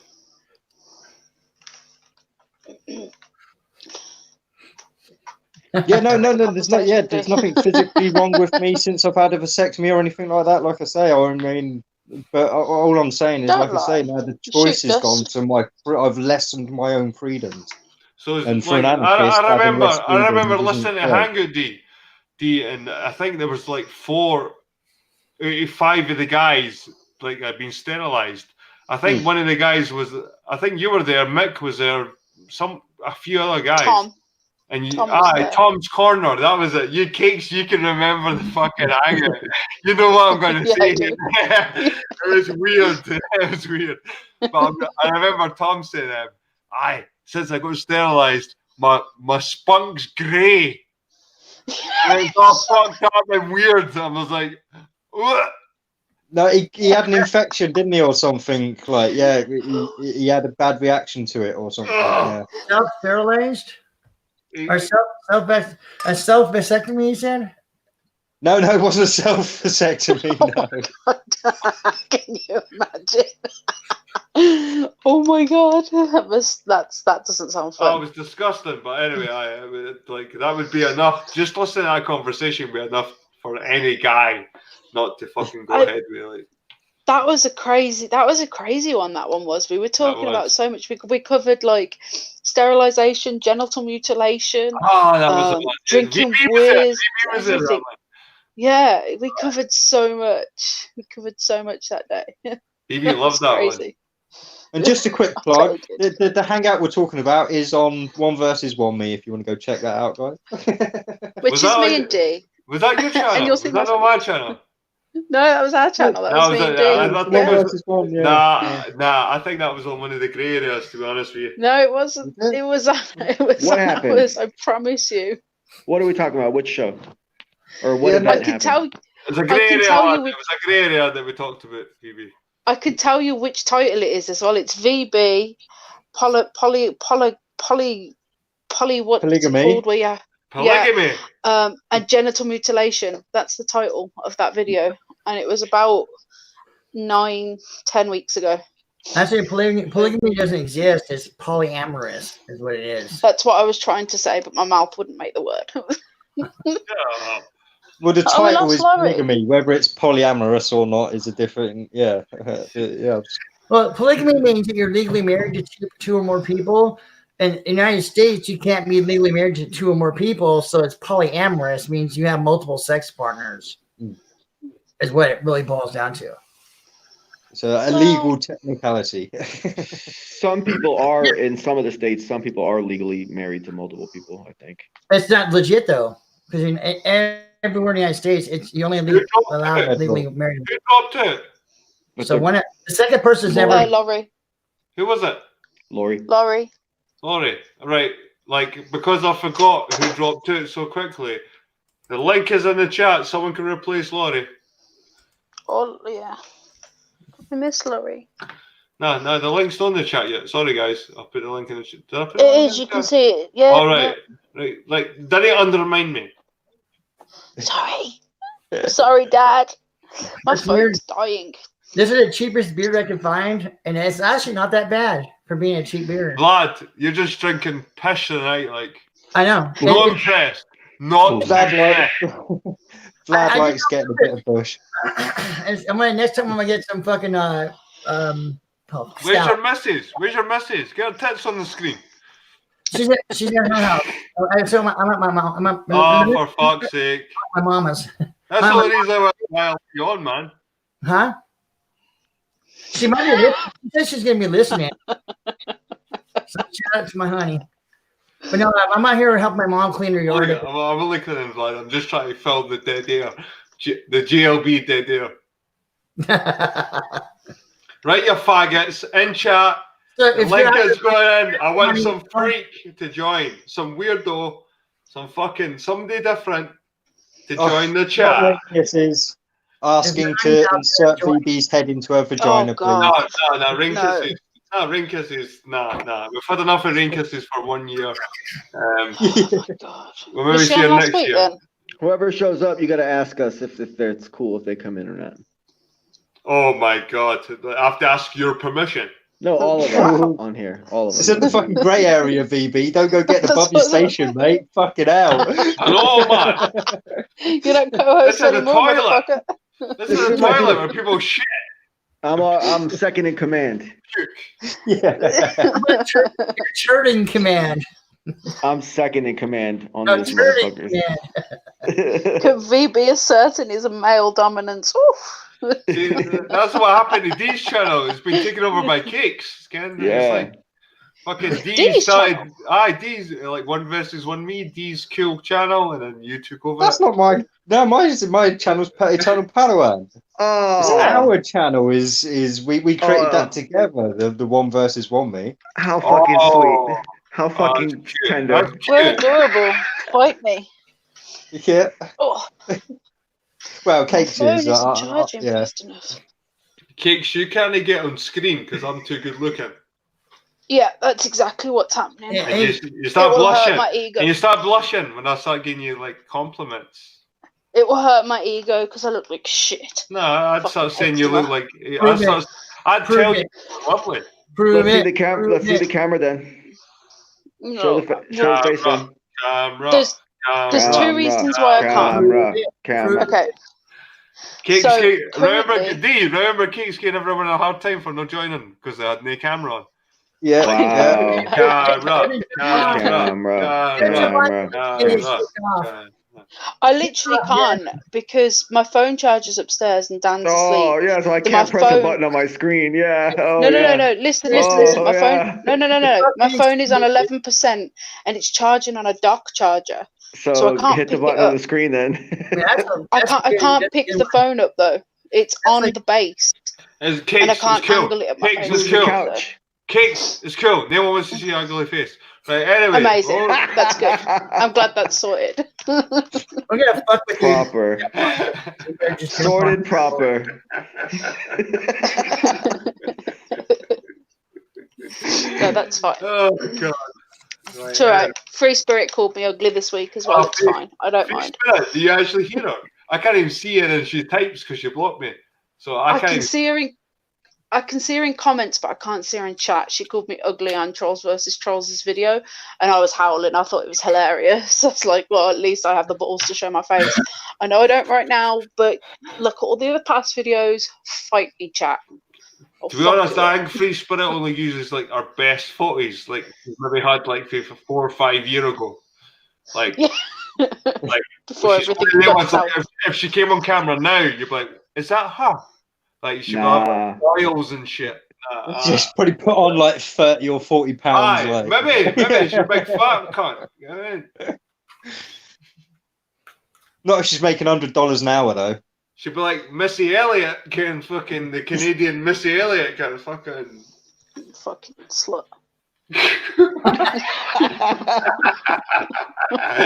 Gotta work it, then reverse it, and Oh, actually, interesting fact about that song. I can't remember what song it is, but it's a really old song. If that, but if you put that into reverse, she's actually quoting a really like a 90s hip hop song, and I can't remember who it's by. I'll find it and I'll let you know tomorrow. Was I it thought, not? oh wow, It's the same thing. It's the same thing she's saying forward, but it's reversed. Like what she says, put it in reverse. It's the same thing. Yeah, it's the same thing. It's the same thing. It's her lyrics. Cub Star says my version's better, so that's Who's this eyes to see person that she wants to come in the show? There's a female in here. She'll be protected. She'll have No. a buffer. She's too scared. No, if you're a whining little snowflake, this chick isn't going to protect you. What the fuck are you talking about, VB? It's just sort of survived. Like validation boy, I can remember sending you the link to D and Cakes, and I said, "Go and attack these snowflakes because they fucking need it." And then he went in and like he was like VB went in and been all gentlemanly. I was like, "What the fuck?" And then I was like, "It's not what you wanted." No, it wasn't what I wanted. And then. Aye, things played out, and aye. And you're like, all right, I like you. And Kate was good, and she's managed to like put out with our shit sort of thing. Can you imagine? I am a survivor. I mean, Cake starts a YouTube channel, and one of the first things she does is get involved with Validation Boy and shit. No, but see, if you compare straight to the deepest, darkest corner of fucking fuckery on YouTube and shit. You didn't actually understand how well Cakes has done it until you like compare it to somebody like Free Spirit, Open Soul. Like how do you conduct yourself within chat rooms, within panels? Like fucking, how do you speak? How do you fucking come across to people? And like Cakes has done good in that Free Spirit. She doesn't matter where she goes, Snack to the Future, fucking anywhere she goes, she's preachy. PG. I know best. Everyone hates her. Everyone. And Cakes shows her flaws. And just like me, I show my flaws so people can relate to it. You know what I mean? It's like you need to show your flaws. You can't think your Missy's perfect. And I didn't think I'm perfect. And if you show flaws, people can relate. And she doesn't show flaws. She thinks she's fucking perfect. There's just a cool element of humor in the fact that on Cake's channel, it's like she's like weaving baskets and stuff. But then in the night shift, she's hanging out with the misogynist fucking bastard, fucking nastiest assholes that exist on YouTube that everybody fucking. I was thinking about this the other day, VB. I was like, here's me doing my like homesteading and gardening and weaving shit, and then at night I'm like spouting absolute bollocks and putting up with you and like agreeing with half of what you say, man. And I was just thinking of the juxtaposition of like what the fuck is going on here. Like this is like you've put me in a box and blended me. Now, Cakes, you're now you've now entered the world of fucking YouTube flat earth. Like, to be honest, I think there still is an element of flat earth within this hangout.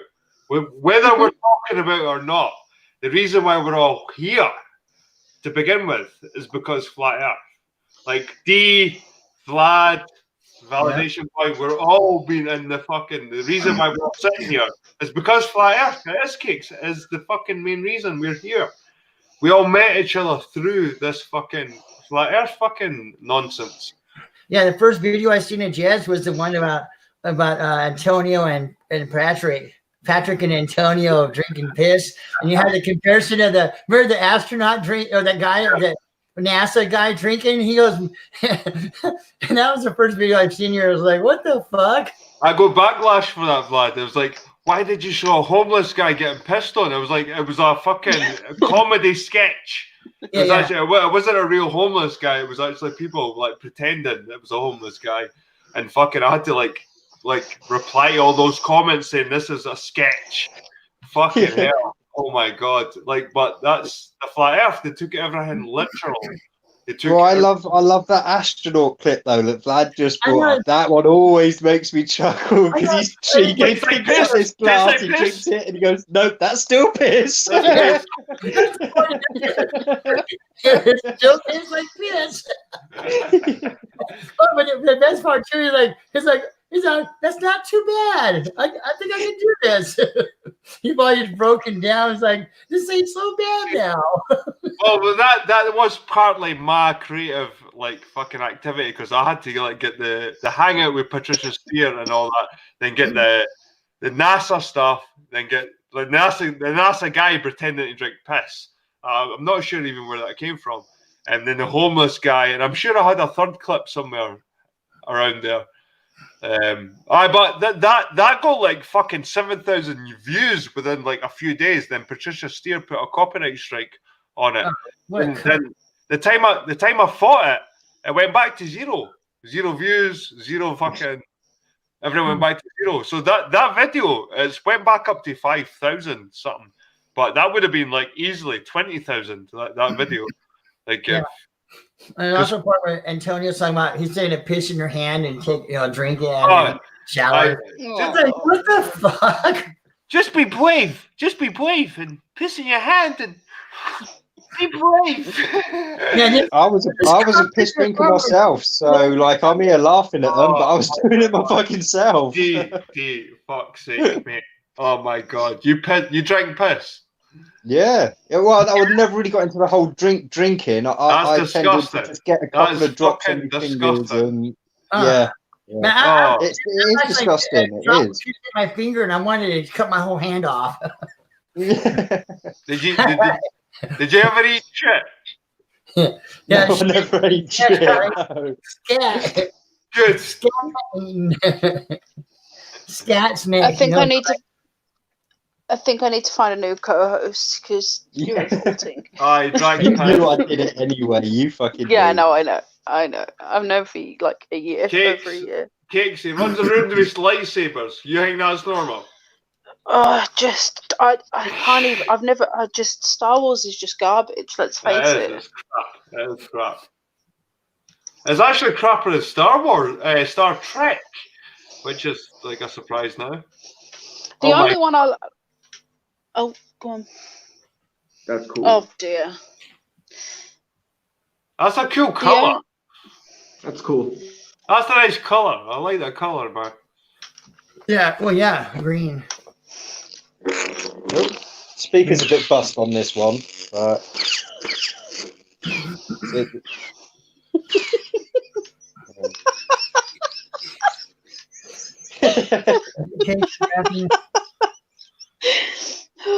The only thing they're good for is if the power goes out and you've got a big glow stick. What if a burglar comes in? What if you run down the stairs with that when a burglar comes in? You cut his hand off like Luke Skywalker. You know, better have a baseball bat. I mean, to be fair though, he could glue gun on a load of blades onto the side, blades. Now, Cakes, do you think there is some kind of psychological issue going on with you with these toys? Yeah, maybe not psychological. It is a toy. It is a toy. At the end of the day, it is a toy. Playing with toys, I think. Jed, when you come down and visit, I'll hit you with one of these, and you tell me how much of a fucking toy it feels after I fucking hit you with one, mate. All right? Triggered. Do you know what though? My mum used to work in a massive kitchen, and she used to come home with these massive, great big cardboard tubes. And me and my brother were 20 and 16. I was 20 and 16. What did she do to you with these tubes? I don't. No. Me and my brother would beat the shit out of each other in the garden. And there is something grounding about having a good fight with pretend swords, even as an adult. There is something. I don't know how to explain it, but it's the same as archery or making a fire. Yeah. You know what I mean? It's there's something primitive and cool about it. It's you feel. I don't know. It's it feels almost natural, almost natural. Yeah. No, and fighting Um, is kind of like something you do when you're a kid. Like every kid, like female, male, they all get into the little play fighting and stuff. Like it's something we all do. I don't think it's something we're even taught. It's just something you kind of do. Yeah. I mean, me and my brother now, we still beat the shit out of each other. Like, if Mm. we're in public, like, my brother will full on belt me in public, and I will with him. And there's been numerous times where white knight blokes have come over and, like, tried to pin my brother down. I've been like, what the fuck you doing? It's my brother, get the fuck off him, thinking he's abusive, like, boyfriend or something. It's like, just let me and my brother fight, man, leave me alone. But yeah, even as adults, like, we'll fuck each other up. I thoroughly enjoy like backhanding him in his left nipple. I'm not crazy, you're crazy. Oh, feminism. I got a bonfire ready to go. I'm excited for how I'm gonna just record it and then upload it. Because I've noticed the live streams I did back in the day with all the bonfires I did, they're so glitchy. It's like, fuck, this fucking bites. It's not even justify the fire that is happening. So I got one that's about 10 foot high and about 10 foot diameter. Maybe about 12 foot high. No, it's about 12 foot high. But it's gonna be fucking massive. But it's always windy here, and I don't want to, catch anything else on fire. You inspired Jed to do his own bonfires. Yeah. Yeah, I'm the OG bonfire motherfucker. I was doing the motherfuckers a long time ago. I was going to ask Phoebe, have you had any more from the shells in that fucking corner? Oh, me? Yeah. You. Yeah, on every Sunday the women have their little stupid show apparently. Oh, really? So I went on there last Sunday and listened for in the background for like over an hour, I think. And have you seen any of them? Huh? Have you seen any of them physically? No, one of them actually does show their face, but not on that show though, on her own channel. And she shows her face like in the corner of the thing, like what Vlad does, where he puts his face in the corner. But she has hers bigger, where you can actually see her. Framed over here like this. Yeah, and upside down and shit. Yeah. Yeah.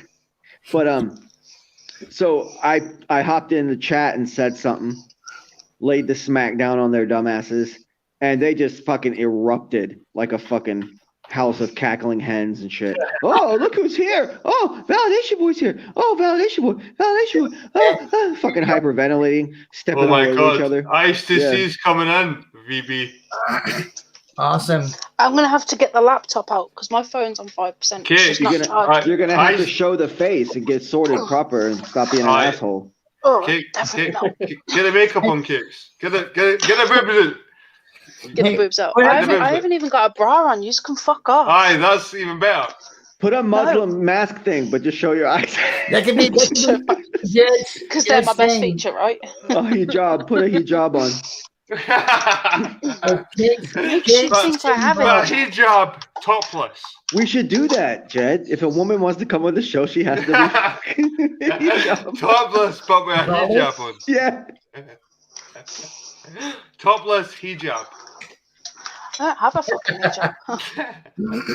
Hey, Phoebe, what happened to your video you did about that wrestler you had a bad experience with? Was it a wrestler? Oh, my phone's so dying. 5%. A wrestler that had what? What wrestler? When you had a video about it and you deleted the video. The one I commented on about Kerry King. It was a female wrestler. Yeah, he said that they act like a fucking bitch. I guess. Oh yeah. I meet wrestlers all the fucking time. You all know that. Yeah. They're like in the developmental. They're not. They make it on TV and in the pay-per-views and stuff, but they're just like in a developmental local thing in Orlando. And I just happen to be around where they are, and so they're everywhere I go. Like I go to Publix and I see them. I go to the gas station, one of them's there. It's like everywhere. It's crazy, and there's a lot of them. And so I'm driving at work, and I look over, and there's that girl, and I'm like, hey, and I wave, and I'm like, give her a little thumbs up.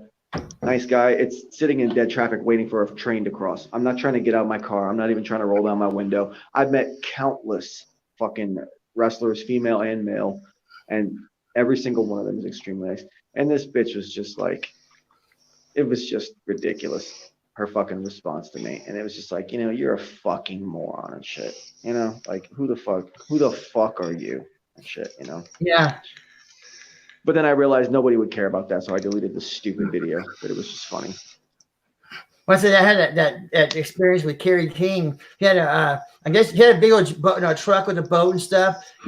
Some friends of mine, and we seen him. Like this 1986, so I was like 17 years old in 1986, and thinking, oh, this is fucking cool. The guy from Slayer, and he was such a fucking asshole, man. I was like, and I never liked Slayer after that.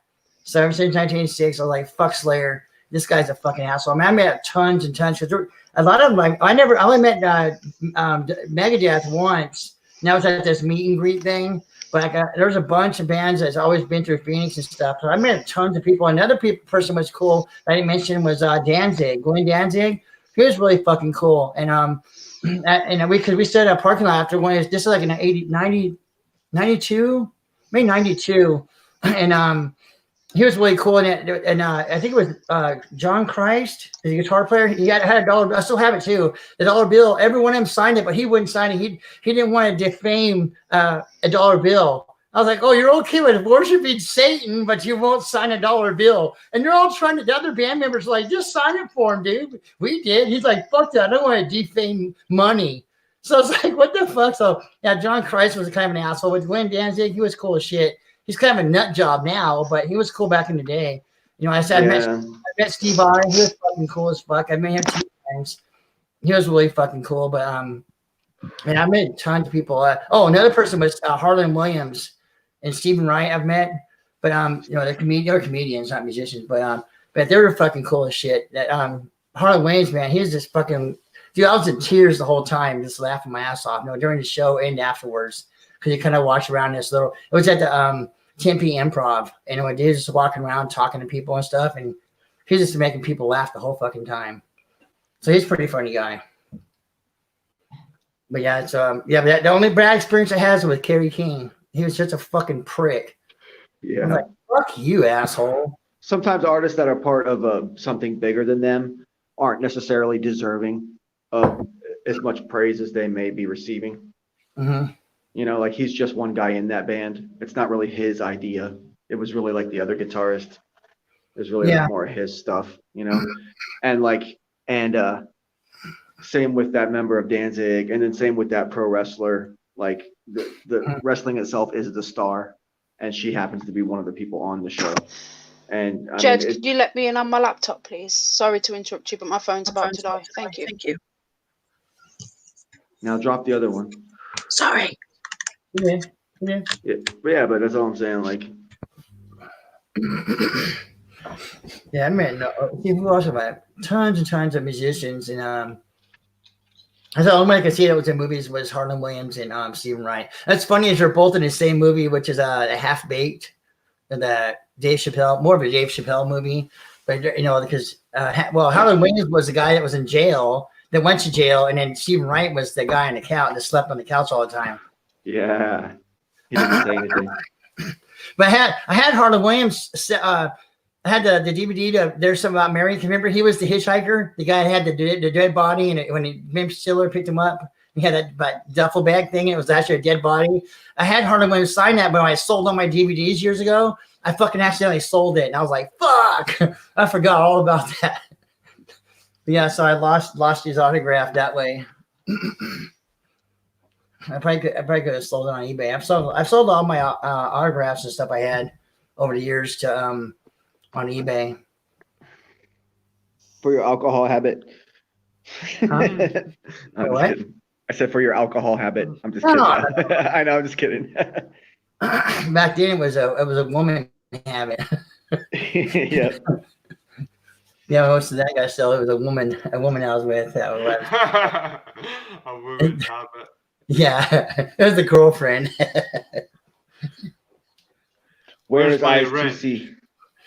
Lee's asking, "Where's my wrench?" Sorry, Lee, there is no wrench. The wrench don't exist here. It's wrenchless. It's wrenchless. It's a wrenchless society. Sorry, man. Sorry. Didn't he feel left out? No one's got a wrench. Let eyes join, Jed. Let Eyes join it. Well, Eyes so- has never been in the back room. His There's eyes. Wrenches are fucking cowards. Eyes is quite nice. She's nice, quite nice girl. She's got strong opinions, but nice Bring her girl. in here. Oh, She needs to click on the link. She needs to click the link that's in the fucking chat that I've put 20 times in the past 5 minutes. Click the link. Click the link. Click the link. Click the link. Lions Den. Lions Den. Click the link. Click the link. Lions Den. Pretending to be nice. Pretending to be nice. Oh, wait there. We've got someone. Someone's came in. Oh my god. Oh, Who's Beaver? Beaver? Right, it looks like it's a girl. vagina, I believe it. Beaver's got a cool setup there. What the fuck's going on there? What is all that? What's all that Paraphernalia. shit going on? That's my It's like, stuff. are you in a space shuttle or some shit? Like, Zoom that in so you can see that better. Yeah, full screen it. I want to see. I got full screen Beaver because she's like, Is this eyes? Is this for eyes? I don't know, man. Yeah, that's me. Look how cool. Hey, dog. look how cool that is. Look at that. You know, I got a wall. I know. All I've got is a curtain. We're Who is lame. this? Who is this that's joined us? What's your name? Beaver. I'm iced. Beaver. Beaver. Oh. And I heard you're 38. Are you 38, Beaver? Yeah. Yeah. Sorry, like you're not meant to mention a woman's age and all that shit, but God, it's 2020. I mean, it doesn't bother me. Just to say, we're all in the same. Like me, you, VB, we're kind of in the same wavelength here because I'm 37. How old's VB? 42, something like that. 40. Yeah, 40. 41. So we're all the sort of same generation. What you D? 42. Yeah. 42. So we're all just a few years apart. I'm not trying to embarrass you. I'm just trying to like get to the point that like we're all the same generation here. I know. Cakes is like 50 something, but yeah. 52. I'm 27. I won't hold it against you. Cakes is 27, but she acts like a baby boomer. Cakes acts like a baby boomer. At least you. I probably. I think it's pretty apparent that she's not that old. So you've been listening, Beaver. What do you think of the conversation? Eyes to see, Beaver, person. Yeah, I mean, it sounds like basically the same kind of conversations I'm having every day. You think validation boy's evil? I've never had a conversation with him, so I don't think I could determine that. I don't think you can tell that, like. You've never heard his world point of view. No. Let's let VB out his cage. Come on, VB. Sick her, VB. I mean, Sick her. everybody their way, Is Beaver like a reverse of VB? Is it like the inversion of VB? No, it means vagina. It just means vagina. So what's Cakes was right. Eyes to see? What's your stance on the fact that there is a hidden gynocracy that's destroying the modern Western world? Are you sure it's not just like a transpocalypse sort of situation? I mean, I think there is. I think I actually agreed with you. I had never really considered that before because like the only discussion that you hear, I guess on TV, and I don't have a TV, I haven't watched it in a few years, but would be that it's a patriarchy, this and that, and I think that's based on, especially like the whole Middle East female suppression thing. But then if you look at Hollywood, like the whole like goddess worship cults, it's totally the opposite. I would argue that the fact that traditional women in the Arab nations and the Muslim nations are, or for the longest time, have always been forced to wear the hijab. It really actually puts them on a pedestal, and it's just a different form of gynocracy and gynocentric authority over what everyone perceives in the whole world and every culture lately is that men are disposable. Yeah, I mean I'm anti-feminism, so I mean I would be much more, I guess I have a very what would be considered traditional role, but I don't But are you kind of like our friend Cakes here and selective? You know, I'll be traditional when it benefits me, and I'll be liberal when it benefits me. That's what it seems that most women are trying to be like these days. oh, I mean, no, I'm not liberal at all. I get called a Nazi a lot. Are you a white supremacist? No. Openly? Oh, no. Not openly or inside. What's that? No, not no. So what's the hat? What's the hat all about? What's this thing all about with the hat? Oh, it's just my thing. Like I it's my security blanket. It's cute. It's cute. I like it. It's winter, so I just like got some of the fur off of it in my mouth. It looks like you're sitting in some kind of fucking space station or something. What the fuck? What is all that going on in the background? Oh, what is this? This is like art stuff, paint and markers, and like I have a whole lot of doll parts. So and I take it I've lit that way HD like LED lights, like purple lights. Yeah, black light. It's a black light, but it's like a high lumen output. It's LED black lights. It's pretty bright. It's so you're photosynthesizing underneath the light as well. Yeah. Cool. What part of the earth do you reside? You kind of cut out the beginning of your question. I didn't hear you say. I said, what part of the earth do you reside? Kentucky. The flat Earth. No, it's Earth. It's Earth. The flat Earth. Did they fucking get your words mixed up, pal? I live in Kentucky. Yeah. Okay. What is all that stuff? What is that genre? What is that? Well, I mean, this is Howdy Doody. These try to go for that, but he's going for the minimalist sort of ultraviolet. That's old school there. Old school, yeah. Old school. I think the 50s. Right, what the fuck she's got here, right? Hey doll, she's got a bunny, she's got a head, she's got fucking what is that? I painted this. What is that? This is a this rabbit? is an Easter bunny, but I painted it to look like Venom. Was that like an art project for college somewhere? No, I just did it a couple days ago. Cool. Nice.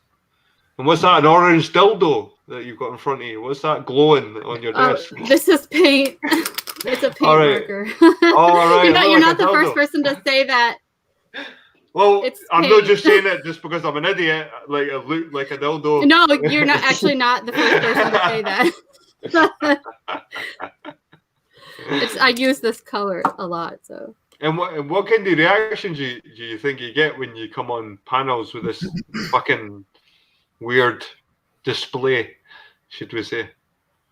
Obviously, I'm just saying. Obviously, is this an expression of who you are, or what is this behind you? What the fuck? Because every one of us sitting panels, sitting with like rooms behind us, like just like living rooms. You're sitting here with this fucking ultraviolet blue neon fucking LED display of fucking symbolism of some sort. Well, fucking... does she do her own show? Do you do your own show? Yes. Okay, so that's but why. this is my, I sell stuff on eBay, so this is like my workstation. And I used to have, I did start out with a bit of like a studio area in a different room, and I can't get to that room a lot. There's a lot of stuff and other reasons, and so I had to kind of combine both worlds in one space, and I'm really visually stimulated. That's cool though. So- That is very cool to look at. Like So on this is screen, just, like- we look like boring old farts, and you're sitting there with all Yeah, this look at shit that. behind you. It's all fucking white. I know, it's like so cool, and we're like shit. It's just This is just like So do you do my acid? collection of I'm crap. kind of jealous. I want all that shit as well. Oh yeah, you could totally like. I probably got most of it at Goodwill, like thrift stores. So yeah. So, I don't so really- what's your take on the coronavirus?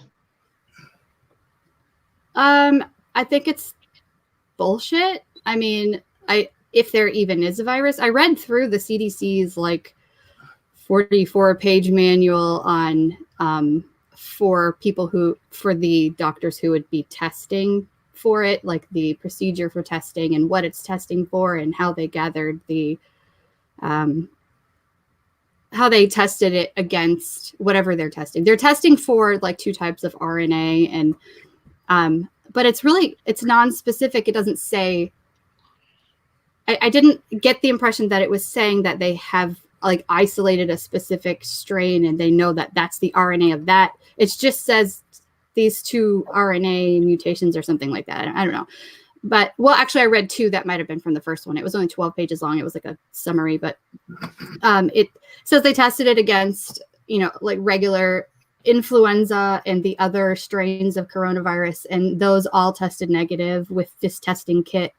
And then they have a human control sample, but I think it's crap how they tested positive people when they said they didn't even have a test kit yet, like just a couple days before. And then they're suddenly able to confirm all these cases. I'm really curious about the suggestion that it's actually a 5G situation. Also, I've looked a lot into that, and then like there's like the whole Dean Koontz thing, the book he wrote where he's, I mean, I'm sure you guys are aware of that. I mentioned that it could be connected to 5G, but not in the way that you maybe think. Like I think it's an economic. Like if you want to disable a country, invent a fucking disease, and then suddenly the barricades go up and you can't trade with them. So right, the 5G thing was connected it's a slap with this. on China, yeah. I do think the coronavirus was a connection with the 5G fucking Hawaii thing in Britain. Yeah. But this has been like, there's a lot of predictive programming people are already finding on this situation. Like in the Dean Koontz book, the Eyes of Darkness, where the book is about the virus from Wuhan, When did this book date back? That book came out in 1981. 81. Wow. 1981. Yep. That's crazy. In the book, there's a pandemic virus that makes people sick, and it spreads from there, and they named it Wuhan 400 or whatever. And I was, I think there's actually a Stephen King connection also. And then I played a clip. I was doing a stream about. I've only done one coronavirus stream because I didn't want to be like fear-mongering over it, Yeah. But it was when Trump and Pence were talking about it, and I figured that I really like to kind of read between the lines of what people like that would say. So I played that, and then I played some clips that I found, and there was one person who had done a little video about the Dean Koontz book, and then another book, but I wasn't able to listen at that moment. So I think it was Stephen King. I'm not sure. I didn't go back and watch the rest of that one. It was just like a 4-minute little thing that I played. But people didn't want me to end the stream, and so I just, I had like this list of things that I found, and I only watched the first half of that clip. But also, I don't know if this is something I found today that I thought was interesting. The Tomb Raider, the Umbrella Corporation, they named that's Resident Evil.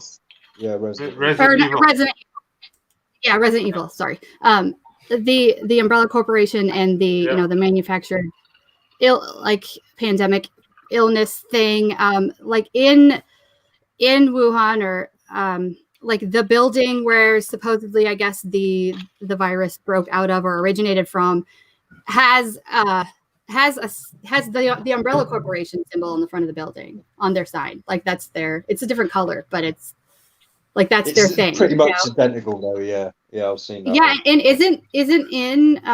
isn't Resident Evil, isn't it a Wuhan thing? Was it named No, it's that a in T that? virus. It's a T virus. Is it? It's a zombie. Okay. Yeah, it's a zombie thing in Resident Evil. Okay.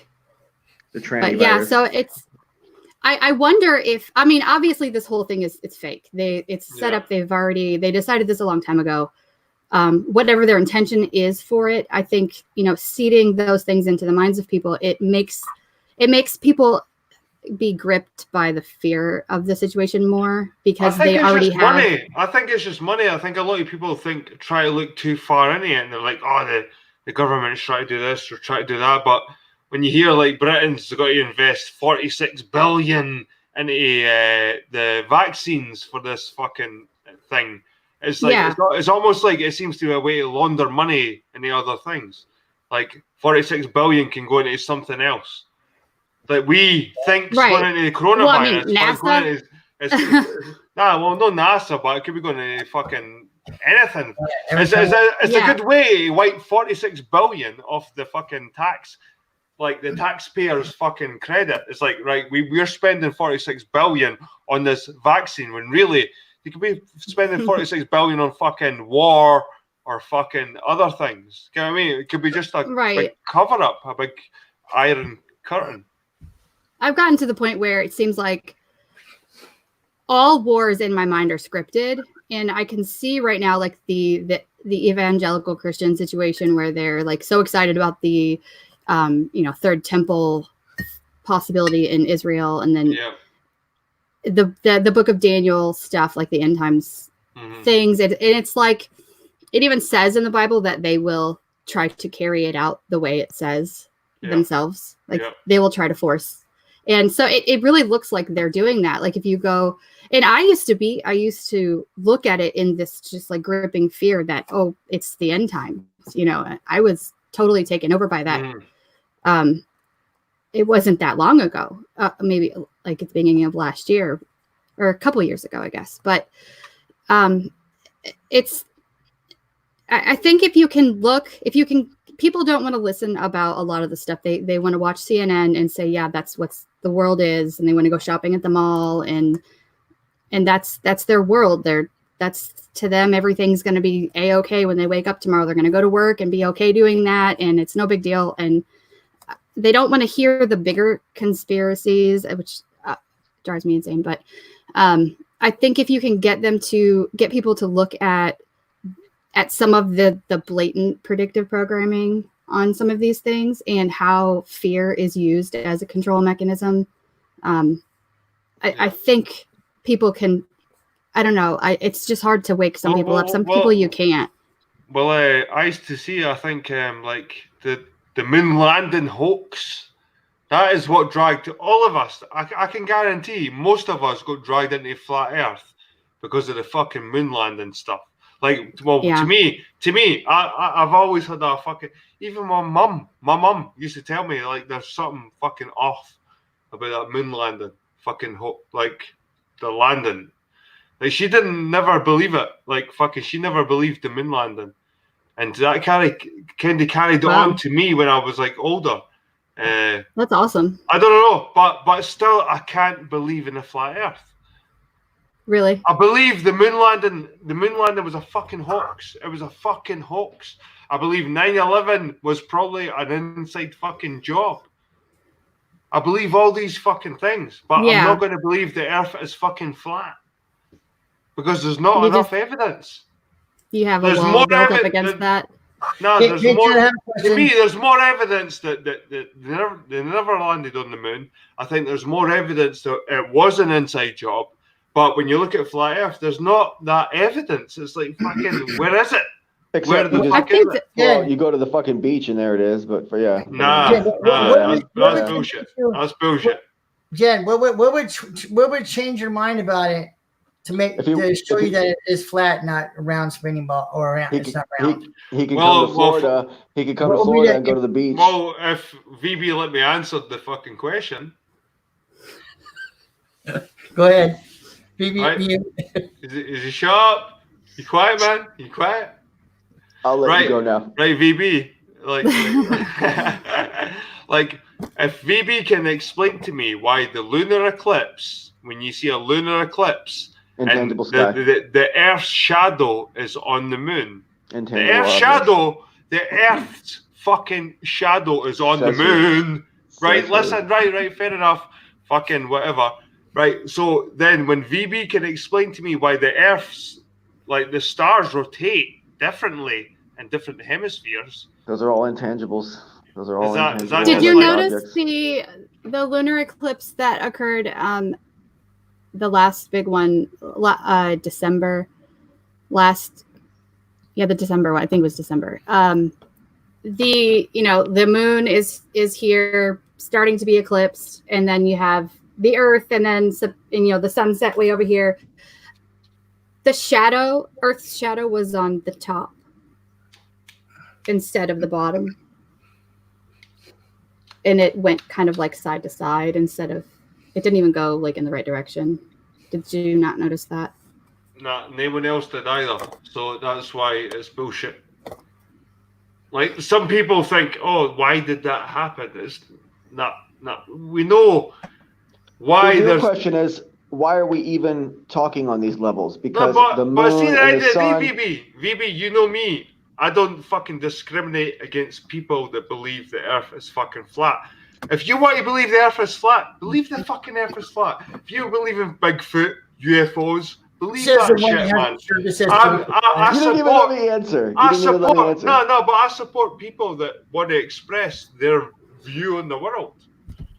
Like, what I'm saying I think is, a big problem is that the stuff that people debate about flat versus globe is not provable. yeah, it's intangibles. 100. Yeah. It's there's so much. It's all circumstantial, convincing on both sides. Yeah, you're not going to go to the moon. You're not going to go to Mars. You're not going to go to the sun. None of you can't prove it. None of them are going to go there.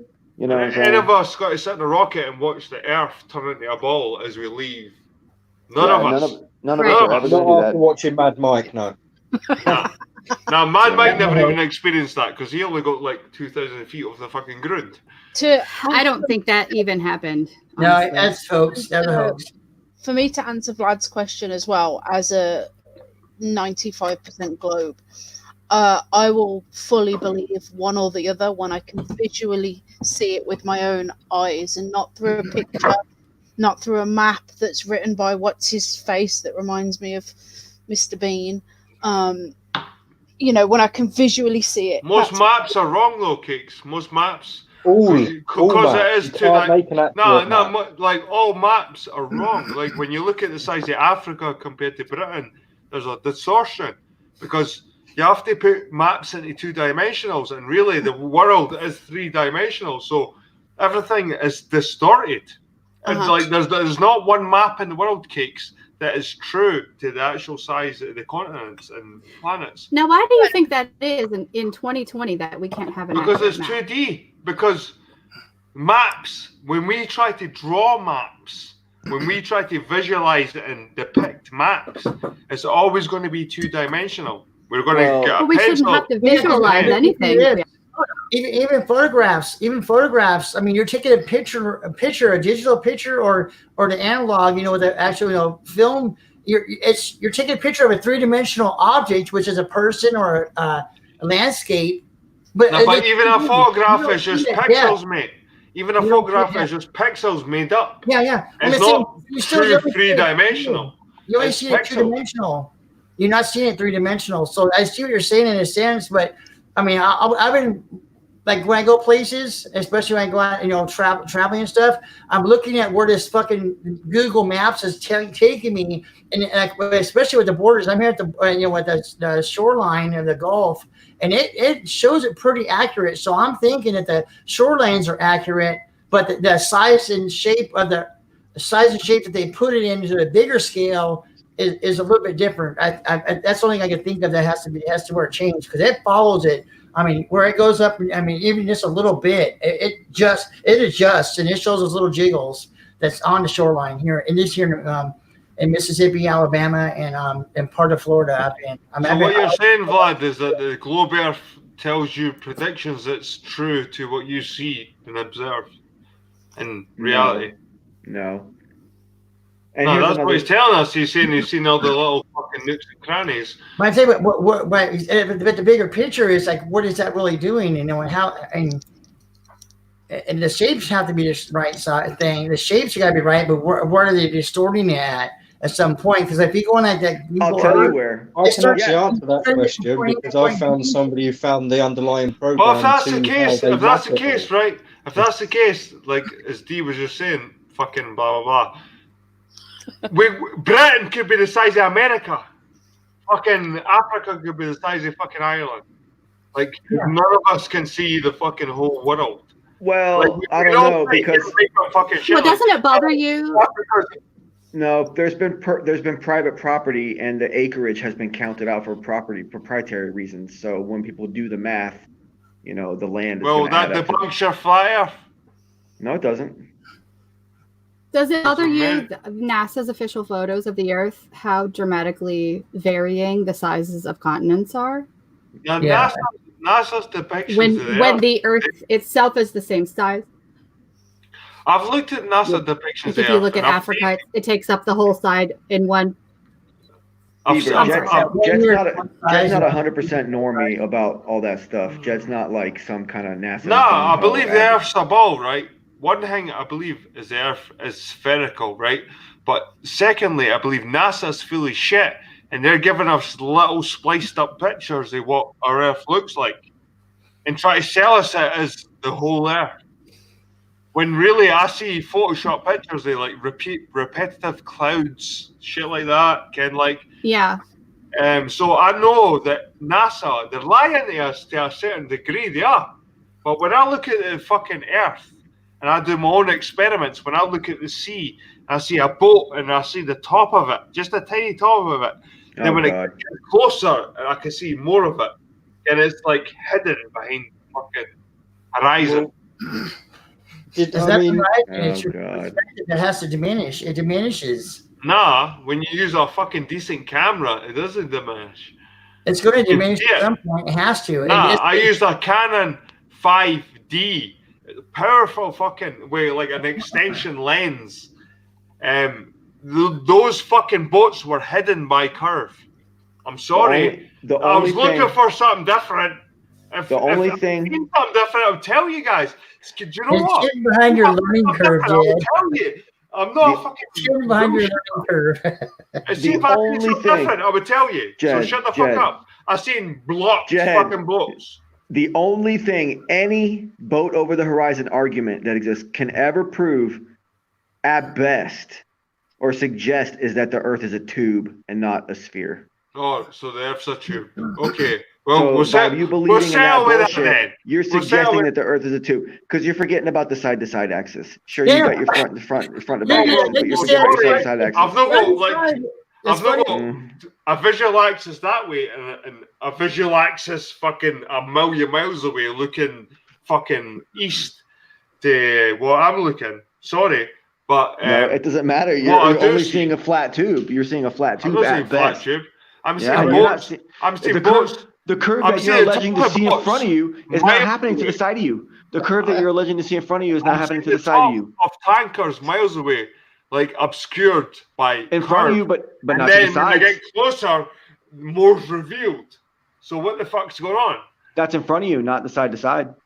So you're not taking into account. So you're just living on a big tube dick Earth.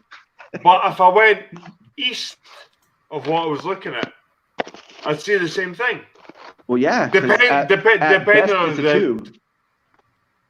But if you think about it logically and with simplicity, it's just flat and that's just perspective. I mean, otherwise, at best, you're suggesting that we live on a tube. Nah, if you're looking at like a moron and thinking, the tube. Well, you're right. You're not taking into account the side-to-side axis. They've recently made the galaxy. Now, images of the galaxy you used to see, and we're in a spiral flat disk galaxy. Yeah, well, now they've just discovered the galaxy is actually twice as big as they thought it was, and it's a sphere because it's surrounded by all this gas and dust, basically, in a sphere around the galaxy. So, well, that doesn't make sense because galaxies are supposed to travel. Oh shit. And it doesn't make sense Yeah, because not think about the perfect drag. spheres, but yeah. Yeah, I mean, celestial bodies moving about and shit. I don't trust any of Incoming it. message. I don't trust any of it. I mean, we're Scary. sitting here on this big stationary plane, you know, this big Well, see, solid. I can't get Like on Star board with Trek a little bit. stationary because unfortunately stationary means non-existence as far as my understanding of existence is. So there can't be anything that's stationary, whether it's flat or not. Like, Right, D, I believe there's So no have you seen? like sorry, Beaver. I was just going to say to D, I believe there's no opposites. This whole Masonic thing about black and white and blah blah blah. no, I was in this discussion with Mick the other day. I've said this in a hangout about fucking maybe a year ago. That there's no fucking opposites. There's no black. There's no white. There's no light. There's no dark. No, it's All the dark. whole push-pull argument. All dark is the absence of light. Of All light, cold is the absence of heat. Yeah. So there's no fucking opposites. This whole There's only gray toilets. mate, male and female aren't opposites. They're fucking nearly the same, but they've got different genitalia. You know what I mean? So they're not fucking opposite. They're practically the fucking Be careful.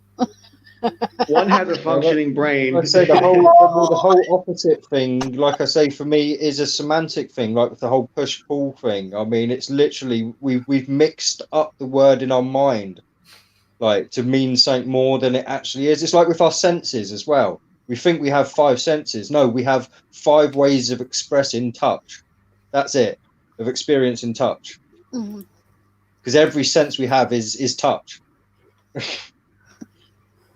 You mean visually? I mean, like light Yeah, hitting visually, the eyeball. visually is light touching something in your eye. Sound is sound waves touching. Yeah, smell is touch. He's right. He's right. Everything is hitting your senses. Everything has to contact your senses from somewhere. Is light matter? So light is matter? I don't think lights matter. It must be. Light must Why? be a form of matter. It must If it exists in the material world, it's perceivable by us. Yeah, you can perceive it. So it must It be. exists. I think I think what we see as light is the interference between the electromagnetic frequencies, the interference going through the air. That's word salad. That's pure word salad. No, I'm talking about Beaver. I'm talking about material existing. Material existence. Either something exists in the material realm and can be perceived, or it doesn't. It exists or doesn't exist outside of this, or whatever, you know. Human perception. So light is part of. Well, your thoughts exist. Are your thoughts made of matter? They have electricity, they say, in the brain. Right? There is evidence They do, that but- your thoughts are matter because of information can't be destroyed. Basically, it's one of the reasons your computer heats up. It's because information can't be destroyed, so it gets transferred into heat when you delete stuff, and stuff constantly getting deleted on your computer, and so we could be producing heat a lot because it's information we're losing. So it's just being transferred into a different form of energy. So. And a thought is I align visible. Like you can see a thought in a CAT scan. You know, you can see that. Therefore, it is. Does a thought stay permanently existing somewhere in your mind and cycle back through some kind of pattern and then reappear on the screen that is your conscious mind every once in a while? Or does each thought occur and then is burned off? And then every time you have that thought again, it's a new generation of that thought. It's there forever. Yeah, it's just in there existing. Well, like that a memory, you know, like. I would say it always existed, but once you think of it, it's always going to be there. Yeah. Or the shadow of that thought is going to be there. I think your brain works similarly to the way a computer does, but storing in the information, it would actually be the removal by like laser etching. You know, like if you're writing information into a CD, like a writable CD, even, wouldn't that be a loss of matter? Wouldn't the laser etching cause something to be less? Well, it just rearrange. It'll rearrange whatever it's touching, which is altered. Or I was going to say replacing, but yeah. I think your your thoughts and emotions originate actually in your heart, not your brain. I think your brain is a storage unit, a processor for past thoughts and emotions that you can go back and access. It's sort of it's your processor and storage, but I don't think that thought and emotion actually occurs in your brain. I think that is a way for you to access what you have experienced in your physical body. Yeah, but just because someone's heart rate changes in any given situation, or people sweat in different situations socially, just because of these little triggers, those are just the results of something that may be happening in your brain. They might not be the those are chemical reactions. I was going to say, the point is there, I think, like that's it. The brain is processing the stimuli. So the stimuli is still elsewhere. It's just the brain that's actually doing the processing. Your brain is processing it. So your heart is helping your meat suit respond in the way it chemically does. So your heart and your meat suit are actually the thing that is having the thought, and the brain. No, I think it would be more. The heart would be your energetic the central location of your energy body. Like I think like you. I'm not sure which one of you said it earlier. Like that, a thought wouldn't ever disappear. That energy of that thought would not disappear. If your body died, your consciousness, I think, still lives. I think that's why people have experiences like ESP, and how one person's mood can affect another person's mood, even if they don't talk or indicate. I think it's just your electromagnetic vibrations field yes, it's your vibrations basically interfering with their vibrations and changing them. It's interference, and then your body picks up on that. It's going to be manipulated, and I think that is actually a mimicking the world that we live in. It's a similar structure. It's mirroring our realm. I think I don't know if you guys are familiar with like the angelic particle matrix. That's sort of like where I align to in terms of. You're over with those guys. Are you the FPV Angel and that? Did you go into their channel? Yes. Yeah. So that's the only place I really know of the angelic particle matrix researchers. So, yeah. Also, I talked to that sounds like some midi-chlorian shit to me. Just at first glance, just for you guys mentioning that.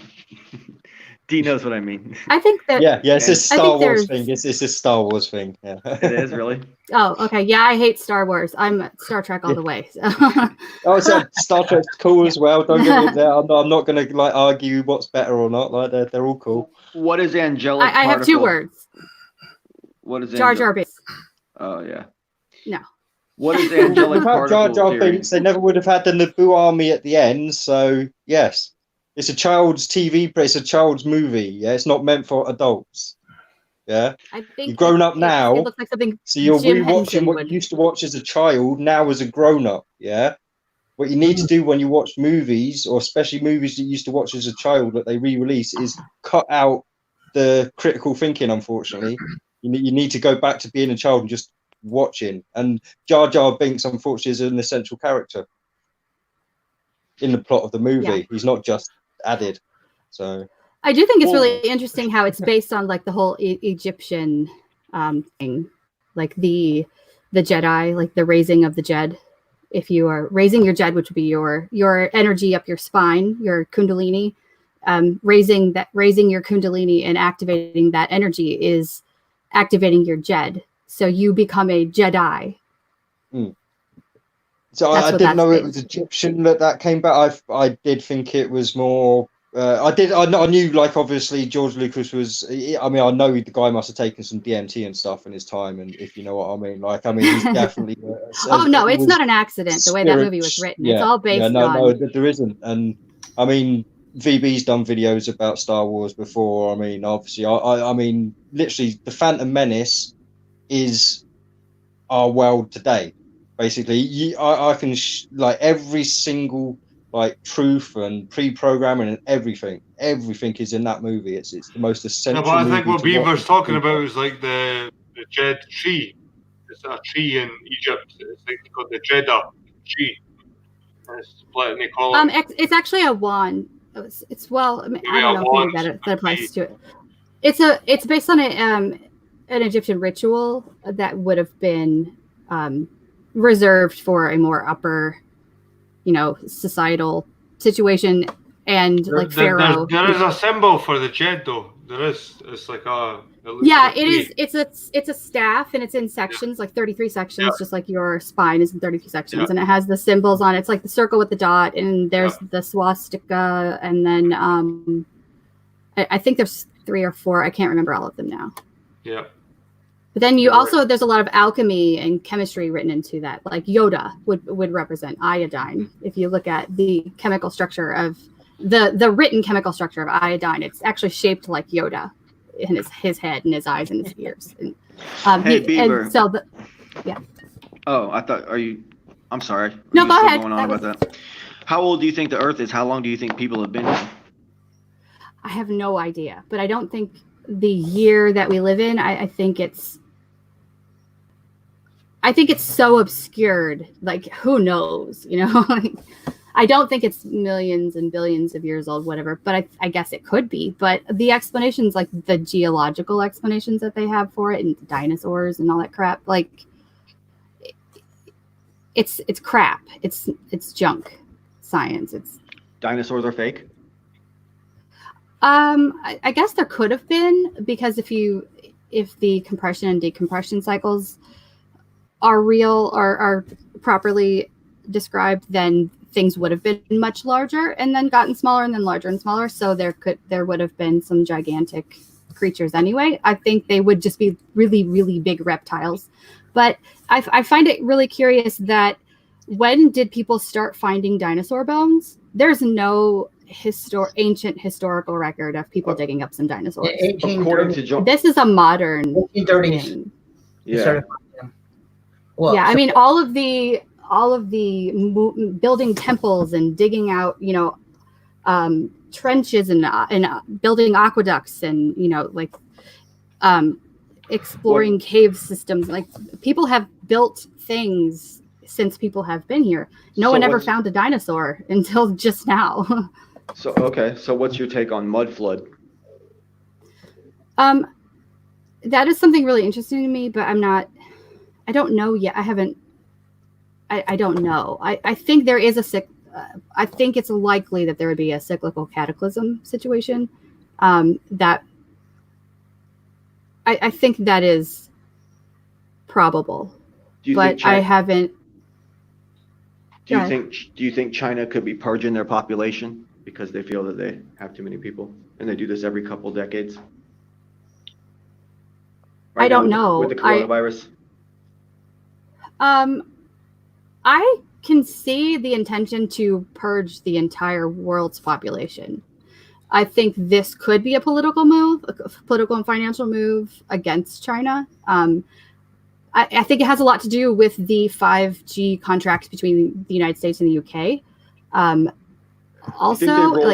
Do you think they rolled out 5G in China and it really fucked the people up really bad on test day? I mean, the timing was spot on.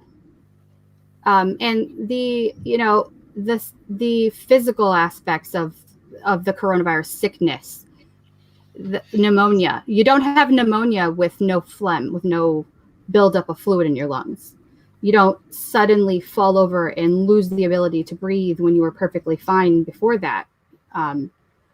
The way they're describing the symptoms that you would possibly get from this virus don't match getting the flu, getting pneumonia, getting a cold for the more severe cases. They're not telling you what's actually happening to people that, a pneumonia and a cough without mucus, that's not pneumonia. It doesn't happen. Well, how do you think that the cruise ship people, the element plays into all this? I'm not as familiar with the stories of the cruise ships, but I know I have read that they had like the 5G situation towers going on. Yeah, like in the cruise ships as well. Yeah, also, when do you ever see a flu spread that quickly amongst that many people? Never. There are always some people that have either had that strain. Well, granted, you can't have the strain of coronavirus before, but the flu doesn't spread that quickly for that many people to become infected on a boat in such a short amount of time. That you just Right. How is that going to even happen? And even the testing. How could they possibly have confirmed that? You're right. You know, it's I'm finding, especially in England, that people are being, what's the word I'm looking for? I'm going to say this in a really stupid way, because I can't think of the word I'm looking for, but made to seem more stupider. I know how funny that sounds, but because we are now being told, wash your hands for 20 seconds. Here are some ideas of songs that you can sing to yourself whilst you wash your hands to make sure you wash them for 20 seconds. It's like, fuck off. I am not a child. Like, I know how to wash my hand. So, well, hands, I do have two.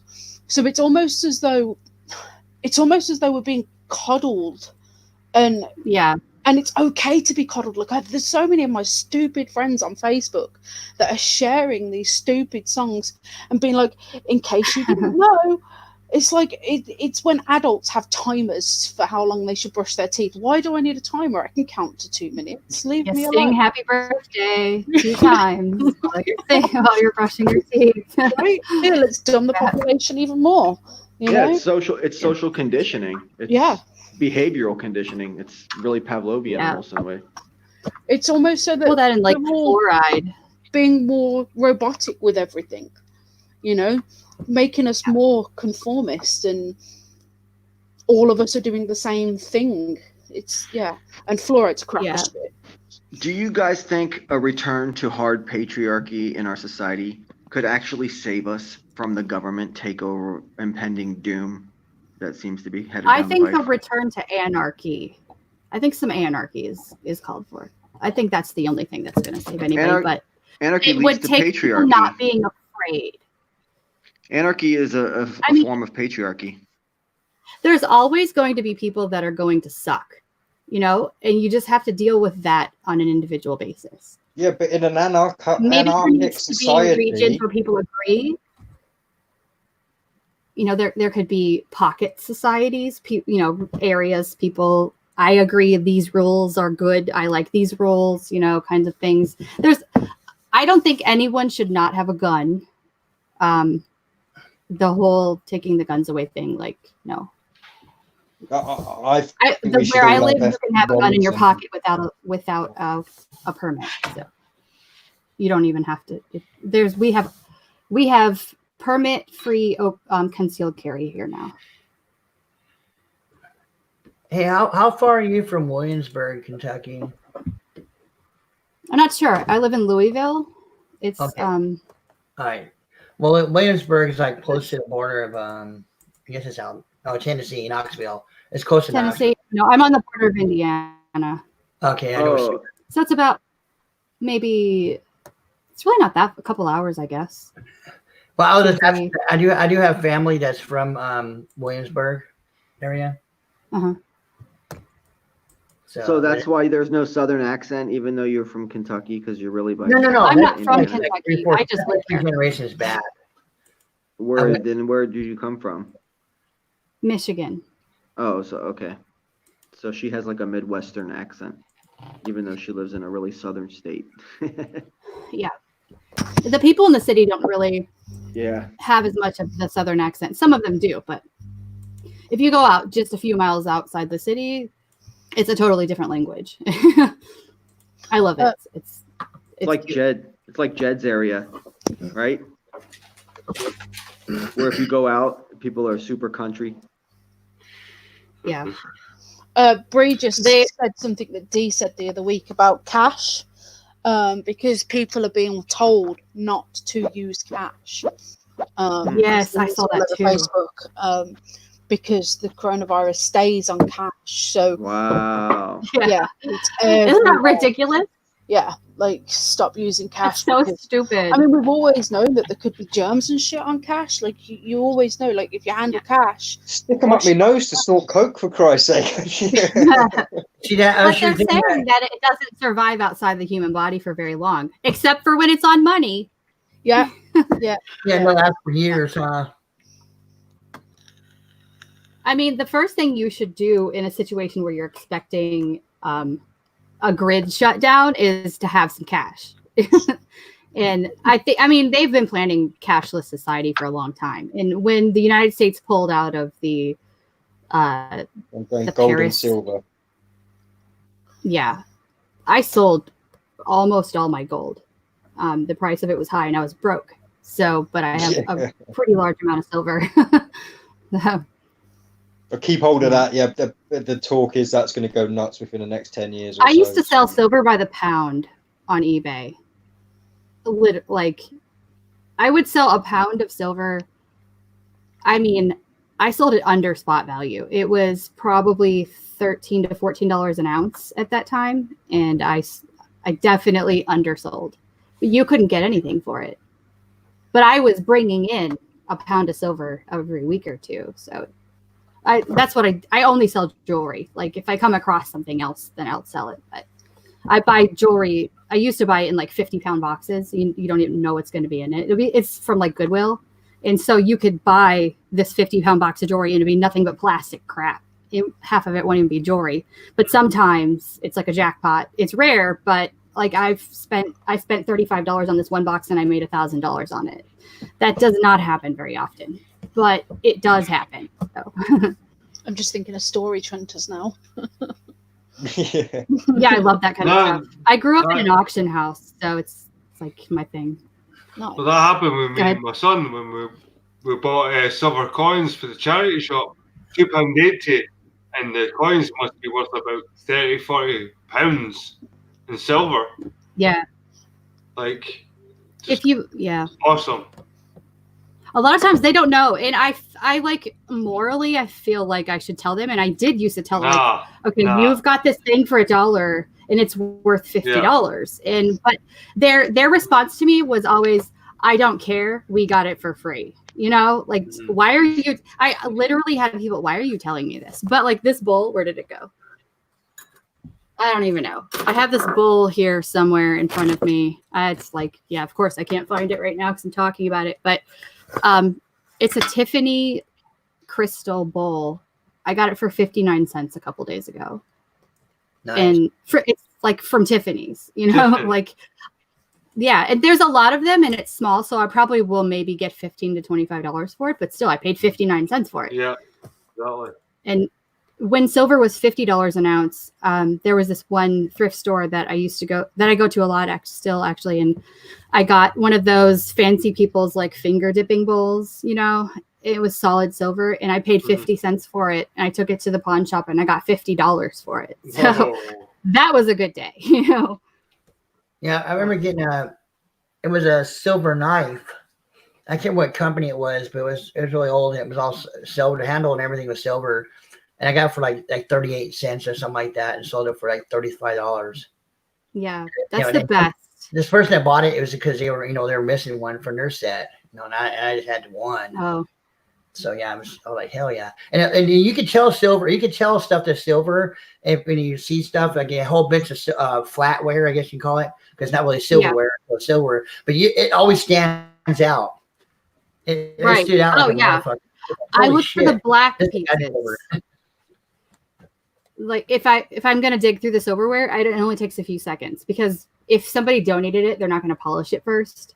It's gonna be totally tarnished. It's gonna be black, and that's how you can find it.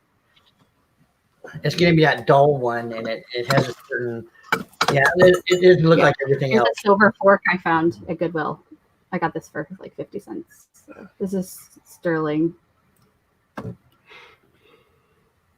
There one time it's rare. Like most of the time if I buy, like they'll pack jewelry into those big vases, the big glass jars and stuff, and they'll price it between $20 to $50 depending on how big it is. They used to be about $10, and that was great, but first they've got kind of greedy on it.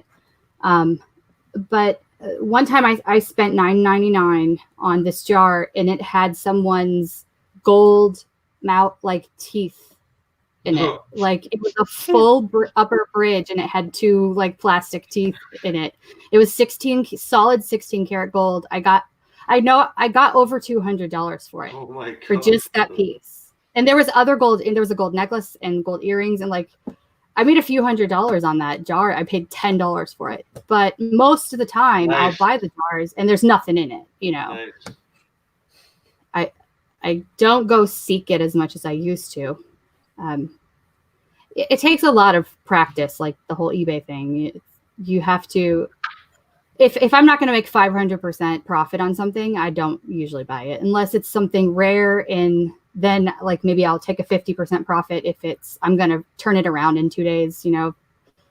But a lot of people get into eBay and they think, oh, this is old, so it must be valuable, and it's a replica or it's just a piece of crap that they made 10,000 of them and nobody wants it, you know. Yeah. You have to be really careful. You could totally screw yourself. Well, yeah, I had experience a couple years ago where it was in Pensacola, and it was a bunch of Barbie doll clothes. I know my sister, she's gotten Barbie doll clothes before and made thousands of dollars on this stuff. Well, this is like a bag, like a Ziploc, like a freezer bag size. I had a bunch of clothes, but they were like $20 for it. But I started looking through them, and it was like another doll company. I cannot remember for the life of me what it was. So Lindy gave me for $7. She gave me this big bag of clothes, like doll clothes, for $7. And then I kind of find out, that I had a little bit of Barbie, and there was like from the 60s, and there was these other doll clothes, and those were actually worth more. So I made like $600 on these fucking, like a bag of doll clothes. Yeah. I was like, wow. fuck yeah. The That's ones good. that weren't Barbies were worth more. I was like, holy fuck, this is cool as shit. Yeah. So I got like a third. Yeah. I got it for a third the price that the lady wanted for it, and made like fucking a killing on it. A killing. Yeah, I'm really big into eBay. I kind of lately pulled out for stuff like that, you know. Like if I'm not really sure I'm going to make a big profit on it, if there's a ton of something on eBay, I'm not going to buy it, because those things just sit there and I just wasted my money. But I got a big bag of American Girl clothes a couple weeks ago for like $9. That was cool. What's your channel mainly about, Beaver? It's kind of transitioned a whole lot. It started out sort of a biblical type thing. I've had my channel for quite a few years, maybe at least 3 years, I think, or 4, maybe. I'm not sure anymore, but it started out totally biblical. Most of the videos I used to make were around the 2017 time frame. And then like some like weird stuff happened between me and another channel. And I was like, I don't even want to be involved in that weird stuff. So I kind of laid low. I deleted most of the videos from that, and I changed the channel name, and I just waited for that thing to blow over. And I met Billy Sunday there. I'm sure you guys have probably seen him before or know him. Maybe Billy Sunday, yeah. I see him about from time to time. Yeah. He's one of my oldest acquaintances from YouTube, and I got to talk to him again recently, and he was participating in the like the FPV Angel stuff, and then the cylindrical. He's on the cylindrical Earth thing, and I asked him if he wanted to come on my channel, and so because he's really irritated that people just shut him down really quickly over it. Like people think it's stupid, they don't want to hear it, you know, and he's getting a lot of flack, you know, he's getting banned and when he tries to bring it up. And so I asked him if he wanted to come on my channel and talk about it. And, you know, I could ask him questions and let people ask him questions without the issue of being poked at or, you know, because I like him. Yeah. I think he's great. We've always gotten along. I used to like Billy. I mean, he was a big part of the Sun and Moon group back when I was in the Sun and Moon. I don't know if you're ever aware of the Sun and Moon group, but yeah. No. And, I actually met him on the channel I was talking about that I had to get away from. Yeah. We don't mention the name of that channel when we talk to each other. We call it the channel that we're not going to talk about. You know, that person. You know, Vegan realist. No. No, That was a joke. It's fine. the person kind of, you know, aligned with his thoughts on some things, and just like a pastor, preacher, whatever. And I was raised Pentecostal, and my grandpa actually was the head preacher of the church, and he ended up actually building his own church. And then I moved away, and I was Pentecostal until I was about 9 or 10. I didn't have any choice, though. I was there 2 or 3 times a week. It sucked. It was terrible. But and then like my aunt was a Jehovah's Witness. There's a lot of Jehovah's Witnesses in my family, and so I was like, I thought that was a cool alternative. And then I totally became an atheist, and then like I was into like the whole my late teens, early 20s, the whole like witchcraft thing, and but on like the cheesy generic like bookstore witchcraft type shit, you know. And then I was like, I don't know, kind of back and forth between that and Jehovah's Witness, and then an atheist. And then I got into like David Wilcock and the whole pantheism and outer space and the different races of alien crap. And then I had a bad experience, and I was baptized.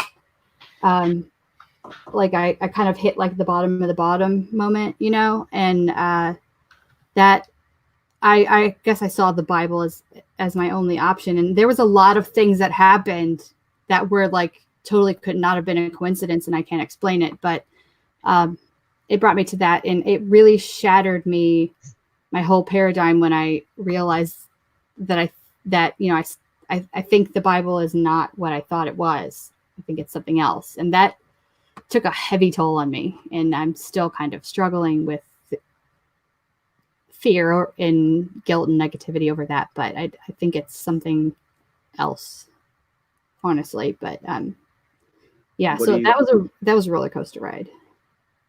So are you on board with APM and stuff, with it all being a construct, all technology and yeah, the I think underworld? It's a technological construct. I think the Elohim, the God, whatever, is not this. Is not what like an American Christian would describe it as.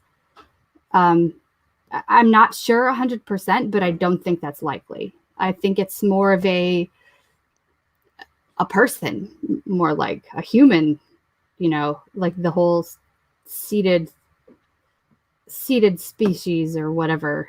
I don't think anything came from outside here. I think there's multidimensionalism. And like FBV Angel doesn't go there. But I think like I had a lot of fear and guilt just because I was so like indoctrinated into the Christianity stuff. That it's demons, it's demonic, and you know, that everything that would be your natural like chakras, like I look at it as a scientific aspect of your body, not a spiritual thing. That it's more of a physics issue. It's stay part of reality. Yeah, there's no physics or science. It just is like more natural law. Like I said, so I'm very into the whole natural law thing now. So yeah, we're taught that it's totally weird and it's that it's demonic, and so I believed that, and I shut all that out. But now that I had a lot of experiences, like involuntary experiences with astral projection and lucid dreaming when I was little. And I was 12 the last time I had like a full on experience with that. And I told my mom about it, and she's like, "Oh, you were just dreaming." And I was like, "Oh, okay. I was just dreaming." And that was it. Like it didn't happen again. So I just listened and shut it off, you know. You can't, as you do as you grow up. Yeah, I mean, because I look back now at my childhood. Yeah, I used to lucid dream all the time, right? But yeah, I did actually just a few weeks ago. No, I smoke too much weed now to dream, so I use DMT now because it gives me waking dreams. Well, I have narcolepsy, so I dream the whole time I'm sleeping. I can't help it. I dream when I'm awake, so it sucks. If you spoke to Jez from 3D Prop Studio, because he does a lot of the astral projection and stuff as well. No. Don't know if it would be worth you having a convo with him at some point. Yeah, that sounds great. I'm interested in hearing more about, you know, people that are interested in that and not just making fun of it. Because I do think that everybody has that within themselves. I don't think it's something that you have to spend your whole life with gurus, you know. Oh no, unfortunately, yeah, it's when you depend on other people, you'll never get to it. So gurus are actually Right. a bad I don't think thing. you have to take a trip to India and have someone touch your forehead No. to access the energy that's already there inside your body. Yeah, what I've been trying to say for like a few weeks now is like we all have the access to all of the information. It's just we don't always access it. Right. So I mean, you don't need other people. You just need to open up to yourself, basically, to get the answers. Yeah. I've had dreams that came true the next day. So I know there's something. Oh, yeah, precog dreams. Yeah, I've had a few of them in my time, but and nothing major, just mundane stuff like. I have smellepathy. Smellepathy. Go on, that's a new one on me. That's what I call it. Smelling things like an ESP sort of situation, but it's a smell. I was on the phone with my husband, and this was. Do you remember that? It was when I had the booth at the flea market. Oh, okay. We had just eaten dinner and we had like chicken or something. I don't know what it was. And I left, and like there was no reason for him to be eating because he ate a whole lot, but he's like a caveman, so he does anyway. And I ate, and then I left and I went to the flea market, and I'm walking down the aisle and I called him about something, and all of a sudden the smell of peanuts like slams me in the nose. I'm like, are you eating peanut butter? And he's like, no, I'm eating peanuts. like I didn't know he was eating anything. And it's just like weird things like that. Like I'll get a smell and it'll be something that's around the person I'm talking to or thinking about. Like I'll be on the phone with someone and I'll smell something and they're actually having that smell around them. And so I can't explain that. That's weird. So how useful is that? You know, what are you going to do with some smellepathy? But I don't know. I'm sure it'll help me in some way someday. Hopefully. I hope it does more than make me smell peanuts when I'm on the phone with someone. Yeah, it's one of those lifelong skill. They say dogs can smell cancer and stuff. Maybe one day you'll smell cancer and it'll be like maybe you should go to a doctor and get yourself checked out. You know, I'm using cancer as an example. Obviously, some people will say cancer doesn't exist and stuff, but you know what I mean. Yeah.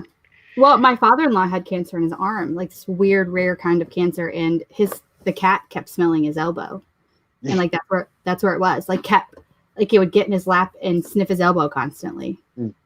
And he ended up getting sick physically and going to the doctor, and they're like, you have cancer, like this weird cancer no one's ever heard of, you know, it's in your arm. We have to take it out. And like the cat kept sniffing it. Like, so yeah, there's something to all of that, but we're told that it's not real, that it's fictional. So we block it all out and we don't access it. But I don't think that it's weird at all.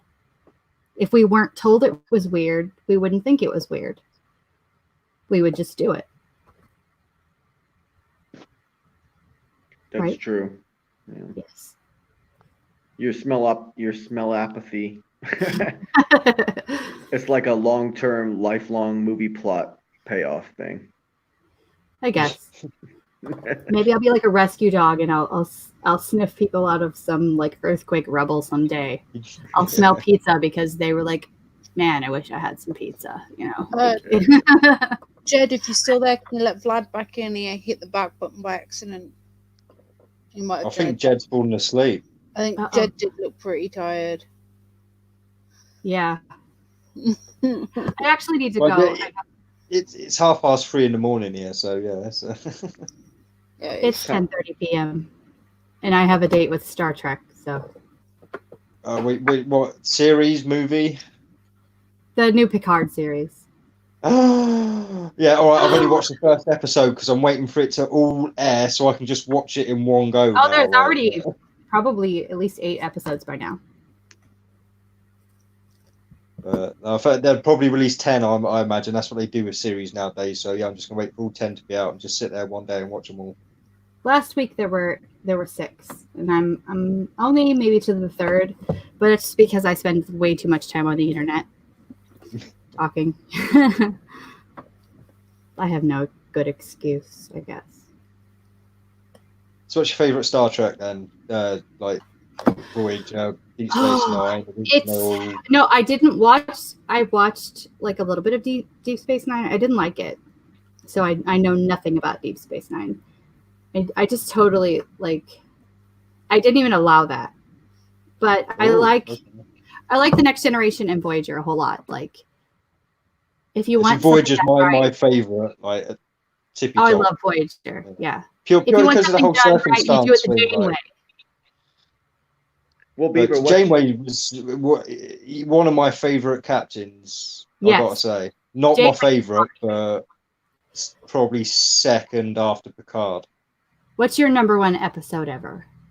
Ooh, it's not an episode. Mine is the 365 Days of Hell. It's a couple of parts where they basically they're because they're in the Delta Quadrant, and they're not supposed to be. There's a species that's trying to change time to get its empire back. And because they've got a special kind of shielding, it keeps messing up their experiments. And basically, it's like a 2-part that goes through how they get through this. It almost destroys Voyager, like trying to get through and all this. It was just really good multi-parter for me. Yeah. I think my favorite episode is when Picard, the Inner Light episode, when Picard is on, I feel like so ashamed that I can't remember the name of the planet where everyone was, like the planet died or whatever, and everybody was gone. But the one where he got the flute and he learned to play that song, The Inner Light. Yeah, I know the one you mean. Yeah. He was abducted. Like at the beginning of the episode, it looks like he was, I guess, like, abducted and pulled off the ship onto this planet, and he's there and he lives an entire, like, they don't let him leave, they make him stay, and he gets a wife and he has a family and he learns how to play this flute, and it's like a whole like 30-40 years of life. And then he wakes up on the ship and none of it was real, it was all in his mind, but he has the flute, and then he can hear them saying, you know, the only way we can continue to exist is through your experience and your memories of us. And that, like, I have goosebumps on my arm, like, seriously, I have some goosebumps right now talking about it. But in the new Picard series, he has the flute and he plays it. Yes. Oh no spoilers, no spoilers. No, you're cool. He totally plays it. 7 of 9 is in it, and I haven't seen an episode with her yet, but she's in it. Yeah, I've got to say she was one of the main reasons for watching Voyager, to be fair. She was, yeah. Because obviously back then I was a teenager and she was hot. Have you figured out where they are when they go to work? Sorry? When they go to work on the Picard series, do you know where they are? Do you know what they're doing? The science experiment lab stuff, do you know where they are while they're doing that? No, like I said, I've watched the first episode and that's it. Is that in the first episode? Maybe that might not be till the second episode. Okay, there's some good Borg stuff and Romulans. Oh yeah, well, in fact, that's probably my favorite. I'm not telling you anything. Episode is when Picard's turned into a Borg. Yeah, that. Yes, my favorite moment of Star Trek ever, and I think this was a movie, is when Data is abducted by the Borg Queen and she has him hooked up and she gives him that patch of skin and blows on it, and then it gets goosebumps and he's like, oh, you know. Yeah. But that was a good moment because obviously it's the first time Data ever actually feels anything. Yeah, so yeah, it's physical sensation, and she's like, "There's so much more," you know. Whatever. That's good. That's my. What is this of 9 stuff? Who are these people, and why is 7 this 9? 7 of them? Borg, they're put into units to work efficiently. So 7 is number 7 of a unit of 9 So she was number 7 in a squad of 9 Borg, basically. So 7 of 9. Yeah, they're humans that were abducted by the Borg. The Borg, and they're not necessarily humans, but yeah, she is. She's a human. They're turned into cyborgs with like implants. Transhumanized. Yeah. Oh yes, totally. Well, they're looking to attain perfection, and they think the only way to do that is to assimilate every species into the collective, so that they can take on the uniqueness of each and every species, basically. Yeah. It's really interesting because it's called the collective, and then you have like the whole New Age movement talking about the collective consciousness, and the Borg. Once you're assimilated, your thoughts are not private. Everyone that's assimilated hears your thoughts, and you hear the thoughts of everyone around you that's in the Borg. So you never have a quiet moment. There's never a peace of mind. You're always having multiple voices talking in your head at all times. And so they're turned in. It's like an insanity, and they kind of forget who they were. It drives them insane. But are the other people in her unit like dead, and she's the only one left or something? They were on a planet on a mission, and she had like a moment that triggered a memory, and she realized what was going on and pulled out. She was rescued. Escaped from the Borg. She escaped from the Borg. She was helping them upgrade Voyager, wasn't she, at the time? Like because they were cooperating with the Borg at the time. So yeah, and she basically starts remembering that she's Annika. And she used to be a little girl who lived in the Federation, basically. Does she still have telepathic access to the Borg mind, or would that ruin her because it would reveal where she's at?